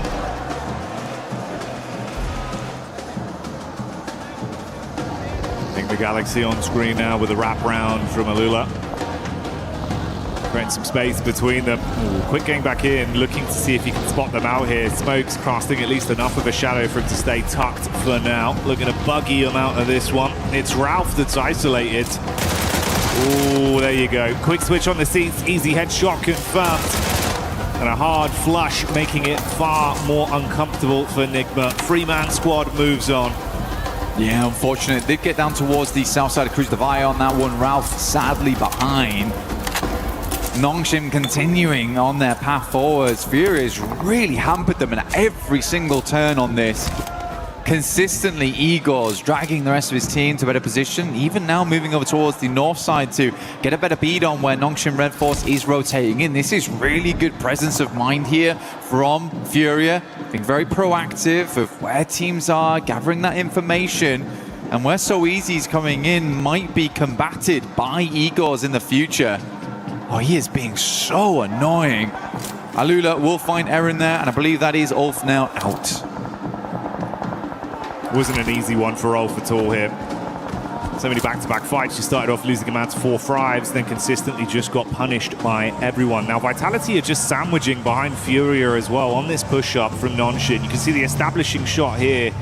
Overview of where they are on the spread. Let's see why. Got a scope attached. He's got a read on it. Vitality right behind them. I got the MK14 as well. Be deadly at distance. Ayala spots Vitality, having a peek over. Just trying to figure out what's going on here. Tizzy stayed behind for Nongshim Red Force, ensuring that there wasn't going to be any cheeky rotates over the north side. He's going to get a Rune Awakening pretty soon, because Aura is making their way in, so we'll be able to pass that information across. And honestly, for Nongshim Red Force, they might want to swing further down on this and give up position to Furia. Maybe play over towards the ridge side of the road. Does expose some sightlines from Flash, but it is getting really cramped up over towards this northeast side for Nongshim. Furia consistently stealing away those positions. Now Tizzy gets that information now and will move. Knows you're being chased. Sky jumps out instantly, looking to see if he can get boots on the ground and deal some damage. Rest of the squad still continue to maintain a safe distance behind Tizzy on the follow-up. XZY has turned his attention back round towards that angle to provide support. Oh, bumpy pathway in the buggy, but Tizzy's still going. That's nice. Gets over the ridge. Very smooth. Yeah, good shots from XZY as well to back them off. I mean, takes a little bit of damage, but provided enough support there. Circle heads over towards the west. Alula actually have quite a decent compound here on this one. Nick McGalaxy can play out from the south side of Cruz de Valle. Jiggle, quite an aggressive scout, I would say, over towards Vitality as well as Furia. Doesn't die for it. Milu, shot by Vitality. We're getting those shots in. Very quiet game so far, other than Ulf as well as OG going down. Even Tops now from Flash moves over towards the mound on the eastern side to check if teams are trying to rotate past them on that south side. So this is like it's very different to a lot of the other games we've seen. Nobody's taking any chances. Everyone's trying to garner as much information as possible on these rotates. Yeah, it's far more tempered with the plays that are being made. You can see how much quicker teams are to set themselves up when they realize there's a VIP team, one of those squads that are within the smash zone, to attempt to set up to make it uncomfortable for their entryway. Similar setup here down towards the bottom side. You've got a close grouping of 3 of the other smash eligible squads in Aurora, S2G and E Arena.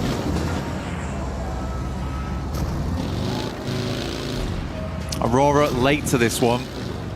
They stayed in Chumacera for a long, long time, and sort of fair enough to them because this went very northeast on the circle. There has been areas they've found to play in. E-Arena taking this 2-2 split right now. Have to evacuate this compound. Tony K will take shots over towards Doc, who makes it out of there. Gets over towards a little bit of high ground, a little bit of elevation to work with. Actually a playable spot. I mean, he's threaded the needle on that one. The rest of the team can move in. It pays dividends, but it felt a bit risky initially when I saw the peak over the top of the roof. I was thinking if Doc goes down here, it could have been hellish. The rest of the squad now confident to join him on the push-up. Wow. Hamza G making the plays that we know he can deliver on. That's S2G getting the long-range shot off with a nice knock. Getting a tasty adjustment over. And the Arena, if they can follow up onto the three-man squad, there could be a bit of a punishment play coming over. You got Joker off into the distance. S2G still getting a read on this. These three squads were so close to each other that nothing will get past them. Aurora, yeah, losing one player here, not ideal. Makes a chance at a chicken dinner here in match 5, slightly more difficult. With Alula still controlling center zone. Tiamba, again, went up to down towards 6th as 4 thrives. Able to grab another point here. Nongshim need to move though. So Easy's actually outside in the blue at the moment. Taking a fair bit of damage off the back of this one. And they're really racking their brains of where do they want to go, how do they want to play. I mean, he's still out there. Come on, man. Get in. I don't know what he's trying to say. I think he's waiting for Tops to get off the angle or something. I'm not sure. Finally, will regroup with the team, but burning through meds to do it. That's been a caveat we've seen happen a couple times for this team. Always feeling like they're kind of somewhat trapped in the dirt and then having to burn a lot of utility, offensive or medical-wise. See what the zone shifts from this, though. I mean, Alula's living life, right? I mean, it's clear to see that. Furia knows that they need to create some space for themselves. They can't really move down towards that southwest side. They'll be on broadside to Vitality as they move in. So this is the likely position next. So a very important fight between Nongshim as well as Furia. Hyunbin takes a lot of damage. Tizzy up front right now, gathering that information, passing it back for the nades to be sent through. Maybe just dipping back down again, realizing that maybe this is not the best of fights for us. A long nade doesn't quite hit on. So Easy will move away. Vitality giving Nongshim a little bit of life force here. Finally, a pathway's presented, but they've got to fight past teams to get into the safety zone. Oh, you can play highs on this one, yeah, for sure. It's free, it's open. All right, just beneath them, that's where Tiamba is stationed, so it's going to work out. They get tucked back in. Finally bypass the awkward setup of the Furia squadron that were advancing towards them. They're chasing somewhat. Flash keeping a bit of the attention off them. The triple threat of Aurora just off in the distance as well. Little bit of a ridge there. Yeah, tuck in, buddy. Yeah, because Fury could at any moment silhouette themselves on that ridge side. Scary stuff though. But yeah, Nongshim Red Force can play this for the time being. I'm not sure how likely Tiamba's going to allow this to go on without contest. Maybe a couple of nades sent upwards. But yeah, highs and lows here. This is very playable. Usually Tiamba, when you get central zone like this, it's kind of the guard dogs for where Nongshim Red Force is playing. But with Tiamba being further into the circle here, much better result for them. Yeah, Fury is locked out. So that was a nice swing through from Nongshim Red Force. Some slow decisions today here and there of how they want to play stuff out, but that was a quick maneuver from them. Aurora, Reefus, last left alive here, getting the first aid kit off, and yeah, chicken dinner's not happening. Definitely not likely, as Aurora gains no points on this game. Oh, there you go. That's the final nade coming through. Tops blowing away. Back up as Reese as they get that one on target. So Reefus removed and Aurora, the lights go out. Fury are advancing though. Looks like they've started to run out of the nades they had available with how many staggered fights they've had, dashing the last few down. It's actually cool because the way Nongshim Red Force layered on that top side as well, it forced a lot of nades out of Fury, but they're just going to send it. It's going for a dry push right now. Nades are being pulled in the meantime. Oh. Beautiful from Hyunbin. Really clean engagement. It's just done. Yeah, primes it perfectly, blows them away on entry. Fury are chasing them for so long, but no, not today. Vitality on that north side. I think they heard the commotion, wanted to get involved on it, but the speed at which Furia went down, I mean, there's just no opportunity. Nate goes in, does a lot of damage towards Tizzy. Gonna sit in the corner though. Federales has to move now, back over towards Aura. This next fight between Nongshim and Tiamba will be the decider of how far Nongshim gets into this game. Can't imagine that Tiamba's going to crumble.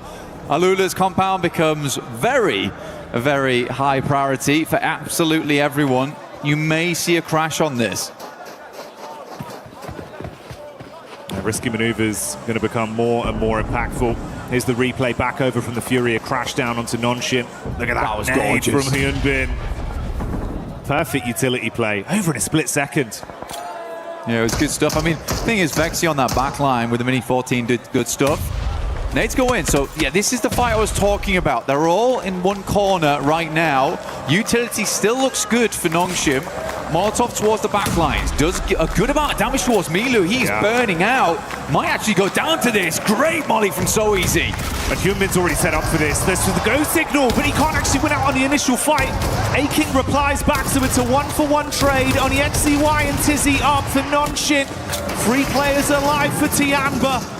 Oh, the backstab though! Come Gets on! round the corner, the back nade misses as Tizzy sends them cratering down! And that's a nice spray, XCY wielding the sniper up close, the quick switch is good! But Vitality's here to play. Upstairs, the molly goes in. Might just take them all down. And Nongshim is out. Vitality with a nasty third party. What a game from Nongshim though. Very, very difficult one. They made a lot of cool decisions there. Took it as far as they could. But Vitality was always in the wings. Eyes like a hawk on Vitality as they make that quick adjustment. Oh, S2G as well. Bringing the heat straight over to 4-5, so there is no chance to catch your breath now. It's all kicking off. Flash again responding. T24 falls. Vexy upset by Darkin from Ida. S2G going to make that rollout now over towards Flash. 4 thrives. Looking to finish off what they started here. Zias is down. Tops is just dropping. Desperate smokes. Keep himself alive. Hamzy G will roll on through. Vitality lose Federalis on the background. Ida pushes forward. Alula holding on to this very, very important compound towards the center. Rita does go down to a nice nade coming through from Axel. Can't believe Federalis is still crawling in. He's got to go down soon. Yeah, there you go. Darkin picks him up. Shots back over from Razak as Vitality gets the shot on to try finish things there. You can see the split on either side with E-Arena still sitting, waiting. Absolute contrast there. S2G, they've been so proactive. 6 elims constantly in play, constantly in flux. E-Arena just waiting blank. That has been the name of the game for them. They're able to get one more point than previously. The Arena's looking for that finish, looking for that chicken dinner, playing in from that south side. They have the roadside ridge line to play around with. Solke will find another. Razak goes down, potentially.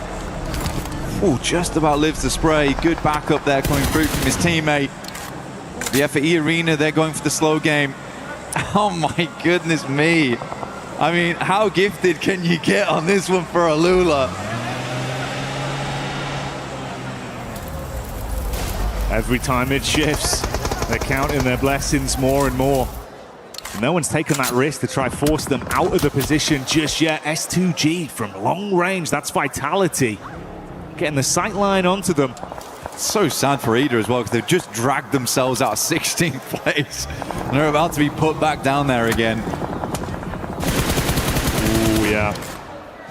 And that might come quicker than expected. Darkin trapped behind a vehicle. Lost able to grab that one. Another Elim garnered. And this puts them on equal footing as well. 147 to 147. They're climbing up.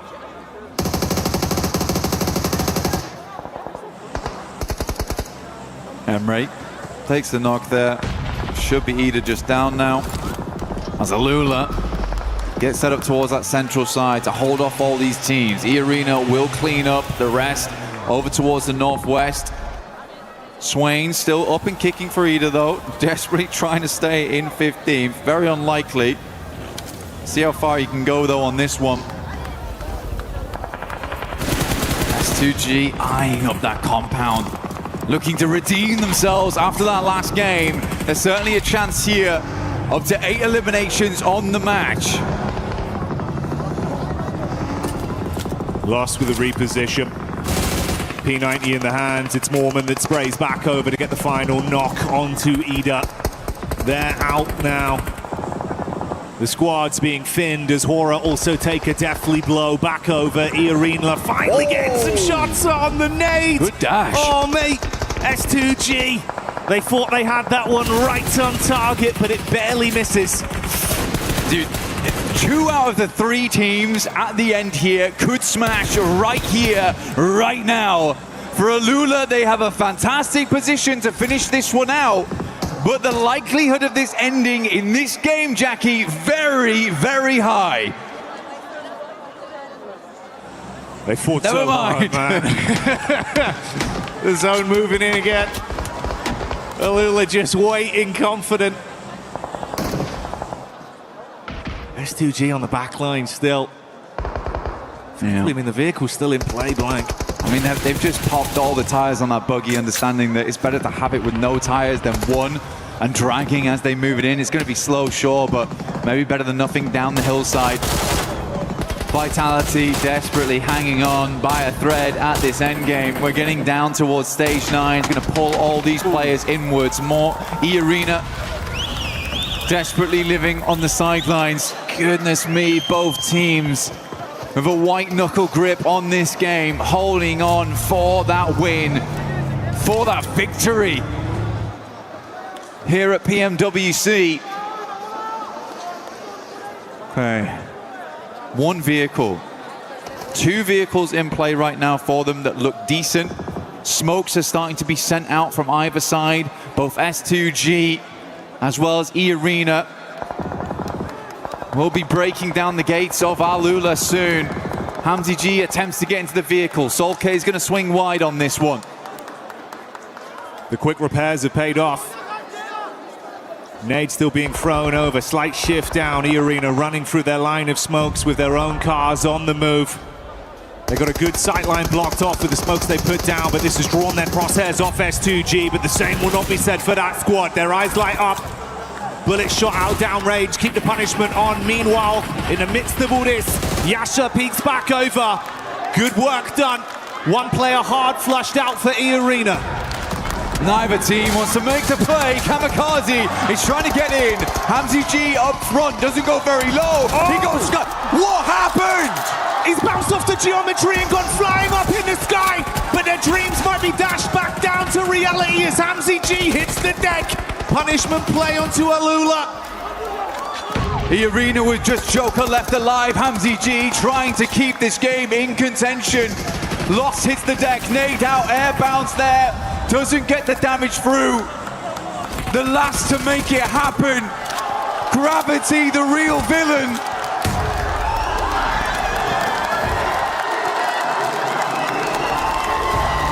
What a game. What a finish.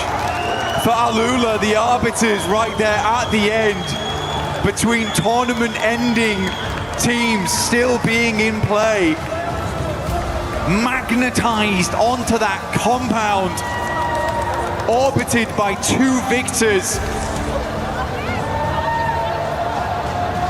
What a disappointing finish for both S2G and E-Arena, not in the sense of disappointing in the gameplay, but just disappointing for them.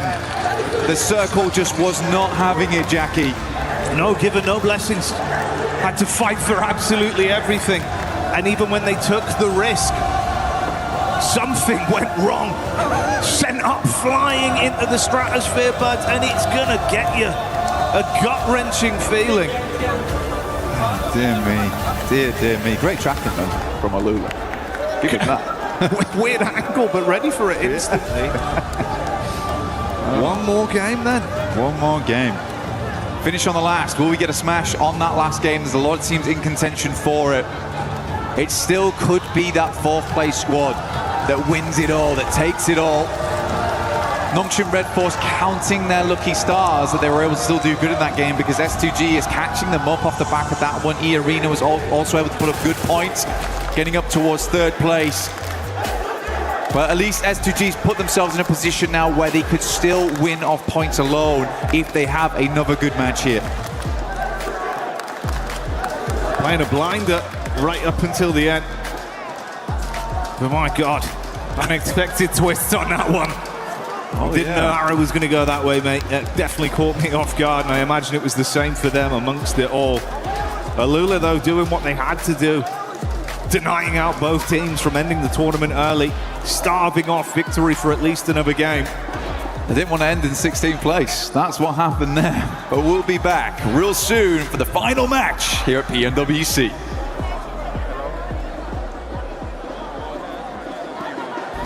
Play is in our DNA. Whenever we let it out, it becomes our superpower. Now imagine an entire city being built to supercharge it. Kadir City, powered by Play.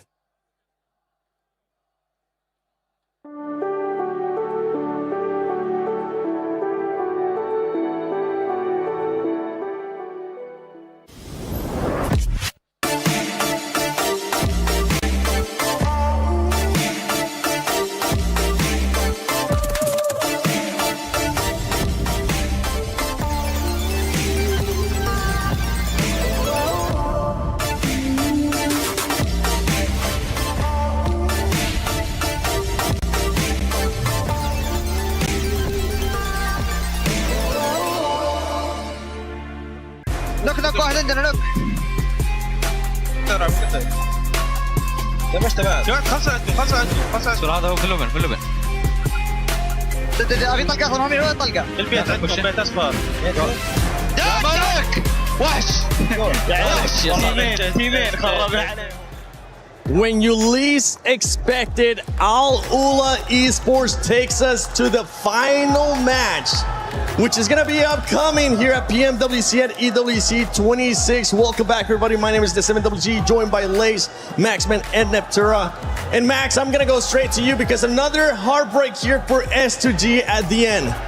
Oh man, I feel bad for them, man. Like the last one was like, hey, great, we got another game. And I'm like, oh, that must feel kind of bad if you're S2G or an S2G fan. But you know what? Al Ula, they started off the day in 16th position and they are literally alone as their main team, right? Able to keep the tournament going, getting rid of E-Arena, getting rid of S2G and keeping it going with those 22 points. Also, extra prize pool. Al Ula going to be loving it. They are going to be loving it. We see E-Arena there in third in regards to the points. Being able to secure 10 points, they're still, if for some reason, nobody else wins via the Smash rule after this match, Lace, it will come down to the points. So these points that these squads are getting with S2G 15, E-Arena 10, and then Nongshim Red Force as well with 7, they could come into play. I mean, yeah, a lot of teams, you've got to realize that this is the right time to maximize all your eliminations to move you up on that leaderboard because that's some cash money, baby. But I mean, look, from this position, even from E-Arena, they were kind of going to lose this regardless. S2G had that position to sort of push them around that west side, and Al Ula obviously had the compound the entire time. So it was going to be denied. Denied. Regardless of, sort of their movement in from that. But look, S2G and this situation flung into the air, obviously, off of that, and then not being able to get that nade of the, positioning in that middle, the teammate, on Al Ula. I'm getting it together. I'm just upset. Clearly, I'm upset, guys. I'm upset. But I'm not upset because if we go one more game, and I'm very excited for this to happen. But look, we're going to have another one in this situation, and it's going to go to the mountain, guys. I'm calling it. It's going to get crazy. Which mountain? There's many. Pora Mountain. Yeah, I like that. Actually, that's where Nongshim Red Force won in PMMI. So actually, exactly. Yeah. And guess who won the last match yesterday in Miramar? I forgot, actually. Can No, you just said it. Nongshim Red Force. Okay. I was like, wait, what? What do we do? Come on, it was an easy layup right there for you, Max. But yeah, Nongshim Red Force, they've been able to showcase that they can actually win, not only at PMMI, but here as well in the finals when we end up going to Miramar, when we end up going to the final match. Aurora found themselves very, in just an unfortunate situation, especially with the circle, with the rotation that this team had to make. I have strong words for Aurora, which I will not be saying here. But just one play I'd like. Don't worry, I won't say it.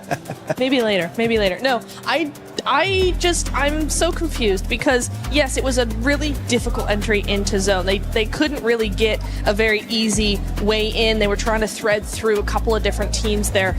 But for me, they made that initial push in between EA and S2G, right, on the road. They actually moved in. Doc found a position, but then the entire team all came in and just went, we're just going to spread around, we're going to drive, we're going to have a little Sunday drive. It's nice, it's good weather, it's the desert, it's fun. And it's like, just stay on the position.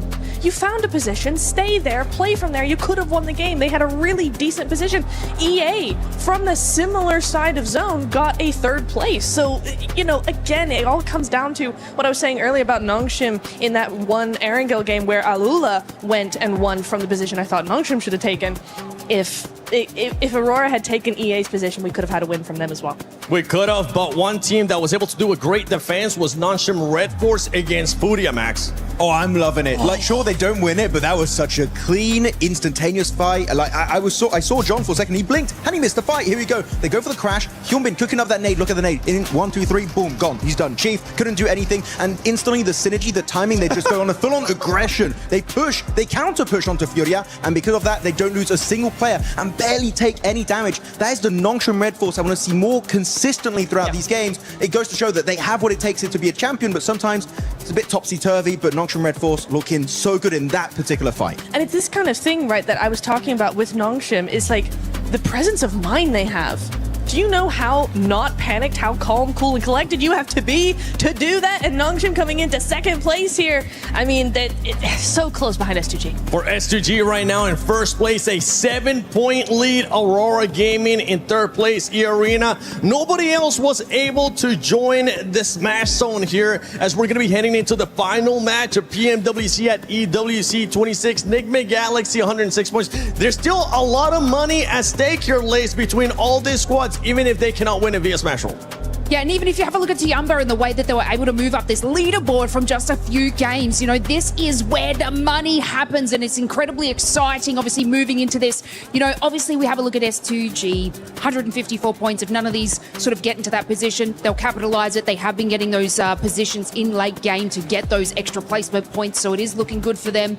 But yeah, I've got to hand it to Max. I'm feeling like a Nongshim. I feel like that this is going to be the closeout. S2G have had 2 opportunities, and I said you only get 1, so the 3rd one may not happen. This is looking like one of the best finishes we have had at a global event for PUBG Mobile Esports. S2G Esports, we know they're going to be showing up, especially right now with the 7-point lead that they have. Nongshim Red Force showing that they can win via Smash Roll. They could be challenging as well, not just via the points. They could be challenging for the win. Aurora Gaming, we know what that team is capable of, Max. In E-Arena, all they need is just 1 match, even if they have been kind of non-existent today. Yeah, today's definitely been a bit of a slow one for the side of E-Arena, but look at the top of the rankings. 3 wins, 2 wins, and 2 wins for, at the end, Aurora Gaming and E-Arena. We've been threading the needle. We've been barely missing out on this Smash ruling happening for these teams, but now I feel like it's finally time to get the Smash ruling on Miramar. These teams, sure, maybe a few fumbles here and there, but they're going to throw everything at the wall and hope it sticks and finally become your PMWC 26 at EWC 26 Grand Champions.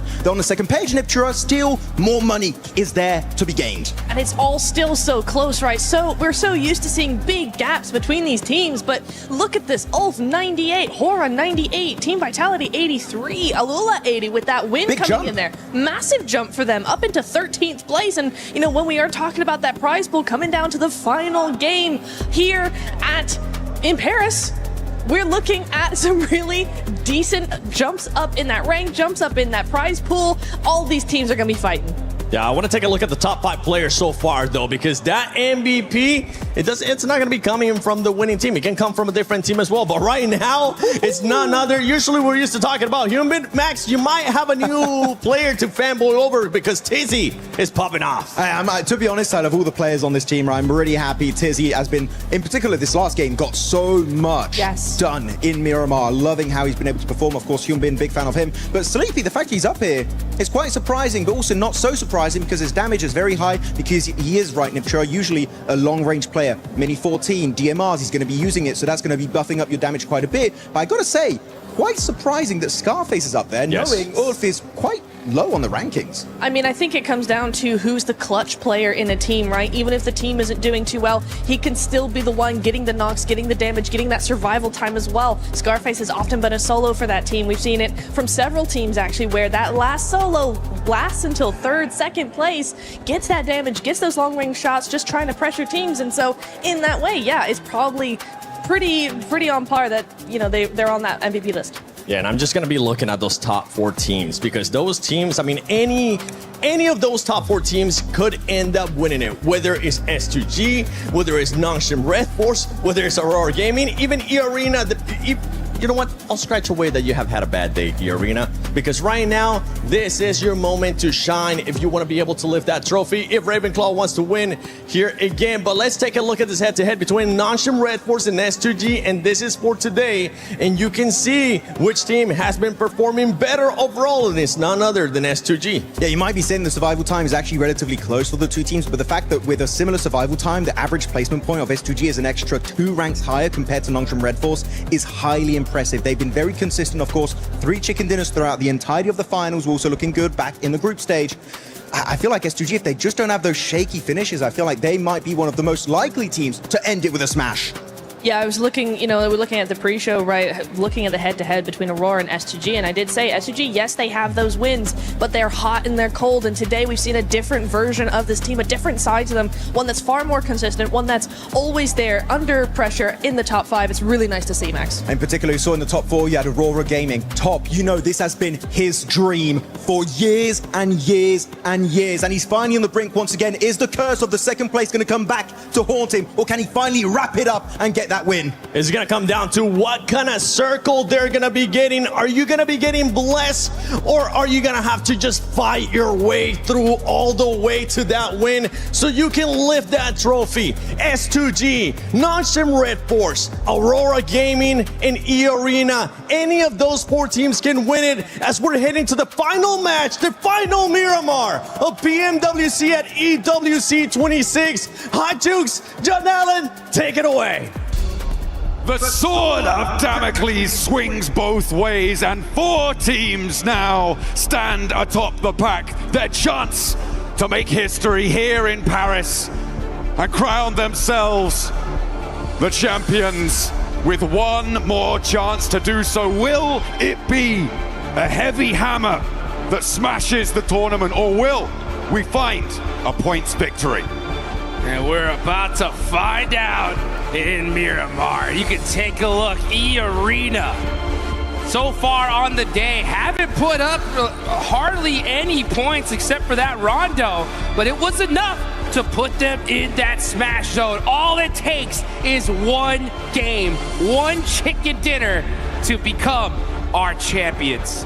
It's about to find out who's got that ice water in their veins, who's got that clutch factor, because that's what it's going to take in order to take this one home. Hey, Nongshim Red Force have won via Smash Rule before. Maybe they can do it again in the 11th hour, right down to the wire, but they have some stiff competition.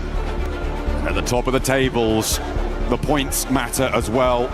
Every single point you earn, so important, and those chicken dinner tiebreakers as well. At the moment, I mean, if one of the top 4 teams wins, they win by Smash Rule, but there are 2 teams with 3 chicken dinners, 2 teams with 2. Those tiebreakers are going to be so important. Those placements that you've been earning over the last 17 matches will come in clutch, and every single molecule of brain power needs to be focused on one singular goal. Finding every single point you can. Getting that win. It's either one or the other. And there are still so many squads that can win this. 4 in particular, all in the smash zone.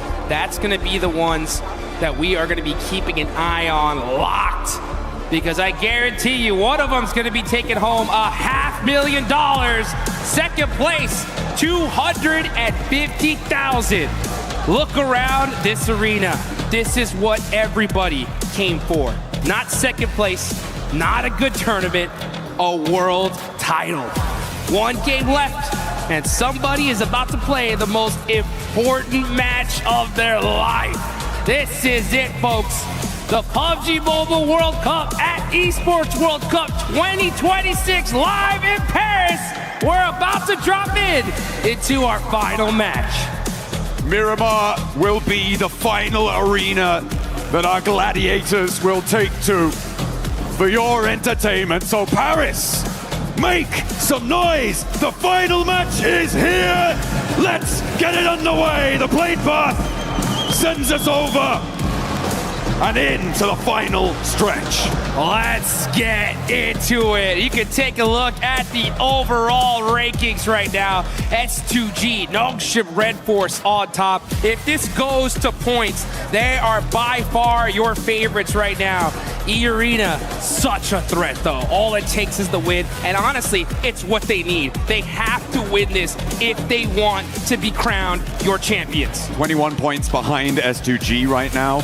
Yeah, they definitely need to get a chicken dinner on side to win this tournament and give that 3-time title over to Schweppes. Allow Ravenclaw to be that winning coach, transitioning from that player role. It would be a beautiful story, but E-Arena have given us cause for pause when we think about their potential to take home those chicken dinners.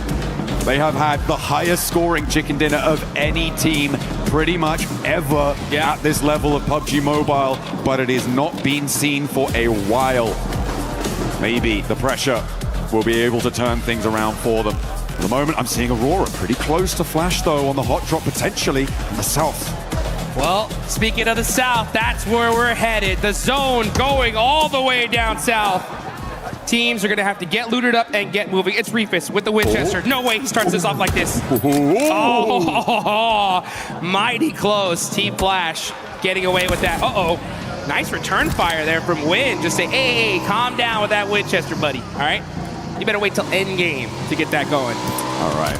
I do love the Winchester. There's more damage coming on, and this is, again, Aurora harrying the retreat here for Team Flash.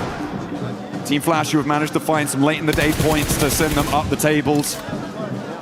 Trying to compete with that middle pack. They are right in and amongst it, in the thick of that 5th through 10th through 11th, actually, melee in the middle to try and jump up on the prize pool.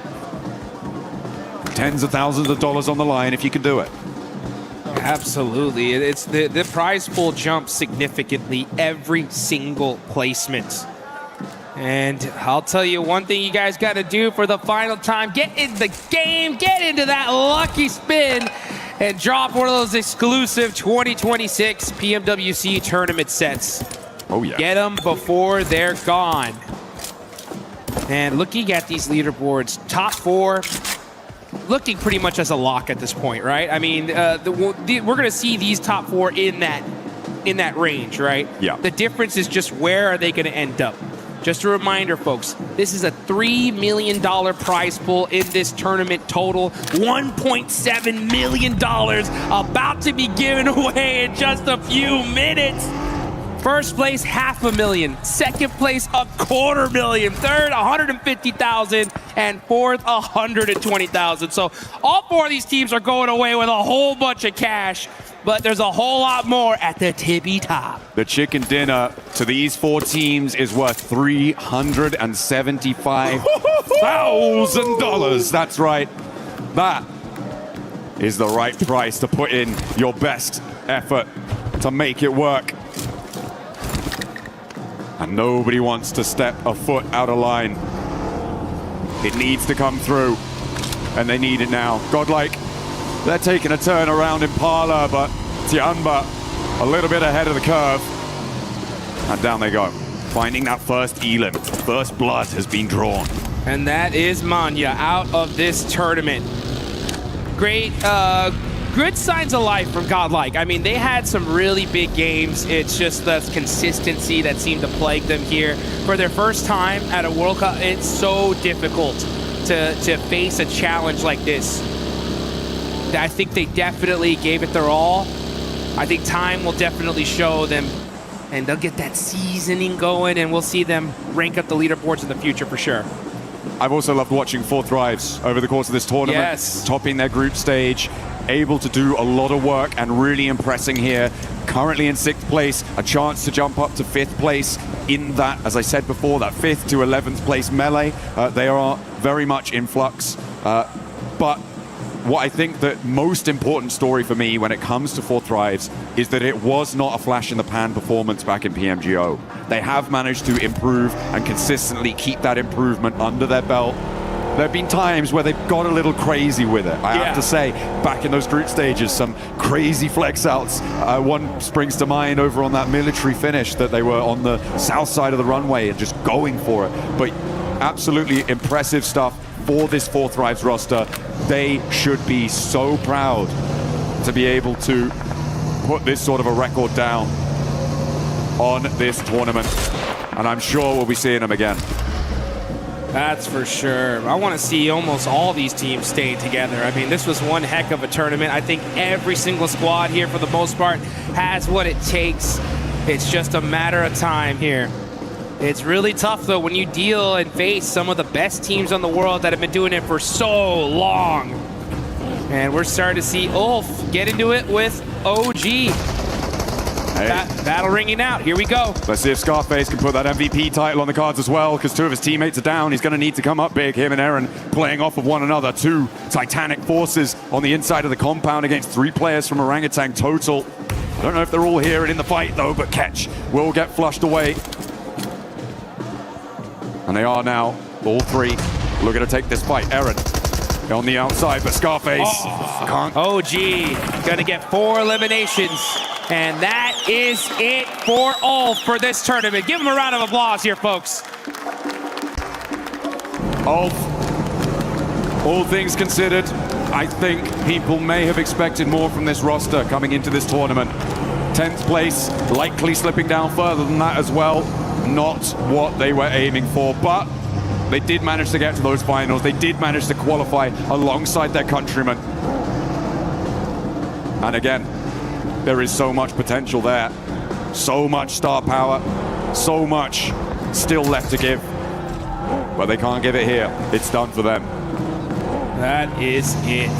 Gives teams like Aura, Vitality, opportunity to push themselves further up in the leaderboards and grab some more cash here, as this is one insane prize pool in this tournament. Let's take a look, though, at Nongshim Red Force, the biggest threat in the lobby, if not for S2G. They have been dominant all day long, and they could definitely take this one. Just a quick flashback for everybody that missed it. PUBG Mobile Macau Invitational, not too long ago, global event. Nongshim Red Force smashed in the last match. They have been here before. They felt this pressure, and they succumbed it over, made it, and that is what you gotta do. So out of all the teams in this lobby, Nongshim Red Force, they know what it feels like to be here. They have borne this burden before. Will they be able to raise that knee off the ground and shrug like Atlas, the weight of the world? On the western side, they are behind Aurora, one of their direct competitors, and we're going out all the way east. It's a long road, but I tell you who's already at the end of it, S2G. In the shadow of the Labendita crater right now on the southeast side, Dukes, they may have another opportunity here. They have had so many in these last few games to find those smashes. Is this the one? But they have to fight against Godlike for the compounds. Here they go, folks. S2G battling it out with Godlike. Kamikaze getting caught by the nade. A devastating blow. And the finish. It's S-Power looking to crush the dreams of S2G. Another S-Power ruining the dreams for S2G, and Turkey may have it all dashed here, has lost the last to stand. God Power putting an end to the run, but he's still got one more player, a little bit of fire left in the heart, but it is not enough. S2G are done! A massive blow to the lobby. So close to winning this tournament in the past 2 matches, and they go out as the second team in the last game. All eyes are on those leaderboards to see if they can hang on. Meanwhile, 4 Thrives looking to tear this up as they are putting in the work onto Godlike. Oh, a little bit of burn, a little bit too hot underfoot, but it's just as power now. We've seen what he can do with these nades. Can he do it again? Looks good. Nade out the window, doesn't get the block. T24 still launching himself forwards. This is a madman. S-Power though, ain't done yet. This man is a one-man army putting in the work for eliminations. He's finding the angles. He cannot be stopped. It's S-Power, baby. We stamp our mark here on Thermopylae. S-Power, Leonidas, a king amongst kings. They can't quite make that top spot, but my God, they can give it a thrill. Woo! S-Power showing the whole world he's got the stuff. He's got what it takes. And refusing to go down here in the last match of this tournament. Meanwhile, teams across the board are making their way to the zone. 3 teams still in that smash potential. Nongshim have lost a player.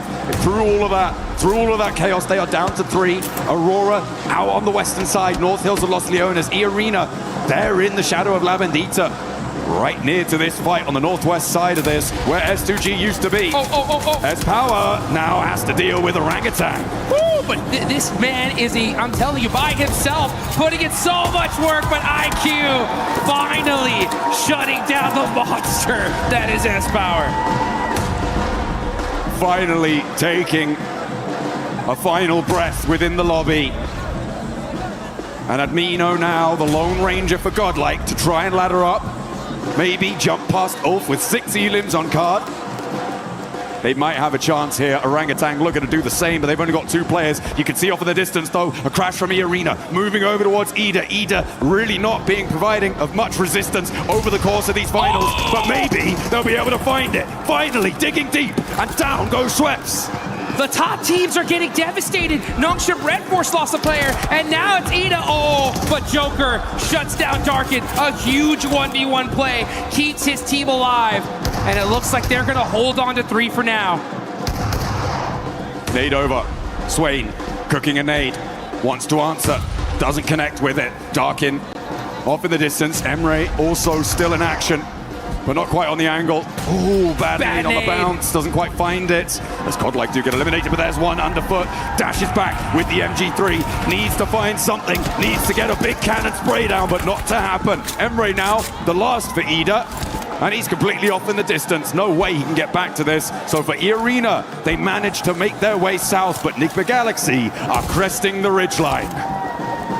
Here comes Nigma Galaxy. And I'll tell you one thing, folks. S2G fans everywhere are rooting for every single team to take out these top squads, because right now they're still at the top of the leaderboards here. It's just these teams below them that can surpass them.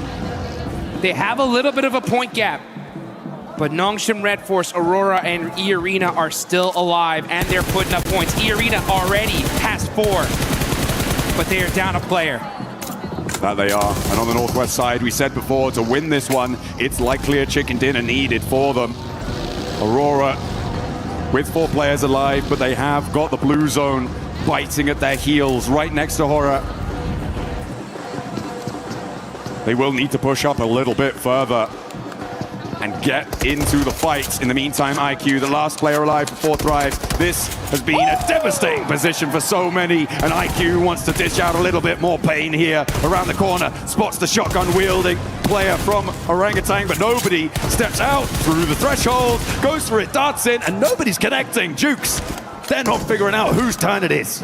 IQ putting in the work there with the shotgun, ends up getting some more shots on the WizKon, finds the angle! Nice. IQ making the plays here at the end. Next circle coming on in as well. The circle shrinks pretty central here. Does not favor Aurora or Nongshim Red Force, two of our really crucially placed teams, but gives E-Arena a little slither of it on that western side. The difficulty for E-Arena, though, the surround on their position by those roads. They act like rivers on Miramar, very frequently finding it very difficult to get across. Let's see if they can hang on. They know they need to do more if they want to take this tournament. Meanwhile, S2G just having to wait and watch. Hope that they did enough and can hold on and take this tournament. This zone, though, proving to be very difficult. Enigma Galaxy, Coops ends up getting caught out. Oof. And he is out of the game.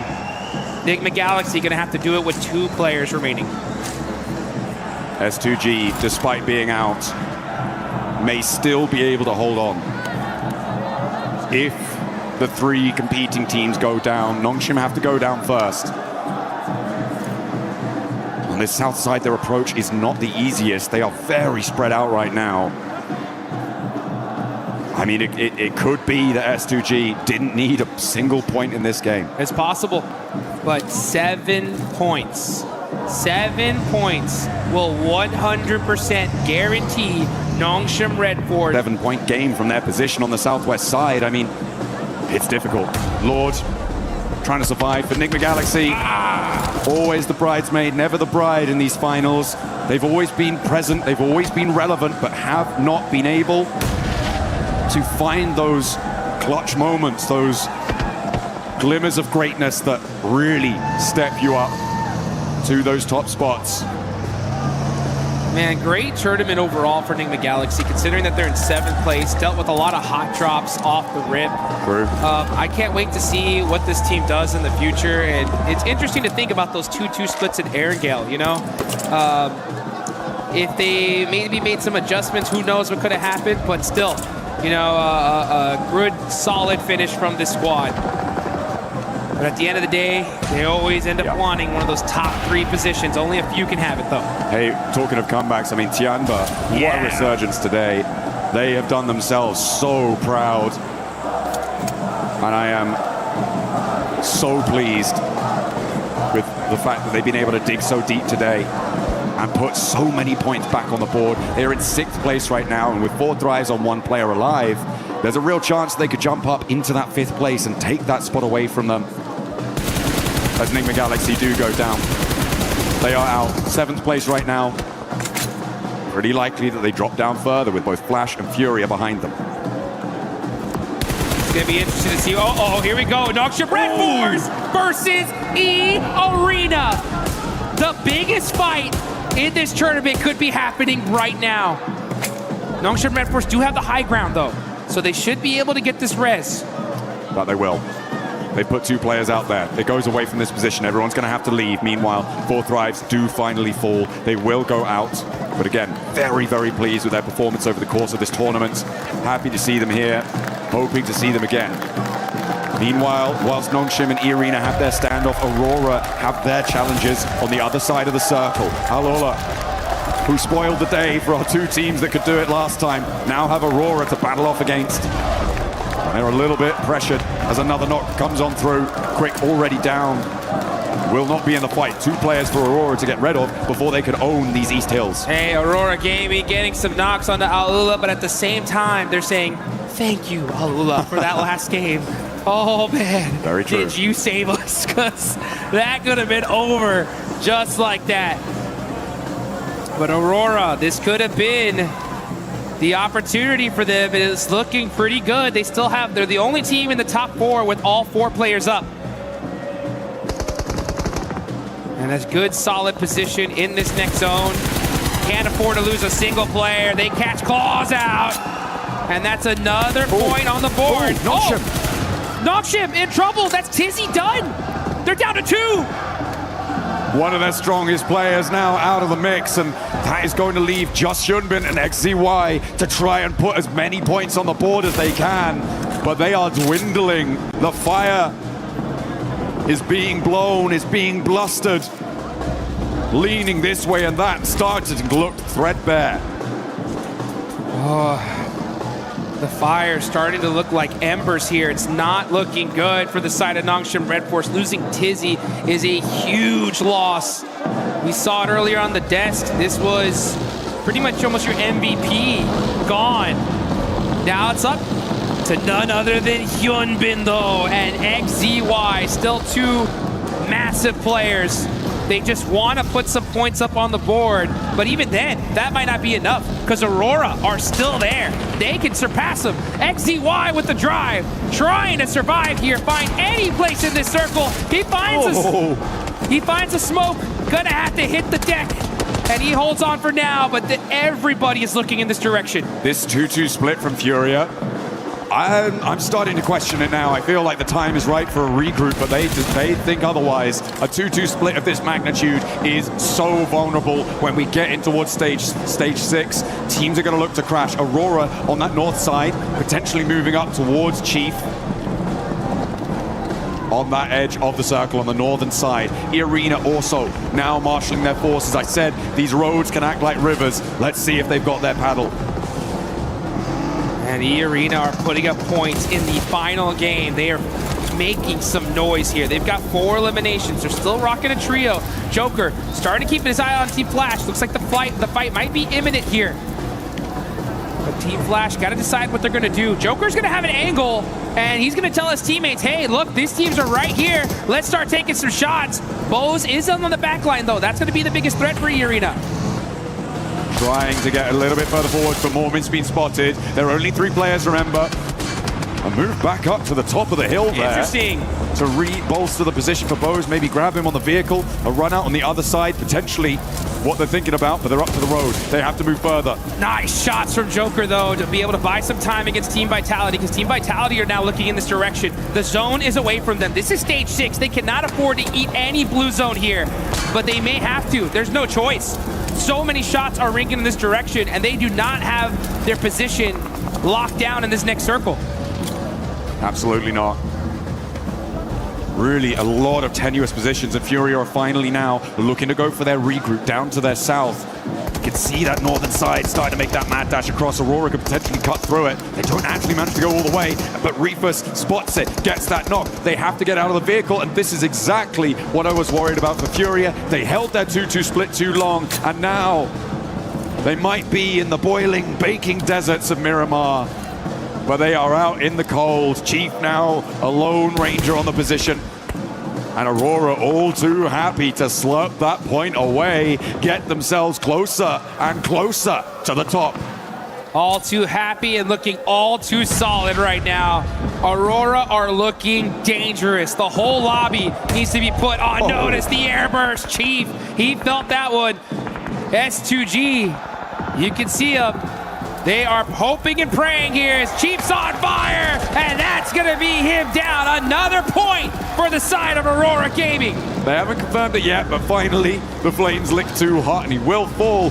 Ayala and Igor's, I mean, that's it was just they held that split way too long. They didn't go for that regroup in time, and they had paid the price for it. It could be quite an expensive one as well, given where they are on the tables in 9th place. They had a real opportunity to jump up fairly high and get things going, but the southwest side now, Jukes, is looking pretty hot. E-Arena could potentially get involved here if Flash, Horror, and Nongshim Red Force have that scrap. They're gonna have to, because I'm gonna tell you one thing here, folks. This is where Aurora Gaming work their best, with the zone to their backs. Nobody behind them, only needing to focus forward and start putting some points on the board. Looks like Hyunbin's gonna get one, though. The duo of Nongshim Red Force still not out of this one just yet. Hyunbin having to hit the deck, though, buy some time. Can he at least get that confirmation? He does have 2 eliminations so far, but shots ringing out in every direction. It's not looking good here for Nongshim. Oh, it is going to be a tough time for them, but they are much more central than a lot of other teams, and these South Hills will need to conclude. Quite inaccessible, but look at the bullets keeping him suppressed. And XZY go down. So close. And if Nongshim fall, S2G are going to be a little bit safer. But with Aurora taking a knock from Alola, the last player alive from it, a second as well, 2 players down from Aurora. Is it all coming crashing down around their ears? They are outside of the zone now as it's shifted. They got 30 seconds on the clock to get these reses going and to be able to support their teammates. But Team Vitality are looking in this direction. They got nothing to lose at this point. And they are looking straight at them. Can Aurora get these reses? They're desperate. They're moving as fast as they possibly can. 20 seconds on the clock now. And it looks like they just might do it. When it comes to Nongshim Red Force, though, it's up to one single player, and it's none other than Hyunbin. He needs a Herculean effort to do it. Aurora getting rolled up on by Furia. Oh no, Dark is down. Top is low. Seoul needs to anchor for them, but he's fallen too. And Aurora are crumbling. Top goes down. It's down to one single player for Aurora Gaming to make this happen. Nongshim Red Force are out. 1 player from Aurora, 3 from E Arena, and S2G trying to hold on. It's up to Reefus all by himself. They're looking in his direction. He's got to move. He's getting shot up. That's his it. He's got to get the shots. Oh, it's so close. He gets the spray. And there goes the other with the nade. Reefus is down. And now it's only E Arena who can take it away from S2G. They need a chicken dinner. But down is Joker. They have to hold the middle because they are in the center. Oh, and you could see S2G, the nerves at an all-time high. E Arena, though, on the move. Full lay down. It's down to the duo. They have 137 points right now. This is going to be very difficult for them, but this duo is still alive. If they somehow steal this win, it's tournament over, and E Arena will win a world title for Thailand. But it's looking much more likely that Turkey will be able to take that global stage by storm. At the top of the tables right now, S2G denied their chicken dinners, but will still eat hearty tonight if E Arena fall by the wayside here. They started the day at the top of the pile, but they are getting slowly whittled down with 2 players left. 30K. 30K goes low, but stays up for a moment longer. And these Elims are getting away. They are just slowly creeping down. And E Arena are low. Down goes Foreman for S2G. It's only 30K who can take it away from them. And he is in the fight. The crowd is excited. They're on their feet. S2G making some noise here. As it's 1 player left, 1 Tourney K that is in the way of a world championship title, and that is it! That is it, folks! Your PUBG Mobile World Cup at Esports World Cup 2026 champions are S2G! The Titans from Turkey will reign supreme in Paris. They will take that trophy, they will bring it back, and they will hold their line. Denied so many times today, but in the final moments, they were able to sit back. I don't think they were relaxed, but they will take the top spot.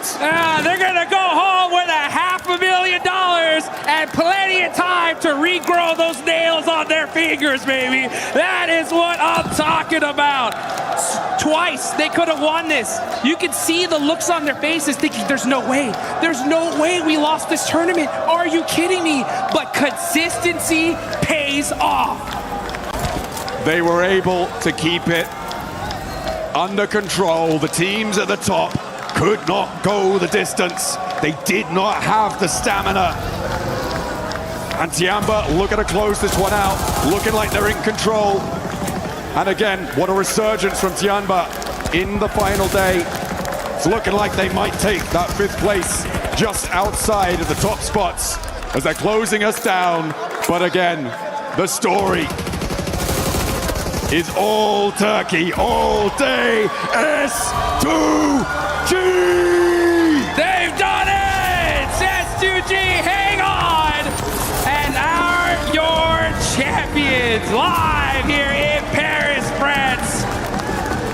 Man, did they deserve it. Working so hard, game after game. Almost winning it by Smash. But it's points that hang on, the tears ring out, and let's take it on over to the studio to wrap this one up. Kamikaze and the rest of the squad just shining when nobody was expecting them to become the champions, Max. Turkey back on top of PUBG Mobile Esports. It is going to Turkey right now. Kamikaze lost. Ham CG and Solke making history for Turkey once more. How do they just keep doing it? Solke, since the OG days, is still here delivering performance after performance, and now we'll be lifting that trophy.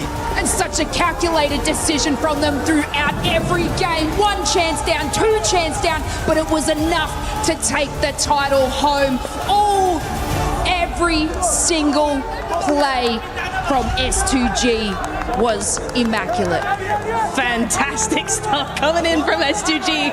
Once they do it, twice they do it. They were so close. They get just a little mistake, a little fumble, but finally they don't get the win, but it doesn't matter. S2G are our champions. What a play, what a game, what a day for this squad. A team that didn't start off too hot in the first day, but boy were they able to bounce back with those wins that they were able to get in the second day, propelling them to the top of the leaderboard and challenging for that first place. We had so many teams looking so good at the top right. The 4 teams all contesting a spot for the championship to be crowned your champions. But I would have to say S2G, the most improved team going into this event from the group stage, making it right to the finals. And it was close. It was down to the wire. It was a 3-way tie at one point today. But they do take it home. And keep in mind, PMGC later on this year will be happening in Turkey. Will S2G be able to do the international back-to-back? S2G will be looking to win another trophy back at home. But I think it's time we send it over to Barney. I want to see these players lift that trophy and crush some keys. Yes, that is right, of course. After a nail-biting day 3 of PMWC, your champions are, of course, S2G. I have to ask, that final game, that must have been the longest game of your life. How did that feel? Solke, I'll ask you, buddy. Son maç hayatımızın herhalde en uzun maçıydı. Sizin için nasıl hissettirdi? Solkay sana soruyor. Yani açıkçası biraz şüpheli olduk çünkü rakiplerimizin hepsi yaşıyordu ve hiçbirinin infosu yoktu. Yani bilmiyorum, kaybettik gibi hissettik. Sonra böyle bir rakiplerimiz oyunda ölünce bir acaba mı dedik. Yani şu an bile farkında değiliz, anlamadık. Bu bir zaman sonra fark edilecek bir şey. Aramızda öncesinde şampiyon olmuş bir hamsi var. Hepimizin ilk dünya şampiyonluğu. Yani garip hissetti. Ölünce kötü hissetti ama şu an çok mutluyuz. Bu kadar. Of course we felt bad once we died because we knew our biggest rivals are still alive.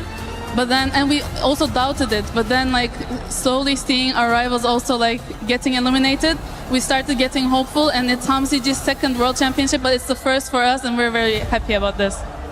Number 2, second championship. How are you feeling? You feeling good? Yeah. He feels good, baby. All right, we've got things to do before we lift that incredible trophy. So follow me. We're going to the Crusher, baby.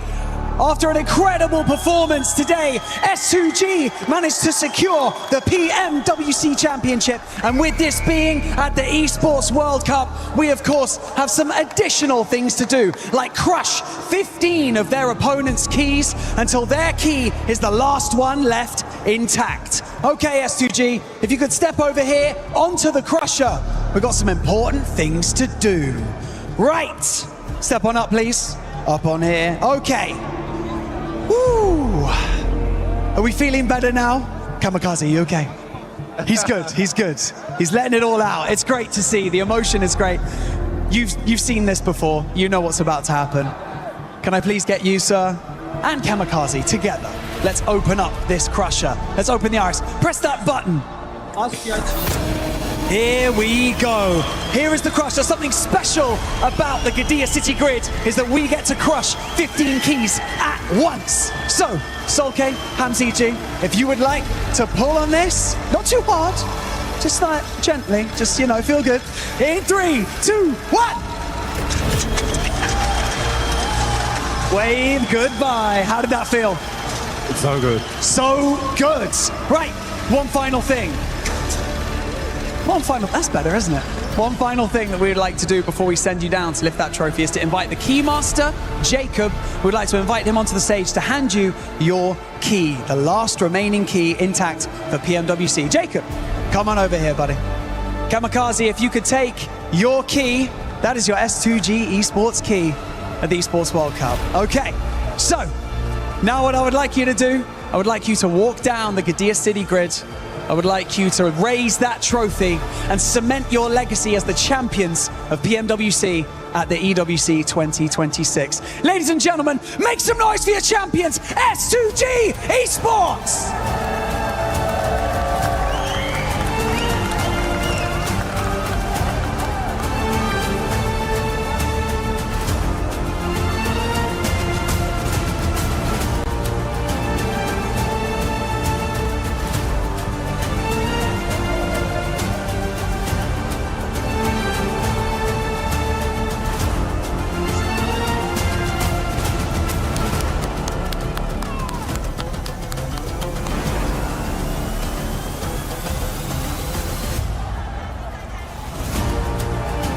Ladies and gentlemen, your PMWC champions at the 2026 Esports World Cup, S2G!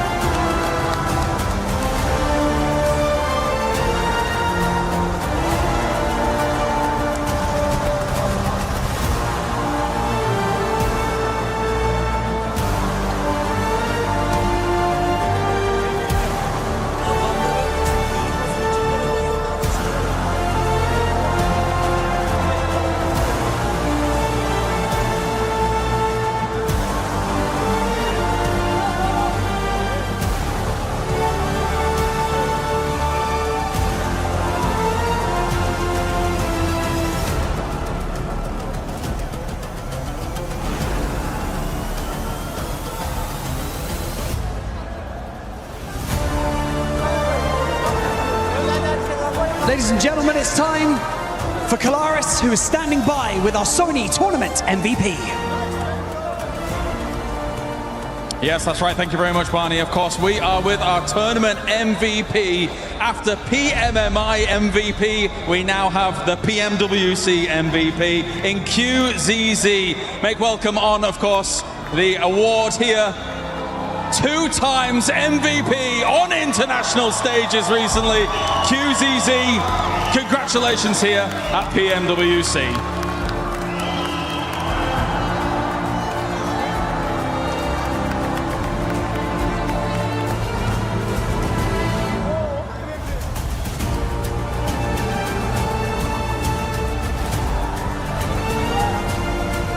Okay. This is fun, isn't it? This is good. Okay, let's have another chat. Let's have another quick chat. Competing with these teammates, experiencing all of this, going through the training. Okay, we're shaking hands. All right, buddy, I have to go. The training, the experience, everything. What does it mean? Like, what do you want to say? How proud are you of each other right now? We just renkli bir team. Over focus all the time for team play. And we did it. We have been champion. We are so happy now. I can imagine. I can see it on your faces. I can see it on the owner as well, of course. Congratulations. What an unbelievable performance. I'd like you all to lift this trophy one more time, and you'll cement your legacy at the 2026 Esports World Cup. And so, are you guys ready? You ready? You're ready. They're ready. And so, ladies and gentlemen, your champions of PMWC at the 2026 Esports World Cup, S2G Esports!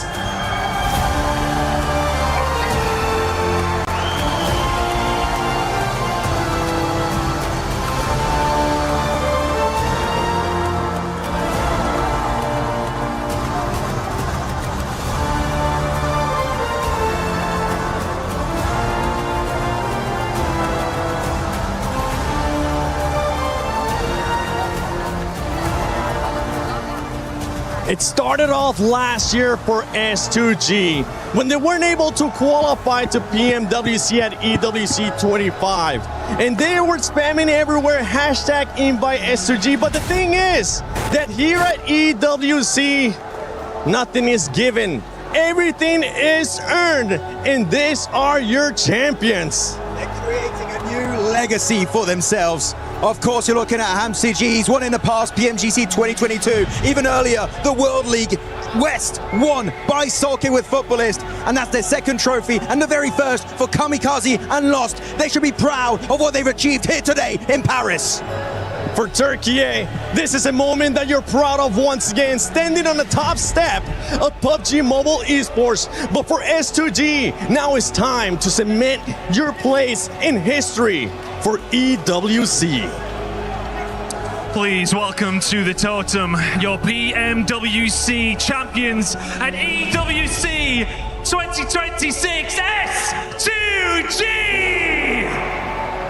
Congratulations, guys. What a performance. Please shake the hands of your supporters. Say thank you to the support. What a performance. Incredible work, Trav. Brilliant from S2G.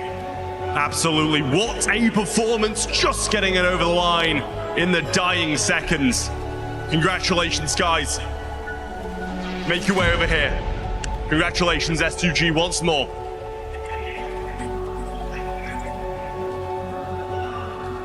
Congrats, guys.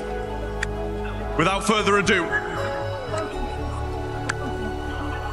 please take to the stage, place your frame in the totem, and immortalize yourselves in Esports World Cup history.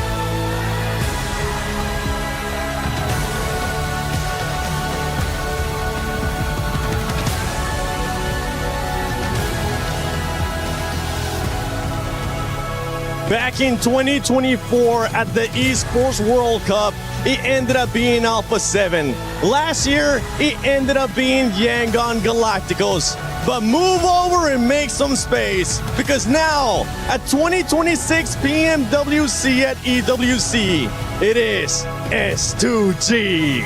A new team, a new name, a new roster, a new lineup, making their way down the aisle, putting their key in the totem that will be immortalized forever in the history of EWC. The Turkish super team, you know how much it meant to Solke.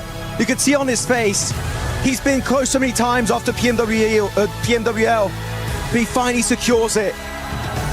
The relief, the happiness, the glory, everything that it means for them here today.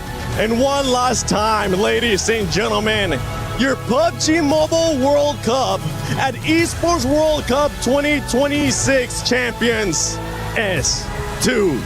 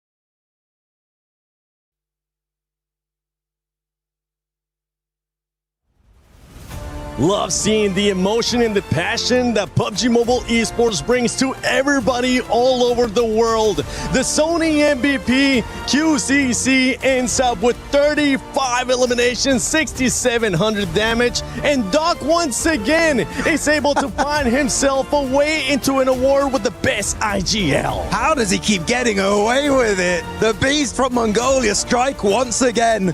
It's Doc to get it done with those total of 22 eliminations. That survival time was looking really good. But in particular, S-Power 7. In the first time in the longest time we see an individual award being granted to an Indian player. It might have not been one of those top 5s that people were predicting. It might have not been even a top 10, but for S-Power, this is amazing. You couldn't expect anything different out of this player. The confidence that he has, the skill that he has. I can't wait to see what S-Power from Godlike representing India is going to showcase later in the year. I'm telling you, if we're going to get an Indian Global MVP, it might just be him. But looking also at the Field Medic and Eagle Eye Awards secured by Mormon and Tony K respectively. Really strong team play from every single member on the Thai team. We'll see if they can take it next event, but definitely an impressive performance from this squad. And Turney K with the Eagle Eye from E-Arena, 394 meters. That is quite impressive. Ladies and gentlemen, we hope you enjoyed the amazing show that we were able to provide to you. From Maxman, myself, the 7WG, Lace, Neptura, John Allen, Blank, Jackie, Hot Jukes, Kalaris, Barney Banks, and our special club championship reporter, Glitter Explosion. And from all the production here from Paris at the Esports World Cup, thank you for watching PMWC at EWC 26.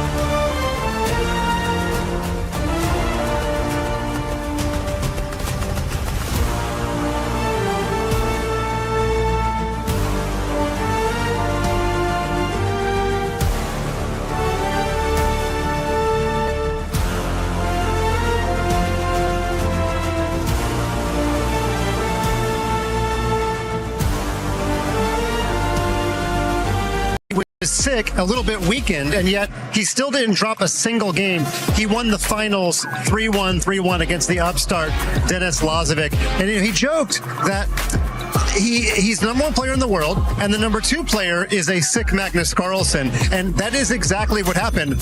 A sick Magnus Carlsen won EWC. I don't think he wanted to be sick, but nonetheless, even sick, he got the job done. So he won both sets 3-1, 3-1. No third set needed. Got it done in straight sets, I guess we could say. And but Denis Lazovic had such a fantastic tournament. He's really made a name for himself in the online chess world. He's kind of a COVID chess baby because he got his start back when we were all locked down. That was actually an advantage in chess because he played so many games online. That's cool. And now here he is proving himself sort of out in the real world. So, but you know, Magnus, he's such a sportsman. In the final game, it was already a foregone conclusion, and he sacrificed his queen for a minor piece, which in chess is like trading LeBron James for a 7th grader. Oh, thank you for explaining that. That actually helps a lot. And he still won the game. Really good. Now, I should say, the sacrifice was sound. Magnus knew that it was, but it was still amazing because he does have a flair for sports and the dramatic.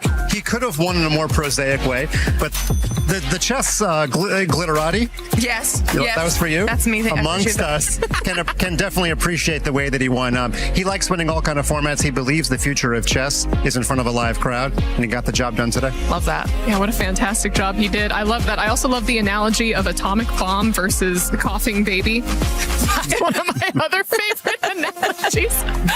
But of course, we did see what happened on the grand finals, but also I heard that there was a little bit of drama in our third, fourth place match. Ooh. Yeah, turns out it wasn't just in the Allianz Vault, it was in all of EWC, but we had Hikaru Nakamura, Alireza Firouzja, both Team Falcons. You would think that, there's going to be a little bit of fraternité, if I can get into the French spirit here. But what happened is that Nakamura was up in the match by a game, and there was some sort of disconnection or something. And originally Nakamura thought it might be something other than what it was, and it turned out to be a network error that briefly affected a few of the games here.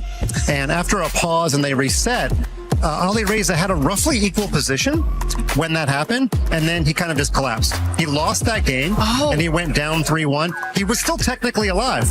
He had 2 more games left, so he could have theoretically, as big of a mountain as that is to win 2 games on demand against Nakamura, he was still technically alive, but he walked off.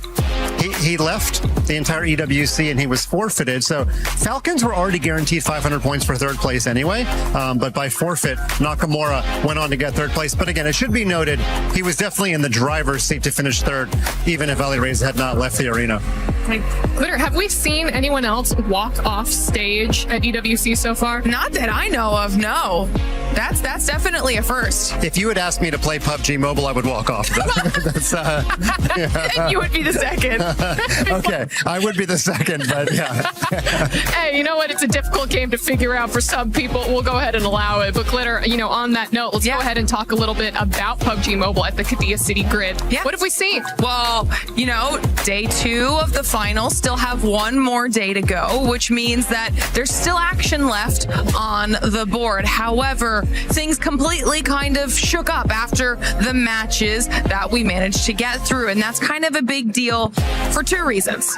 One, the team at the top, the way the format of the tournament is, the team at the top kind of sets the point threshold for the 3rd and final day of finals. Right now, that team is Aurora Gaming in the 100-point club. I think they're around 104 points, I believe, which is a very, very high amount. For the rest of the teams that aren't close, trying to achieve that point threshold on day 3 will be a little bit more difficult. Now, they're followed by some heavy hitters. You've got E-Arena in there's only a few points behind, alongside quite a few other squads. So it's going to be a really close day 3 heading into that. And on the other side of that, Vitality was a team that we were talking about a lot heading into these finals. They have been very quiet, so it's not great for them. Yeah.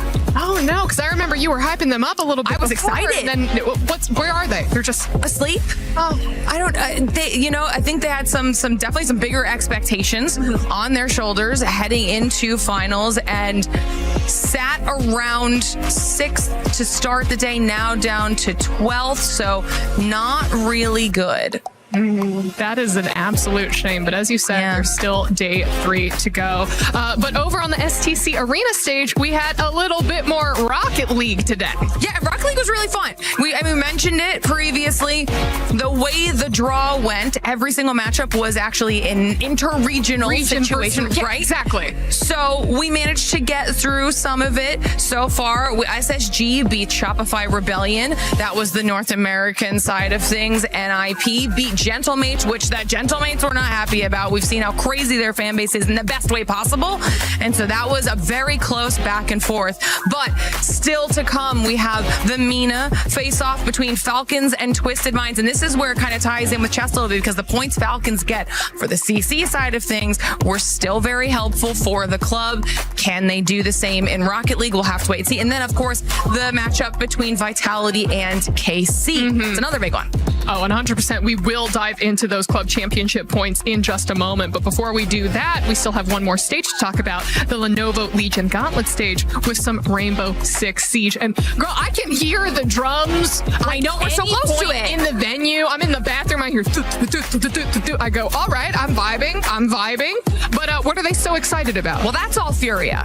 Okay, that is the Furia fan base, and they have been going since last time they got to see Furia play. I mean, they are yet another dedicated fan base. Obviously, before Furia was on stage, there was a fourth decider match. That was between DZ and GK, and DZ were able to take that one home. So that was kind of good for them because I think they were potentially one of the teams that people were expecting to see in the finals. It ends up being an all-Brazilian world championship, though, between FaZe and Furia, and maybe the drums are going to be what puts Furia over the edge. You know, you don't know. Oh, it better be. Has anyone showed up with drums, vuvuzelas, or perhaps some sort of instrument at chess events? We're working on it. Fantastic pronunciation of vuvuzela. The South Africans are making a big name in the chess world. So, yeah. No, and no didgeridoos either. But again, we are working on it. We're a little bit of a newcomer on the EWC scene, and so we're accepting all invitations to get with the program. I can hear the drums around me as we speak. Yeah, if they would, they'd be beating for Magnus Carlsen, that's for sure. So Norway, get on it, okay? Norway does the rowing thing, remember from the World Cup football? Oh, it's actually my favorite thing. I was ready. That's what we need. The stage? We need to bring those World Cup football fans to EWC so we could see the rowing. Yeah. Oh, I'm excited. That'd be amazing. Now. Yeah. Oh, that would be fantastic. Yeah. All right, well, let's go ahead and talk about the club championship rankings and the points, because in chess, we got to see quite a few points go over to Team Liquid. Yeah, we certainly did. Team Liquid did pretty well last year. This year, they were sitting on 0. Yes. When the week began, they got 200 in Rainbow Six, and they got the full thou with Magnus Carlsen. And, it's kind of like a relay race. You want your anchor leg to be your best runner. I know we're only in the penultimate week of EWC, but Magnus got the job done. But also shout out to Dennis Lazovic, because it was his performance that extended the lead by 250 points. He gets 750. Hikaru gets 500 for the Falcons. So Dennis actually helped the margin grow a little bit greater there by even getting second place. So, but yeah, Team Liquid, they're on the doorstep of a top 10 placement. Yeah, absolutely. I mean, Glitter, this is something that we have been talking about recap after recap. We never saw Liquid on the board after 2 back-to-back runner-up years at EWC, and finally we saw them there. I think it was page 1. Yeah, page 1, baby. Now, because of Magnus, and honestly, I think a lot of Liquid's points hopes were hinged on Magnus. I think he had some very big expectations to live up to, able to do exactly that, push them up the leaderboard just a little bit. An idea? Yeah. When you sacrifice your queen in the final game, you should get a bonus 100. Can we get that in the rules next year? Okay, you know what? I'm phoning John EWC right now. Can we have this? I don't know who John is, but make it happen. And I apologize, John. You sound like a very important person. You don't have that's John Chess? Okay. John Roblox? Yeah. John? No, okay. I mean, I've got John PUBG Mobile. John PUBG Mobile? Yeah. Okay. Fantastic. We've got people all around. But no, I'll see if maybe we can make that happen. Please do. Sure. Who knows? But yes, it's so nice to see more of these points up on the board for these club champions. Yeah, and not only that, I mean, you saw on the second page, there are the other orgs that we just talked about. GK got 300 points for that 4th place finish. They will be on that list. Furia on there, FaZe on there, everybody we just talked about in Siege. So any additional bit of points doesn't matter, because even if you're not able to claim the trophy, you're still jumping up and down the leaderboard. That's determining club championship prize pool money. So every win is still big. Huge, even. All right, well, this basically brings us to the end of Spotlight. But before I let you go, Mike, anything else that you want to say to all the adoring chess fans out there, the people who are excited for Magnus, or maybe the people who want to see someone else take the win in the future? Well, I just say that Magnus wants a good rivalry. He loves sports. Ooh. If you ask him about the 1980s NBA basketball, he'll tell you all about Jordan and Larry Bird and Magic Johnson. So he wants somebody to rise up and be a perennial challenger to him because he knows that makes a good narrative in sports. Maybe Dennis is becoming that person. Dennis is only going to get better at 19. Magnus, he might get better, but he's trying to hold on to his skill set. So we could see, this Dennis versus Magnus rivalry repeat at EWC next year. If not, there's, Nakamura still there, Ali Reza still there. So somebody is going to create a narrative to challenge Magnus every year.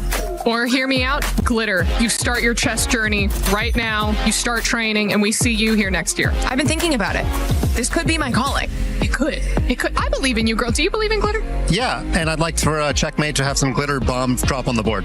You're making all the new rules from here on out. Special move. You throw the glitter whenever there's a potential misplay or a fantastic play. But listen, that is it for the EWC Spotlight. Thank you all so much for tuning in, and we will see you next time.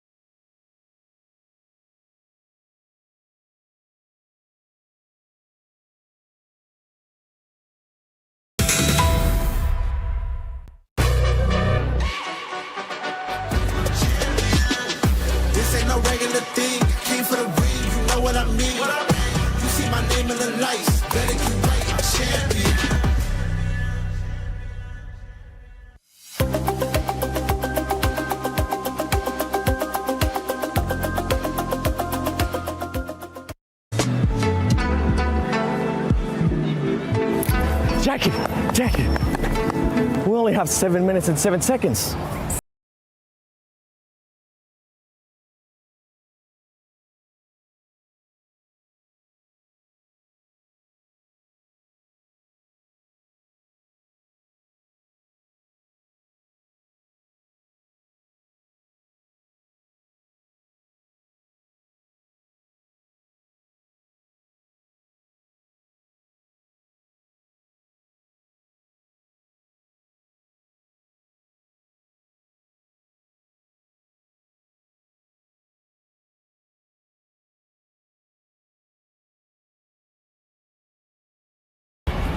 Barely, with 7 seconds to spare. Let's go, baby. The finals are here.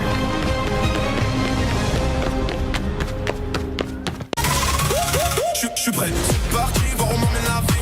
Comme sur mon green, tu m'entends quand je respire. Top le veston, jamais dit, jamais fine. Trop de pas, big plan, j'ai fait changer toute la piste. Regarde ma pêche, je sais pas, j'attire. Je coupe la line, laisse la qui laisse frémir. Nouvelle état, new name, toujours fluide dans le move. Main en l'air quand je rentre dans le groove. Garde ce regard, je suis déjà posé. Deux pas de tourne, glace dans mes yeux figés. Vite encore, puis je prends tout ce qui est à moi. Trop vite, trop fort.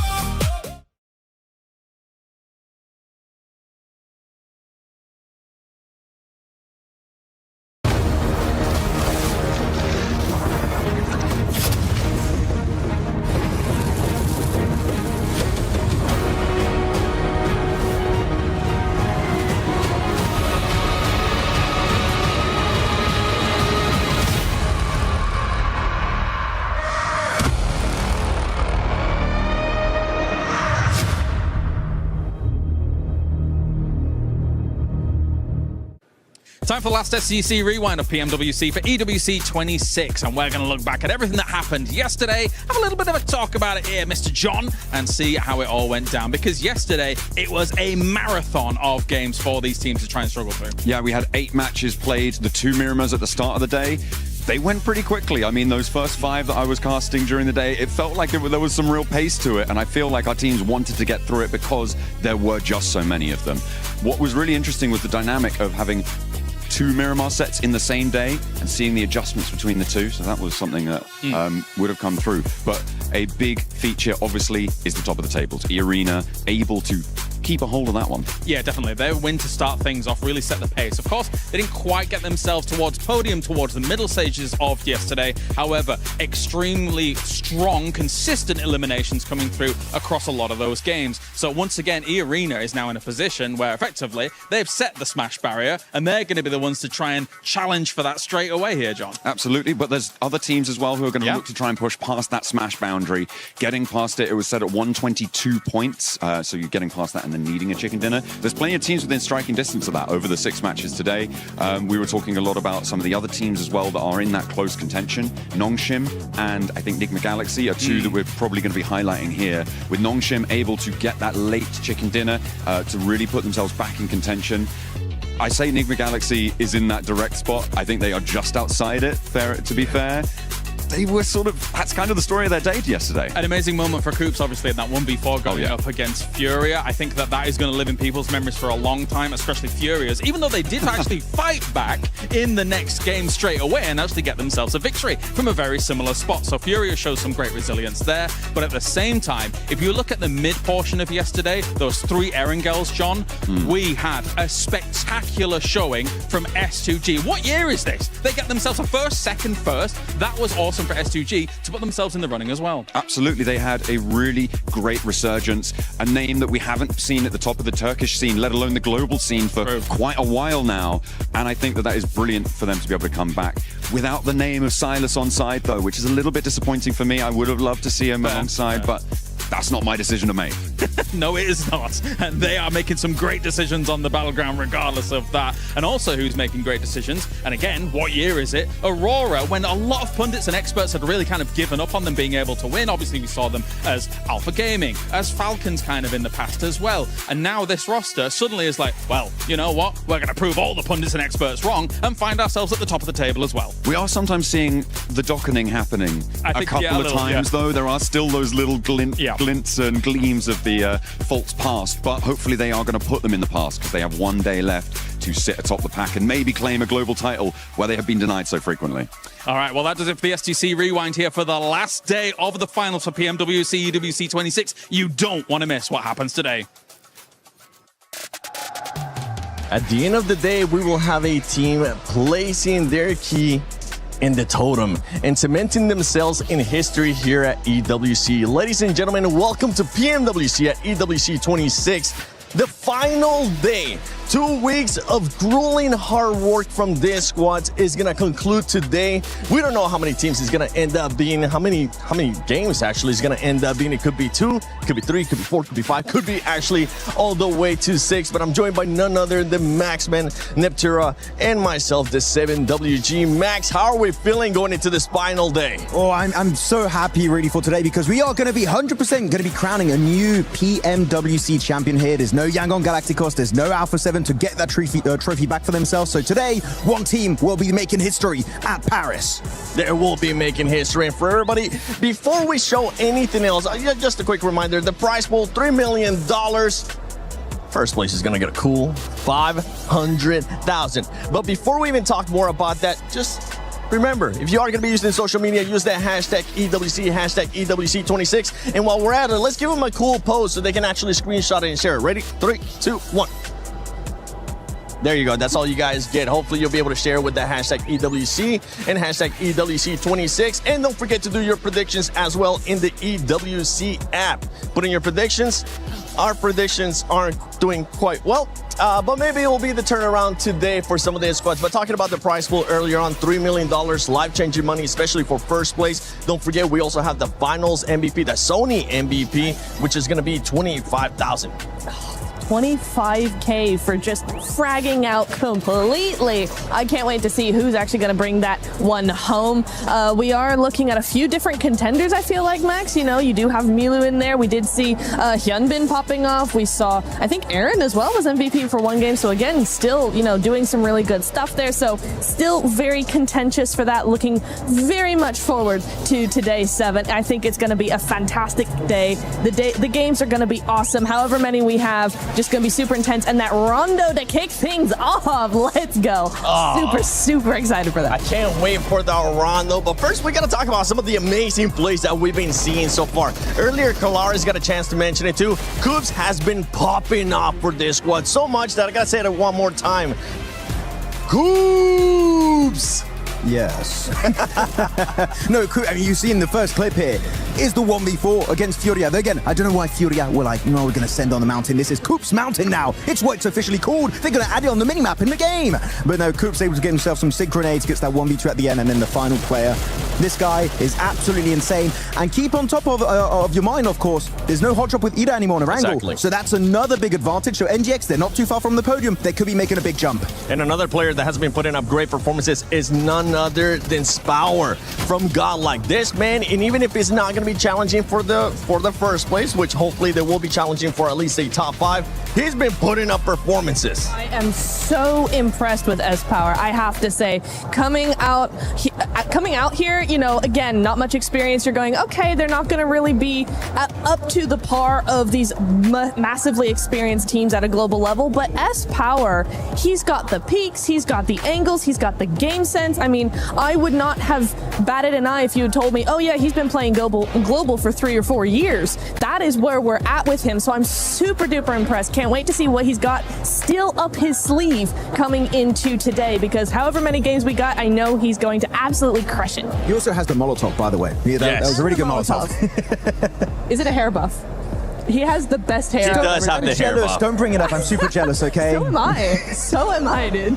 We'll figure it out, Max. Maybe by next PMWC, we'll have just a full set of hair. But we got to talk about what's currently going to be at play, which is none other than the Smash Zone, which is currently set at 122 points. For everybody that might not be familiar, that might be watching EWC, might not be familiar with PUBG Mobile Esports, don't worry, we got you covered. Today, the Smash Roll is going to be in play. A team needs to be able to achieve 122 points, and after that, if they get a win, they will be able to win via Smash Roll. If they don't win within the first 6 games via Smash Roll, then after 6 games, we will go to the team with the most points in the leaderboard. But let's take a look at the overall so we can actually get an idea of where the teams are at, because E-Arena finished off the day great yesterday, and they're currently with the team that said that Smash Zone, and they're at 112 points.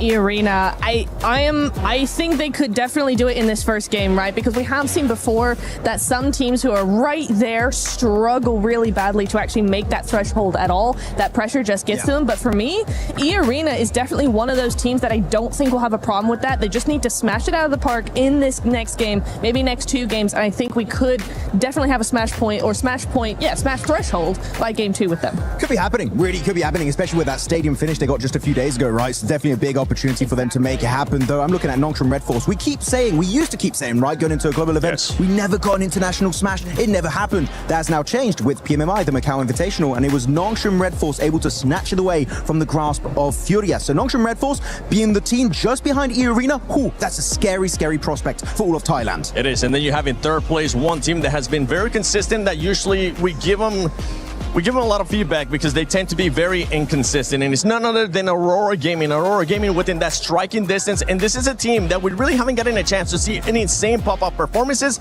that we know they're capable of, and I wouldn't be surprised if we do end up seeing that Aurora Gaming today. I am going to be very intrigued to see what Aurora do here because I feel like they are a day 3 team. They do come out of the woodwork somehow. They are very, very quiet for the first 2 days, and then day 3, oh my goodness, completely different ballpark. So I think that could definitely be something that we're going to be seeing, specifically in the first rondo, because they have been known to put up massive elims in that first game. I just want to say, can we stop getting a global MVP and just actually win a tournament, Aurora? That would be really nice. True. On the second page, we did see for a little bit there, teams I would say below Qianbao really going to struggle to make it work out. But here you have it, the race to the Smash Zone for all of these teams. Of course, we know E-Arena need an extra 10 points, but everyone else is going to need 17 points for the likes of Nongshim Red Force. Aurora is going to need a total of, what is that? I'm a little bit small, 18 points. So 1 and an 8. So really, on Rondo, those numbers are very easily achievable if you do end up getting that chicken dinner, and especially if you get a lot of eliminations straight away in that hot drop. And for the teams that are currently in 7th place, 4th rise, for the team that's currently in 8th place, Furia, you need to be able to put up those numbers if you want to be crowned a new champion. And that is our Sony story of the day. With some of their squads. I can't wait to see who's the one that's going to be taking it. By the way, 4th drives, they are 45 points away from it. So I'm hoping that for 4th drives, they're going to have a great, and I mean a great start here in Rondo, but we got to talk about E-Arena because that was one squad, Max, that was able to perform really, really well. We have to go a little bit deeper on E-Arena, the White Rabbits. How are things going to go down for them? We're going to check out the individual player stats, which I was a little bit critical yesterday. Looking at the player stats, I was like, look, they're actually quite low for a lot of these players, right around like between 1 and 2. The thing is, every player gets that every single game. It adds up really slowly, but over time it adds up to, like, I think it's total of, 80 eliminations, which is crazy. So the fact is not just like, oh, you don't have 2 really good players or 3 really good players. No, every single one on this lineup is doing so well. Mormon, Joker, Schweppes, and Tony K are definitely showing up massively for Thailand. If they maintain these kind of results, Niptura, that Rondo in terms of eliminations is going to go fantastically well. It is. I mean, I was really impressed with Mormon. We saw some great stuff coming in from him yesterday. Day 1 was for sure the better day for them. They were able to just skyrocket up to that first place. Day 2 slipped down a little bit. They were not feeling as confident, not feeling as strong. But I tell you what, Mormon's still stepping up to the plate even in day 1. So I think also a lot of teams, like we were talking about Aurora, right? They are also a day 3 team. There's a lot of teams that do have that sort of up and down, just how it works out, right, in those finals. So for me, EA, day 2 not being so great. They have wins. They're top of the leaderboard. It's not the end of the world for me. I have one slight tip, though, for E-Arena. Tell them. When you take a fight, don't use 20 billion smokes to hide yourself. Just hold on to your utility. I'm telling you, they're quite useful in this event. You're not wrong. They've done it so many times, dude. Thanks, Max. It's a team. For bringing that. Yeah, it's like 11 smokes all over the place. They're just going...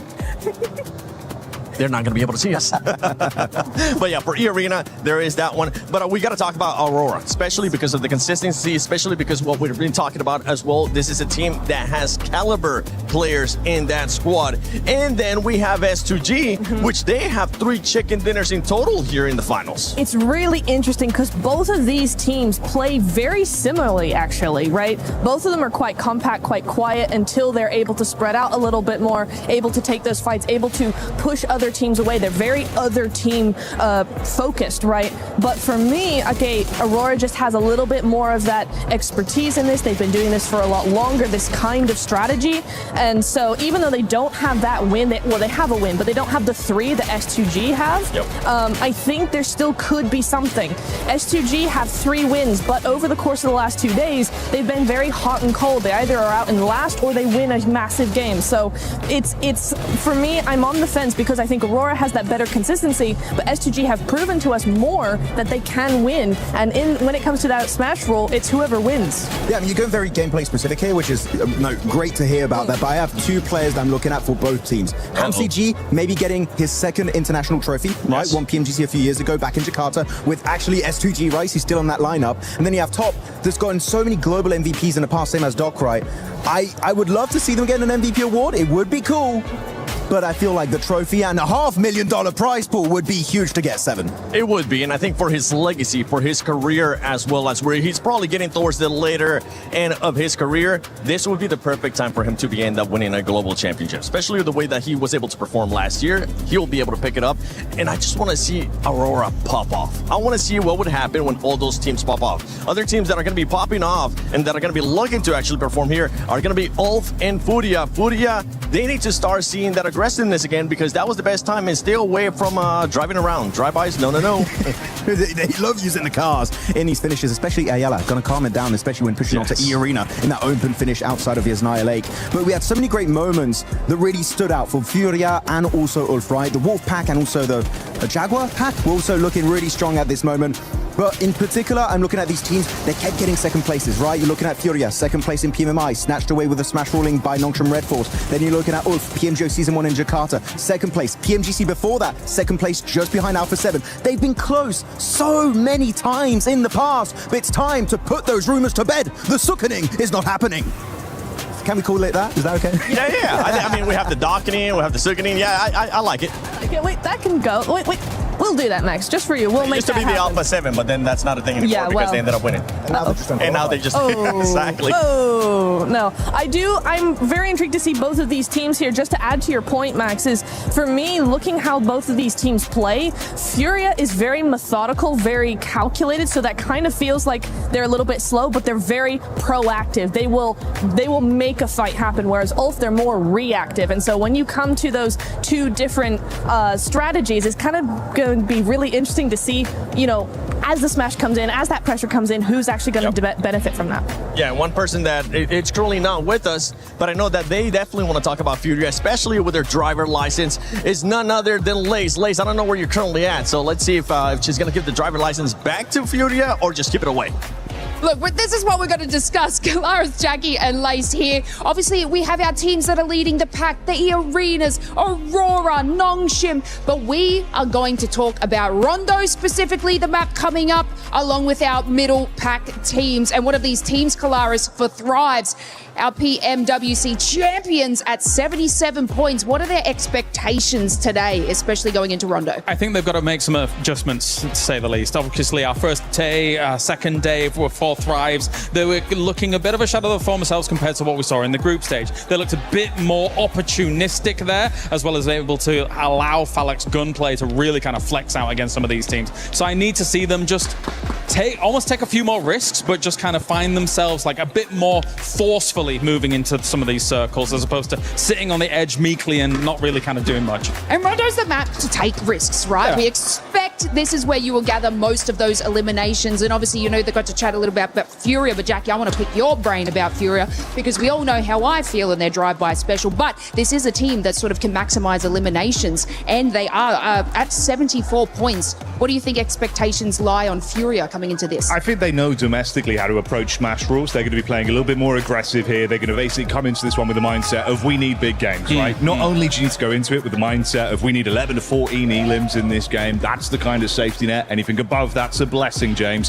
But you've got to target teams above you as well. Realistically, break their legs on the way if you have to stop them getting into a safe position in Smash. This is the crazy thing about those kind of mid-pack teams, is that I think they're going to need a little bit of divine intervention from elsewhere to be able to catch up, and then they probably need themselves 2 wins along the way, whilst also figuring out the fact that somebody could quite easily finish it before those 2 wins even come their way as well. So there is some of that does come in. For Furia, they've been on the absolute the other end of this, losing out PMMI to Nongshim Red Force that were able to smash, despite Furia having more points than them at the end. So for Furia, they don't want that to be occurring again. They don't. I like the way that you said that. Let's just hope the top teams kind of fall out, giving these middle pack teams an absolute opportunity and chance to do so. But of course, we're going to have to wait and see. But 7, I am going to bestow the driver's license back to Furia so they can do the absolute craziness it is Rondo in this map.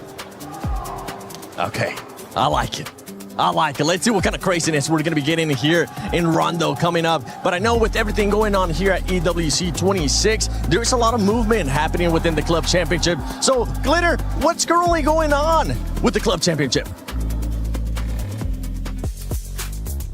To get through, so let's dive into it. We have had so much going on here in our championship weekend, and right now 2 grand finals have officially completed. Yesterday over in chess, it was Magnus Carlsen who was able to take home the title when he faced off against Denis Lazovic. That of course means that Liquid got the 1,000 points when it comes to the club championship, and AGAL were managing to get that 750 points that were already accounted for last time we spoke. But that wasn't the only grand finals that happened. We then moved on over to the Lenovo Legion Gauntlet, where we had Rainbow Six Siege finishing their grand finals as well. That was a massive face-off between 2 Brazilian orgs in Furia and FaZe, and at the end of the day, it was FaZe who was able to take home the win despite all of the support from the Furia fans in the crowd. Both of those squads are also in the club championship as well, so some points on the board for them. But now we're focusing on what we've got going on here today,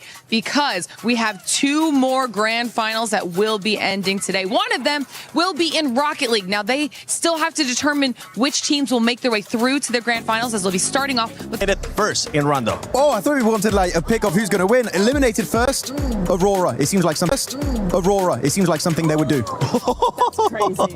That's wild. No. For you, I'm going to switch it up. Oh. Hold on a second. Slow down. All right. Which team is going to be winning Rondo?